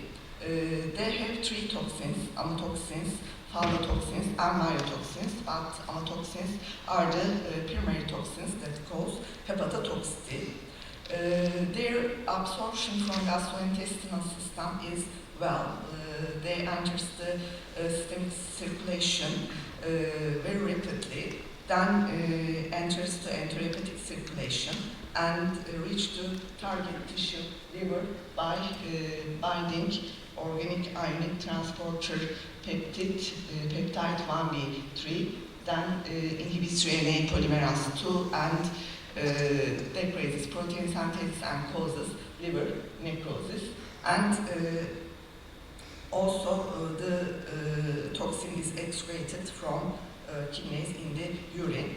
But the alpha-amanitin has another toxic effect mechanism, and the other toxic effect mechanism are contribute its toxicity. These are inflammation, oxidative stress development, and induction of apoptosis.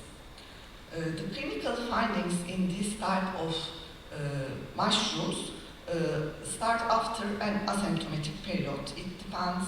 It may be 6 or 24 hours. It depends according to amount of mushroom ingested.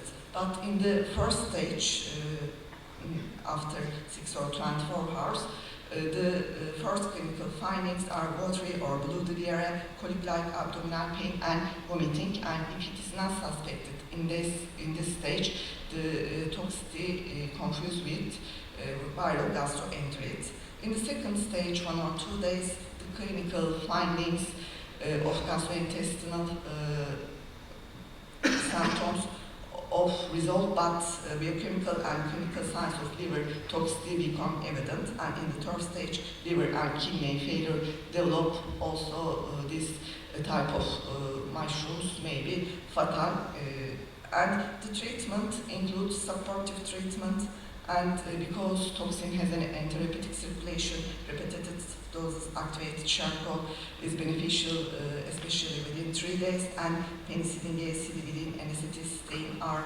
used as antidotes, but their effectiveness aren't proven in clinical studies.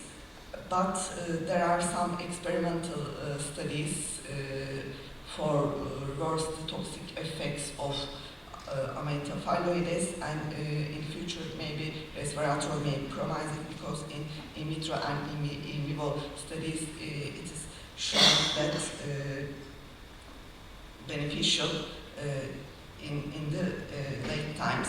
And the treatment also include enhanced elimination, activated charcoal hemoperfusion, and molecular absorption recirculating system may be used, and if it is needed, liver transplantation may be performed. And the other late-time toxicity syndrome is nephrotoxic syndrome. The other Amanita species causes this syndrome, Amanita proxima, Amanita smithsoniana. They include norepinephrine and chlorotoluene. Their toxic effect mechanism aren't identified, but clinical findings starts within 12 hours, and there are mild clinical findings, gastrointestinal symptoms, reversible renal failure, and mild liver damage may be possible. And the treatment includes supportive treatment, also hemodialysis used for acute renal failure. And the third syndrome is erythromelalgia, and cretocyte type mushrooms cause erythromelalgia. These type of mushrooms are located in Japan, but in Turkey, Paralypsis omelensis described recently, and there it may have similar findings. And the mushrooms that cause erythromelalgia causes clinical symptoms within 1 day, and redness, swelling, and burning pain in the extremities are prominent, and treatment includes nicotinic acid. And in the third group of mushroom toxicity, the late onset mushroom toxicity, and in this group, nephrotoxic, rhabdomyotic, and neurotoxic mushrooms are. The nephrotoxic mushrooms give findings in late time are orelinin and cortinarius species, and their toxins are orelinin and cortinarine A, B, and C, and their toxic effect mechanism is related oxidative stress development and decreasing antioxidant defense systems, and clinical findings starts days and afters of mushroom ingestion, and therefore to know this is difficult, and there isn't first clinical symptoms like gastrointestinal systems, and after days and weeks the renal failure findings is prominent, polydipsolubility, and in the laboratory hyperkalemia, metabolic acidosis, hypocalcemia, and hyperphosphatemia, and treatment includes hemodialysis, peritoneal dialysis, extracorporeal hemoperfusion, plasmapheresis, and kidney transplantation. And the other group is rhabdomyolytic mushrooms. Trichoderma equestra and Russula subnigrans are among these mushrooms, and they induce mucolysis, and the rhabdomyolysis findings occur. And in the laboratory, pigmented granular acid in the urine, red or brown color of the urine, spinetant, and marked elevation of creatinine kinase are prominent. And the treatment include fluid repletion, urine output monitoring, and management of hyperkalemia. And the last syndrome in this group is neurotoxic syndrome, but little is known about this syndrome.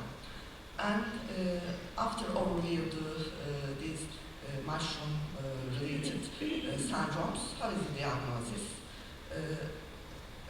The first, of course, identification of the ingested mushroom is very important, but generally it is very difficult to separate toxic and toxic mushroom and to evaluate mushroom by a mycologist.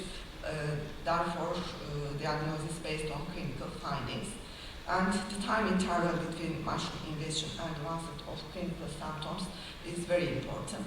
And the hospital admission criteria of mushroom poisonings are patients with delayed symptoms more than 6 hours, patients with early symptoms less than 3 hours after mushroom ingestion who remain symptomatic beyond 6 hours despite supportive treatment, and patients with evidence of rhabdomyolysis, liver toxicity, or renal insufficiency, or asymptomatic patients in whom ingestion of amatoxin containing mushroom suspected.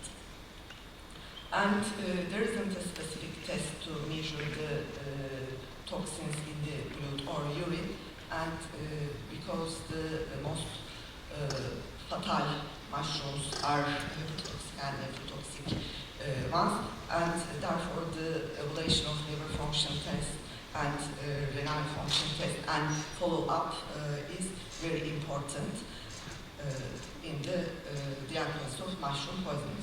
In the treatment, in the acute onset mushroom toxicity syndromes, there are 2 syndromes in this group, and treatment includes fluid rehabilitation, symptomatic treatment, and benzodiazepines.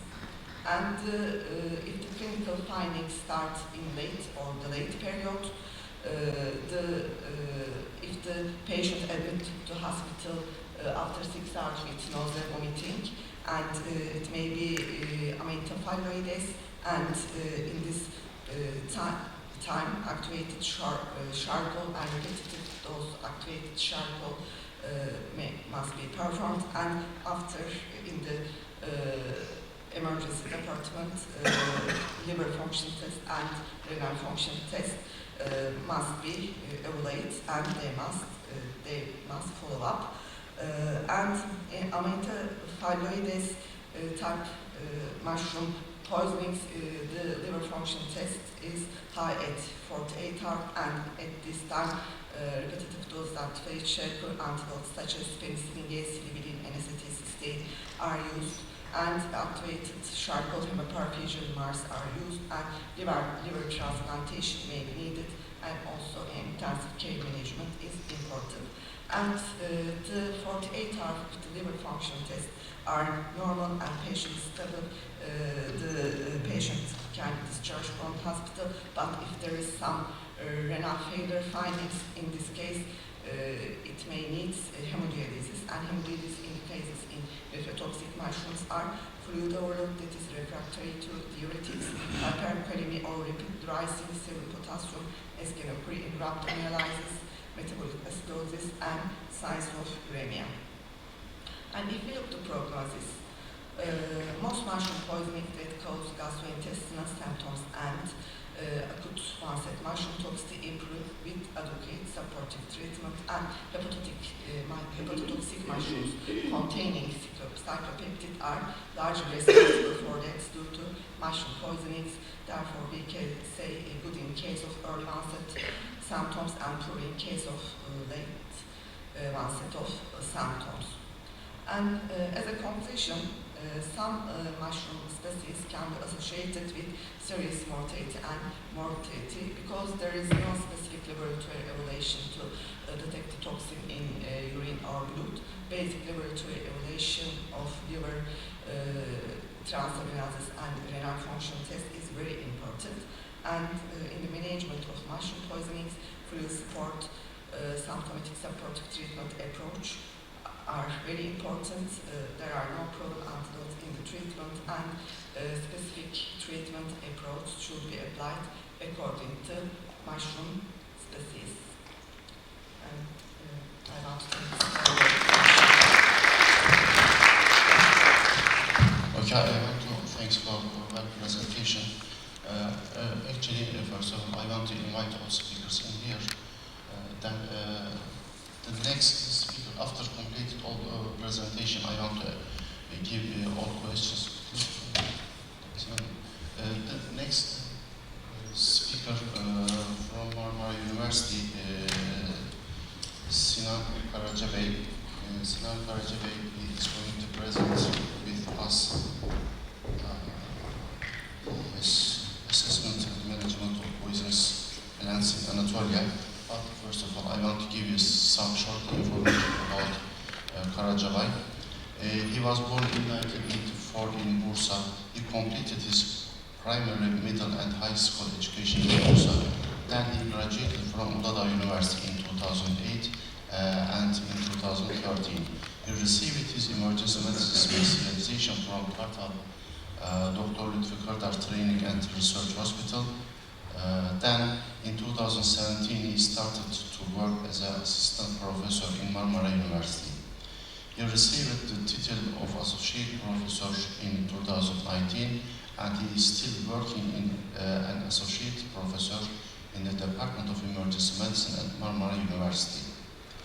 At the same time, he continues his doctorate education at Yeditepe University Faculty of Pharmacy, Department of Pharmaceutical Toxicology. He was ongoing studies and publications on imaging methods in emergency department, toxicology analysis methods, genotoxicity, and cardiogenesis. Okay, yes. Thank you, Chair. My dear colleagues, I want to thank the organization committee for inviting me to this valued and prosperous conference. I'm going to talk about in this session assessment and management of poisonous plants in Anatolia. When we look at epidemiology all around the world, herbal supplements market in 2015 $93 billion per year, and when we came to 2017, $107 billion per year. 4 out of 10 adults and 1 out of 10 children used herbal supplements once in a lifetime. Mostly it's for nutrition, non-vitamin and non-mineral compounds. In Türkiye, it's an expanding, growing market cap. In 2017, $3 billion per year growth. When we look at National Poison Center's data, plants cause 0.85% of all intoxications. Yesterday, Karadeniz Technical University's data shared with us in that presentation, 8 or 10% of all intoxications caused by plants, and this shows us the importance of regional data of intoxications. But plants do not cause toxicity just by themselves. Human health products also produced from herb extracts, and 65.5% of all intoxications caused by human health products. But we do not know the exact ratio of plants in these products. Herbal products mostly used for treatment of a disease, losing weight, or cosmetic reasons. Also, they can be used by accidentally, and rarely for suicidal purposes and abuse. I will try to summarize the toxic plants in some main topics, because there are lots of toxic plants in Anatolia. The mechanism of actions and management of these toxicities. We will talk about anticholinergic plants, cardiac steroids, convulsive effect plants, plants containing cyanogenic compounds, nicotine-like alkaloids, sodium channel activators, and toxalbumin. Our first group is anticholinergic plants. They mostly grow in the Mediterranean region of Anatolia. Jimson wheat, Atropa belladonna, and angel's trumpet is the most seen anticholinergic plants in Anatolia. In 2019, news spread that an outbreak in Istanbul of Spanish-related poisoning. In the first line, we all thought that this was caused by pesticides, but the symptoms of these patients were anticholinergic symptoms, and that revealed Atropona belladonna leaf mixed with spinach and caused the anticholinergic toxicity.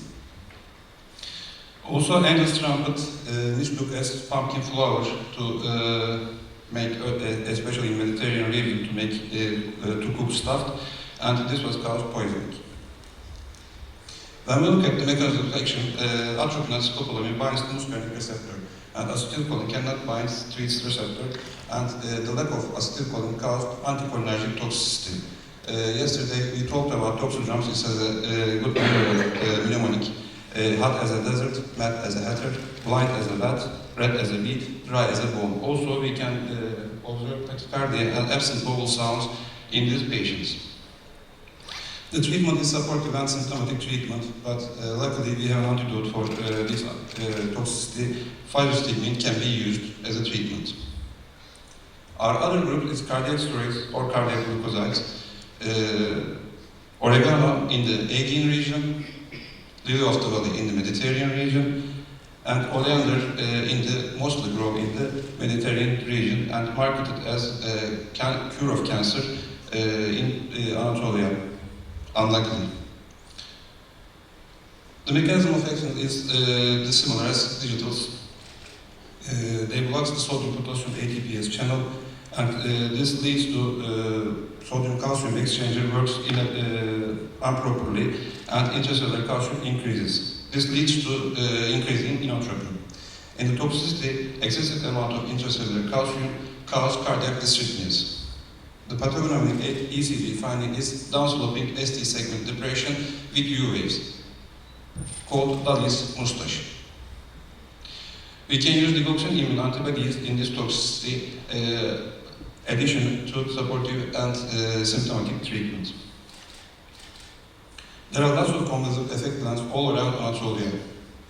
Water hemlock and heartweed in the eastern Anatolia, traveler's joy in the southeastern Anatolia, golden chain in the west part of the Black Sea region, hemlock in the Marmara region, tree tobacco and land lily in the Aegean region, windflower in the Mediterranean region, and at last sophora grows in the central Anatolia region.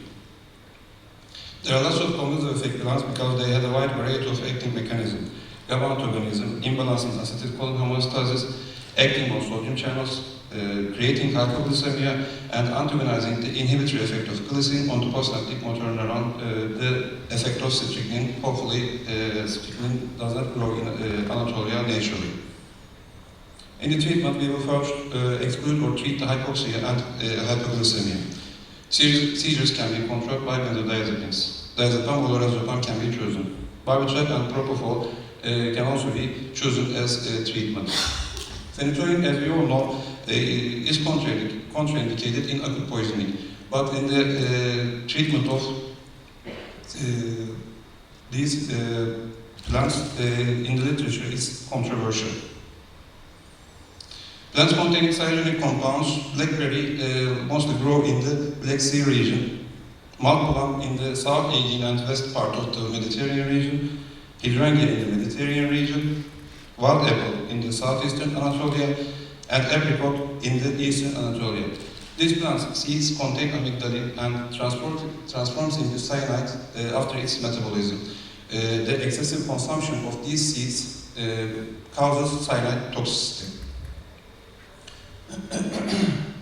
Cyanide can be eliminated directly by urine, lung, and sweat, and also transfiltration reaction produces thiocyanide, and that will be excreted with urine, the other detoxification pathway.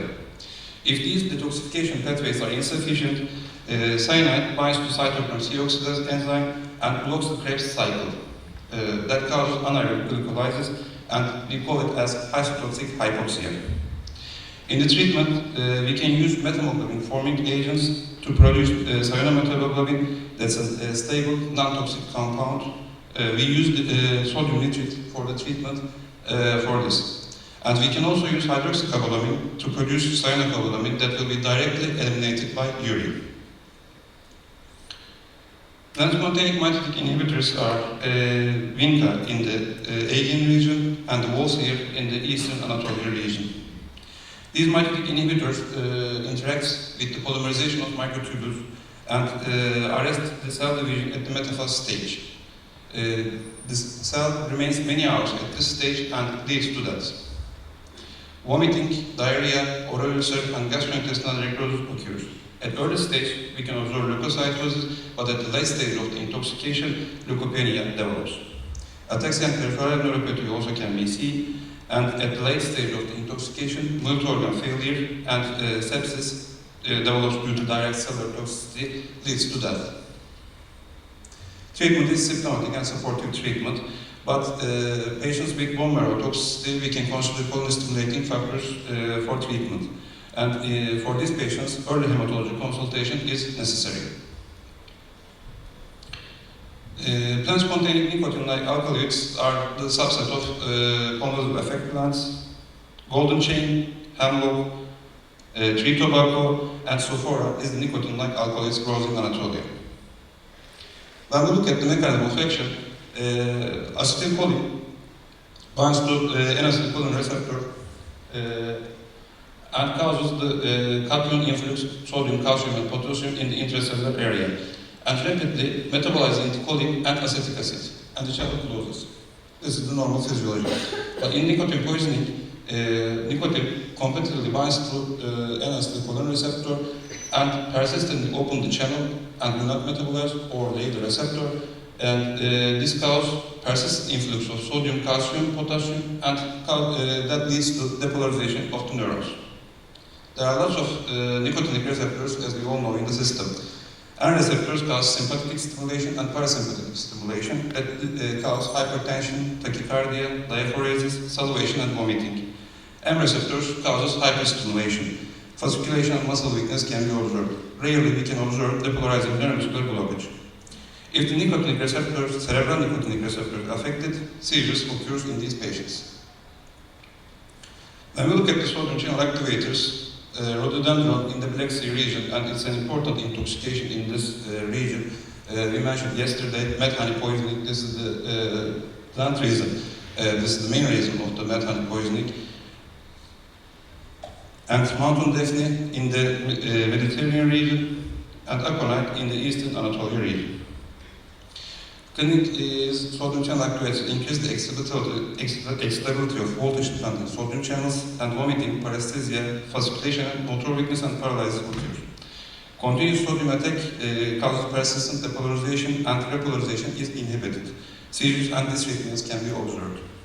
Sodium attack also increases the calcium exchange, and intracellular myocardial calcium increases that leads to increase in inotropy and dysrhythmias. Sinus bradycardia, AV blocks, repolarization abnormalities, and ventricular dysrhythmias can be observed, as like the cardiac glucoside poisoning. Hypertension can be treated with saline infusion, but if saline is insufficient, inotropic agents can be used. Norepinephrine is the first choice in the treatment. Sinus bradycardia and conduction blocks can be treated with atropine. If ventricular dysrhythmia occurs, lidocaine and amiodarone to block the sodium channel can be used. I mentioned that they are similar to cardiac glucoside, but molecular structure of the toxin is not similar, so for that reason, digoxin-specific antibodies is useless in this toxicity. Our last group is plant-spontaneous toxalbumin. Potassium pomegranate in the Marmara region. My hometown is Bursa, and street markets sell that as panacea and helps to treat everything you can face. Pseudoacacia in the Mediterranean region and castor oil plant in the Aegean region. Toxins in this protein structure inhibits the ribosomes and inhibits the protein synthesis. They have usually two polypeptide chains. The first polypeptide chain binds the surface glycoprotein for endocytosis, and the second chain binds the 6S subunit of ribosome and inhibits the ribosome, and protein synthesis inhibited by this way. Clinic depends on the route of exposure. Gastrointestinal exposure present with abdominal pain and diarrhea. It's necessary to chew and break the seed of the plant, because otherwise intoxication will not develop. Inhalation exposure is more dangerous because it has high mortality rates, and also localized pulmonary effects can be observed. When toxin makes the system, the multi-organ failure is inevitable. Treatment, we have no chance other than aggressive supportive treatment, because there is no known cure for this toxicity.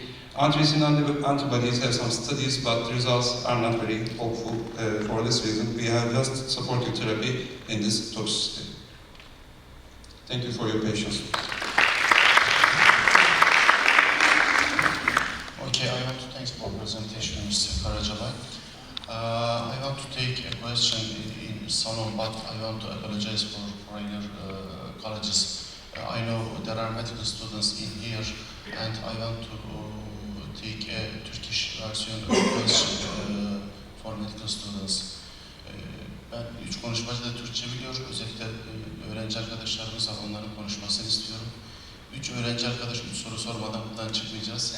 Onların katılımını sağlamasını istiyorum. Sinan Bey buraya veriyor musunuz? Olur.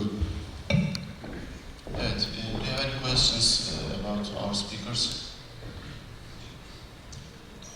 Yes, medical students, you can speak Turkish. Ben seçeceğim ona göre. Seçeyim mi? Evet, siz hanımefendi. Lütfen bir sorar mısınız? Yok, sizin arkanızda sağdaki. Evet, siz.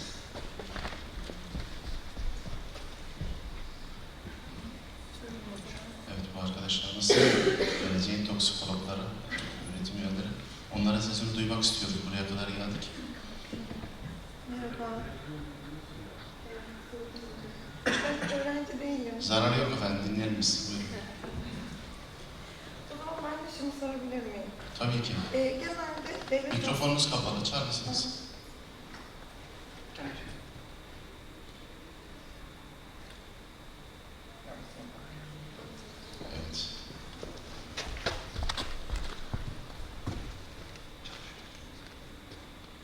Peki biz sizi duyuyoruz efendim, buyurun. Genelde antivenomların çalıştığım devlet hastanesinde kullanılmadığı için hep tarihi geçmiş antivenomlar oluyordu ve bunlar değiştirilmiyordu. Biz aradığımızda hani bize kullanabilirsiniz deniliyordu. Evet. 114 aradığımız.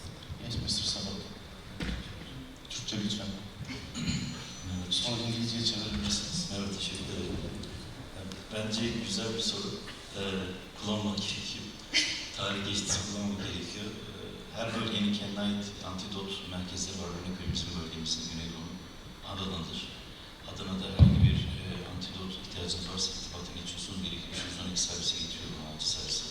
Ama tarih geçmiş şey kullanmak gerekiyor. Teşekkür ederim. Okay, thanks for question.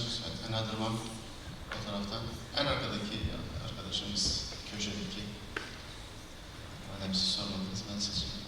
Hocam ben bir şey sorsam. Tabii ki. Yani farmakoloji hocalarımız da buradayken açıkçası sormak istedim. Şimdi normalde hani ilaçlar üretilirken belli bir güven aralığı oluyor. Yani son kullanım tarihinden sonra belli bir süre oluyor. Yani antivenomlarda da aslında böyle bir şey geçerli olabilir mi? Yani öyle bir şeyimiz yok. Hani teknik olarak bir bilgimiz yok tabii, ama hani SKT sonrası kullanım normal böyle ilaçlarda olduğu gibi tavsiye edilen tüketim tarihi. Tabii tavsiye edilen tüketim tarihi aslında o. Yani üzerinde belli bir süre şeyimiz oluyor, kullanma şansımız oluyor aslında. Kadarıyla ilaç firmalarında onların stabilite testleri ne kadar rafine vesaire, hani çalışmalarla belirleniyor. Dolayısıyla ben de kullanılmaması gerektiğini düşünüyorum ama Yeşim Hocam'ın bir katkısı olur mu? Ben de bu konuda Türkçe Yes, please. In Turkish, if you able to translate, I can translate it also. Farmakolog olarak bu sorular bize çok geliyor. Aylin Hoca'nın da dediği gibi stabilitesi çok önemli. Özellikle biyolojiklerde, ki bunlar, bu antivenomlar biyolojik ve protein içeriyorlar. Bunların denatürasyonu antivenomun etkisinin olmamasına neden olacaktır. Onun için tabii ki biz burada expiration date'i yani son kullanma tarihini dikkate almak zorundayız. Dün bana çok ilginç bir soru geldi. Hem de 9 Eylül ağacından hocalardan birisi bana sormuş. Bir miyasten gravis ilacı, interferon alfayı saklarken hasta buzdolabı yerine buzluğa atmış. Buzluğa atmış, ondan sonra çözdürmüş. Bunu kullanabilir miyiz, kullanamaz mıyız diye soruyor. Tabii ki kullanamaz çünkü çözüldüğü zaman bu proteinler denatüre olacaktır. O nedenle burada özellikle biyolojik içeren, diğer kimyasal maddelerin stabilitesi biraz daha uzun sürebilir ama özellikle biyolojik etken ki son yıllarda ilaçlar biliyorsunuz artık hep biyolojikleri içeren ilaçların kesinlikle son kullanma tarihinden sonra hiçbir şekilde garanti edemeyiz etkinlikleri için ve güvenlikleri için aynı zamanda. Evet, oradan açıldı arkadaşlar. Yes. Ben 9 Eylül Üniversitesi Tıbbi Farmakoloji Anabilim Dalı'nda asistan hekimim. Bize gelen bir vaka vardı. Sirke notu tüketen 2 tane anne ve kız. Haşlayıp yemişler. Sonrasında halüsinasyonlar, böyle nöbet takip değişiklikleri olmuştu. Annesi yoğun bakımda kaldırılmıştı. Kızı da kapıda annesini beklerken epileptik nöbet geçirmişti. Bize antikolinerjik sendrom düşündük diyerek danıştılar ama midriasis dışında antikolinerjik sendrom destekleyecek bir bulgusu yoktu bu anne kızı. Biz şunu sormak istiyoruz, bu bitkilerle ilgili verilere nereden ulaşabiliriz, nereden araştırabiliriz? Belli bir kaynak Şimdi şöyle aslında dünkü toplantıda konuşuldu. Amerika'da çok ciddi bir database var ve orada bir botanikçi bu konuyla alakalı fikir veriyor. Aslında bitkilerle alakalı tüm bilgiye bizim hayır olmak mümkün değil. Yani botanikçi olmak gerekiyor çünkü bunun için. Seçeneğiniz varsa, botanikçi varsa ki üniversitenizde vardır muhakkak, onlardan destek almak en mantıklısı. Yoksa semptomatik olarak ilerlemeniz lazım. Bahsettiğiniz semptomlar zaten çok antikolinerjik şeye uymuyor, toksidroma uymuyor. Çok olası değil bence antikolinerjik zehirlenme ama bitkinin tam tanımlanabilmesi için bir botanikçiden almak gerekir muhakkak, görüş almak gerekir. Yani öyle bir yok, database'imiz yok. Bu bitki şudur, görsel eşleştir, Google görsel aramalarını başlattı ama çok yeterli sonuç vermez. Belki o kullanılabilir ama çok daha primitif düzeyde ilerliyor aslında onların görsel araması ki bence işe yarayacak bir şey olacaktır bunlarla alakalı. Ama tam türü tanımlayabilmek adına bir botanikçiden muhakkak görüş almak gerekir. Evet, teşekkür ederiz. Ben de soru sorabilirim. Buyurun efendim. Ben Karadeniz Technical University Tıp Fakültesi 5. sınıf öğrencisiyim, adım Hale. Benim sorum tam olarak toksikoloji ile ilgili değil belki ama psilosibin mantarının aynı zamanda psikiyatrik hastalıkların tedavisinde kullanıldığını duymuştum. Özellikle Amerika'da. Bu konu hakkında neler söyleyebiliriz hocam? Aslında psilosibin içeriğinde psilosibin içeriyor ve toksitesi düşük bir mantar. Ve kötüye kullanımı da var. Genellikle ülkelerde zaten kullanımı kısıtlanmış durumda bu mantarın. Bazı ülkelerde bunun satışı yapılabiliyor.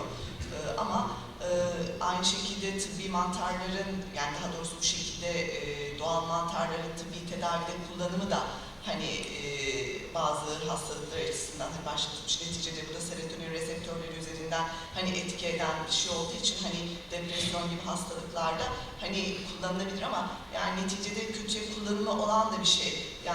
Bunların tabii ki kullanıma geçmeden önce çok detaylı klinik öncesi klinik çalışmalarının yapılması gerekiyor. Böyle bu şekilde bununla ilgili tıbbi mantarların tedavide kullanımıyla ilgili çalışmalar, hatta bununla ilgili dergiler de var sadece tıbbi mantarların kullanımıyla ilgili ama şu an bildiğim kadarıyla kanıtlanmış bir şey yok, çalışmalar var. Onlar da tabii ki zaman istiyor. Teşekkür ederim. Peki. Şimdi oradan bir soru alacağım. Bir orta taraftan soru istiyorum. Bir de oradan bir soru hakkınız var. Bir soruyla bitireceğim oturum. Buyurun. Hocam merhabalar. Öncelikle ben Yiğit Eren Kavun, Karadeniz Teknical University 1. sınıf öğrencisiyim. Ne güzel, hoş geldiniz. Çok teşekkür ederim. Asıl biz teşekkür ederiz sizlere misafir ettiğinizden dolayı. Hocam benim sorum, iki sorum var ama zaten birbiriyle bağlantılı. Birincisi, burada son Sinan hocamızla yanılmıyorsam bir bitkilerden bahsettiniz ve orada hani bitkilerde bu işte toksikolojik vakalara sebep olacak toksinlerin içermesine. Benim sorum burada şu, hani bu bitkilerin yani tamamen mi toksikolojik yoksa belli bir doz aşımından sonra mı bu meydana geliyor? Bu bir. İkinci durumsa, mesela burada yazmıştım, siyanit mekanizmasında işte oksidatif fosforilasyonun baskılanması, Krebs döngüsünün durdurulmasından bahsetmiştiniz. Şimdi bu bitkiler de zaten oksidatif fosforilasyon yapıyorlar. Hani burada yani geliştirilecek olan ilaçlarda ya da antidotlarda zaten bitkilerde bu aynı bizdeki mekanizmanın benzerleri bulunduğu için antidot geliştirmelerde böyle bir mekanizma üzerinden çalışmalar var mı? Teşekkür ediyorum. Şimdi şöyle, senin sorduğun sorunun bir bilim dalı var, fitoterapi diye eczacılık fakültelerinde. Yani hani bitkilerin medikal faydalarının kullanımıyla alakalı. Tabii ki hani aslında Paris'ler sözü bitkiler için de geçerli. Yani hani her şey zehirdir, belirleyen dozudur. Şimdi mesela yani siyonojenik bileşiklerde en çok karşımıza çıkma ihtimali olan şey olduğu için söylüyorum. Yani herkes muhakkak bir kayısı çekirdeği falan hani kurutulup yenir, güzel ve keyifli de bir şeydir. Bunu kullanım miktarıyla alakalı bir şey. Yani tamamen. Çünkü detoksifikasyon şeyin var, yolağın var. Yani vücutta her şeyle alakalı bir detoksifikasyon yolağı var. Zaten bunu aştığın zaman problem ortaya çıkıyor. O detoksifikasyon yolağını aştığın zaman problem ortaya çıkıyor. Yani direkt toksik etkili olanlar var. Hani hiçbir şekilde şey yapamayacağın, tolere edemeyeceğin, yani ametofalleriniz mesela çok düşüktür şeyi, yani hani mantarlarda. Hani direkt toksik etkili çıkıyor. Mitotik inhibitörler belli bir şeyden sonra toksik etkisinin önüne geçmem mümkün değil ama her şey dozla alakalı. Vücut zaten yani çok doğal bir güdüyle aslında kendimizi onarmaya çalışıyoruz biz. Her şeyde böyle. Hani yaptığımız şey yok. Hani aldığın toksinin miktarı evet vücut bir şekilde eksploate edebiliyorsa veya detoksifiye edebiliyorsa, birçok detoksifikasyon yolağımız var. Hani bunlardan herhangi birisini detoksifiye etme yolu bulabiliyorsa zaten problem yok. Ancak her detoksifikasyon senin vücudunda hasar bırakıyor. Olay aslında bundan kaynaklanıyor. Yani hani sonuçta ömür dediğimiz çizginin bitiş sebebi aslında bu, yani detoksifikasyon yolaklarımızın tükenmesinden kaynaklanıyor aslında. Peki hocam, o bahsettiğim ilaç geliştirme yolaklarından, yani bitkilerde de aynı mekanizma olduğundan dolayı o bahsettiğiniz antidotlar da böyle bir özütten mi elde ediliyor, yoksa yani en azından böyle bir mekanizmanın bir bağlantı var mı? Yani bitki biyolojisiyle mesela o zehirli şeyler onlarda da bulunuyor biliyorsunuz. Diyelim o işte Krebs döngüsünü engelleyen, hani bizde engelleyip onlarda engellememesinin sebebini oradan bir antidot olarak elde ediliyor mu? Bir de bunu sormak istemiştim. Şimdi şöyle... ya da bunun bir mekanizmasını biliyorsunuz yani. Örnek üzerinden gidelim. Amigdalin zaten hani o bitkinin kendi yapısında bulunan bir şey. Yani siyanüre dönüşmüyor zaten. Biz bunu aldığımızda vücudumuz bunu siyanüre metabolize ediyor. Yani sen vücudunu aldığın zaman doğal olarak yani gastrointestinal sistemden girdiğinde, yani exposure ortaya çıktığında enteropatik siklüse giriyor. O enteropatik siklüsün temel mantığı zaten metabolize ediyor. Bunu yani sana enerji elde etmek için, detoksifiye etmek için fark etmez gereklisinin olduğu enteropatik siklüsü alıyorsun sen bunu. Bu siklüse girdiği zaman bir metabolit ortaya çıkıyor. Atıyorum parasetamolde de bu böyle. Hani sadece şey için değil, bitki için değil. Hani sen bunu vücudundan uzaklaştırma ve etkin metabolit ortaya çıkarmaya çalışırken toksik metabolit ortaya çıkarılıyor. Tamamen vücudun metabolizmasıyla alakalı. Teşekkür ederim. Peki arayı da yemeyelim. Başka soru? Okay, süre doldu galiba. Okay, I want to thank for all speakers and listeners, and I want to close this track. Thanks again. Let's break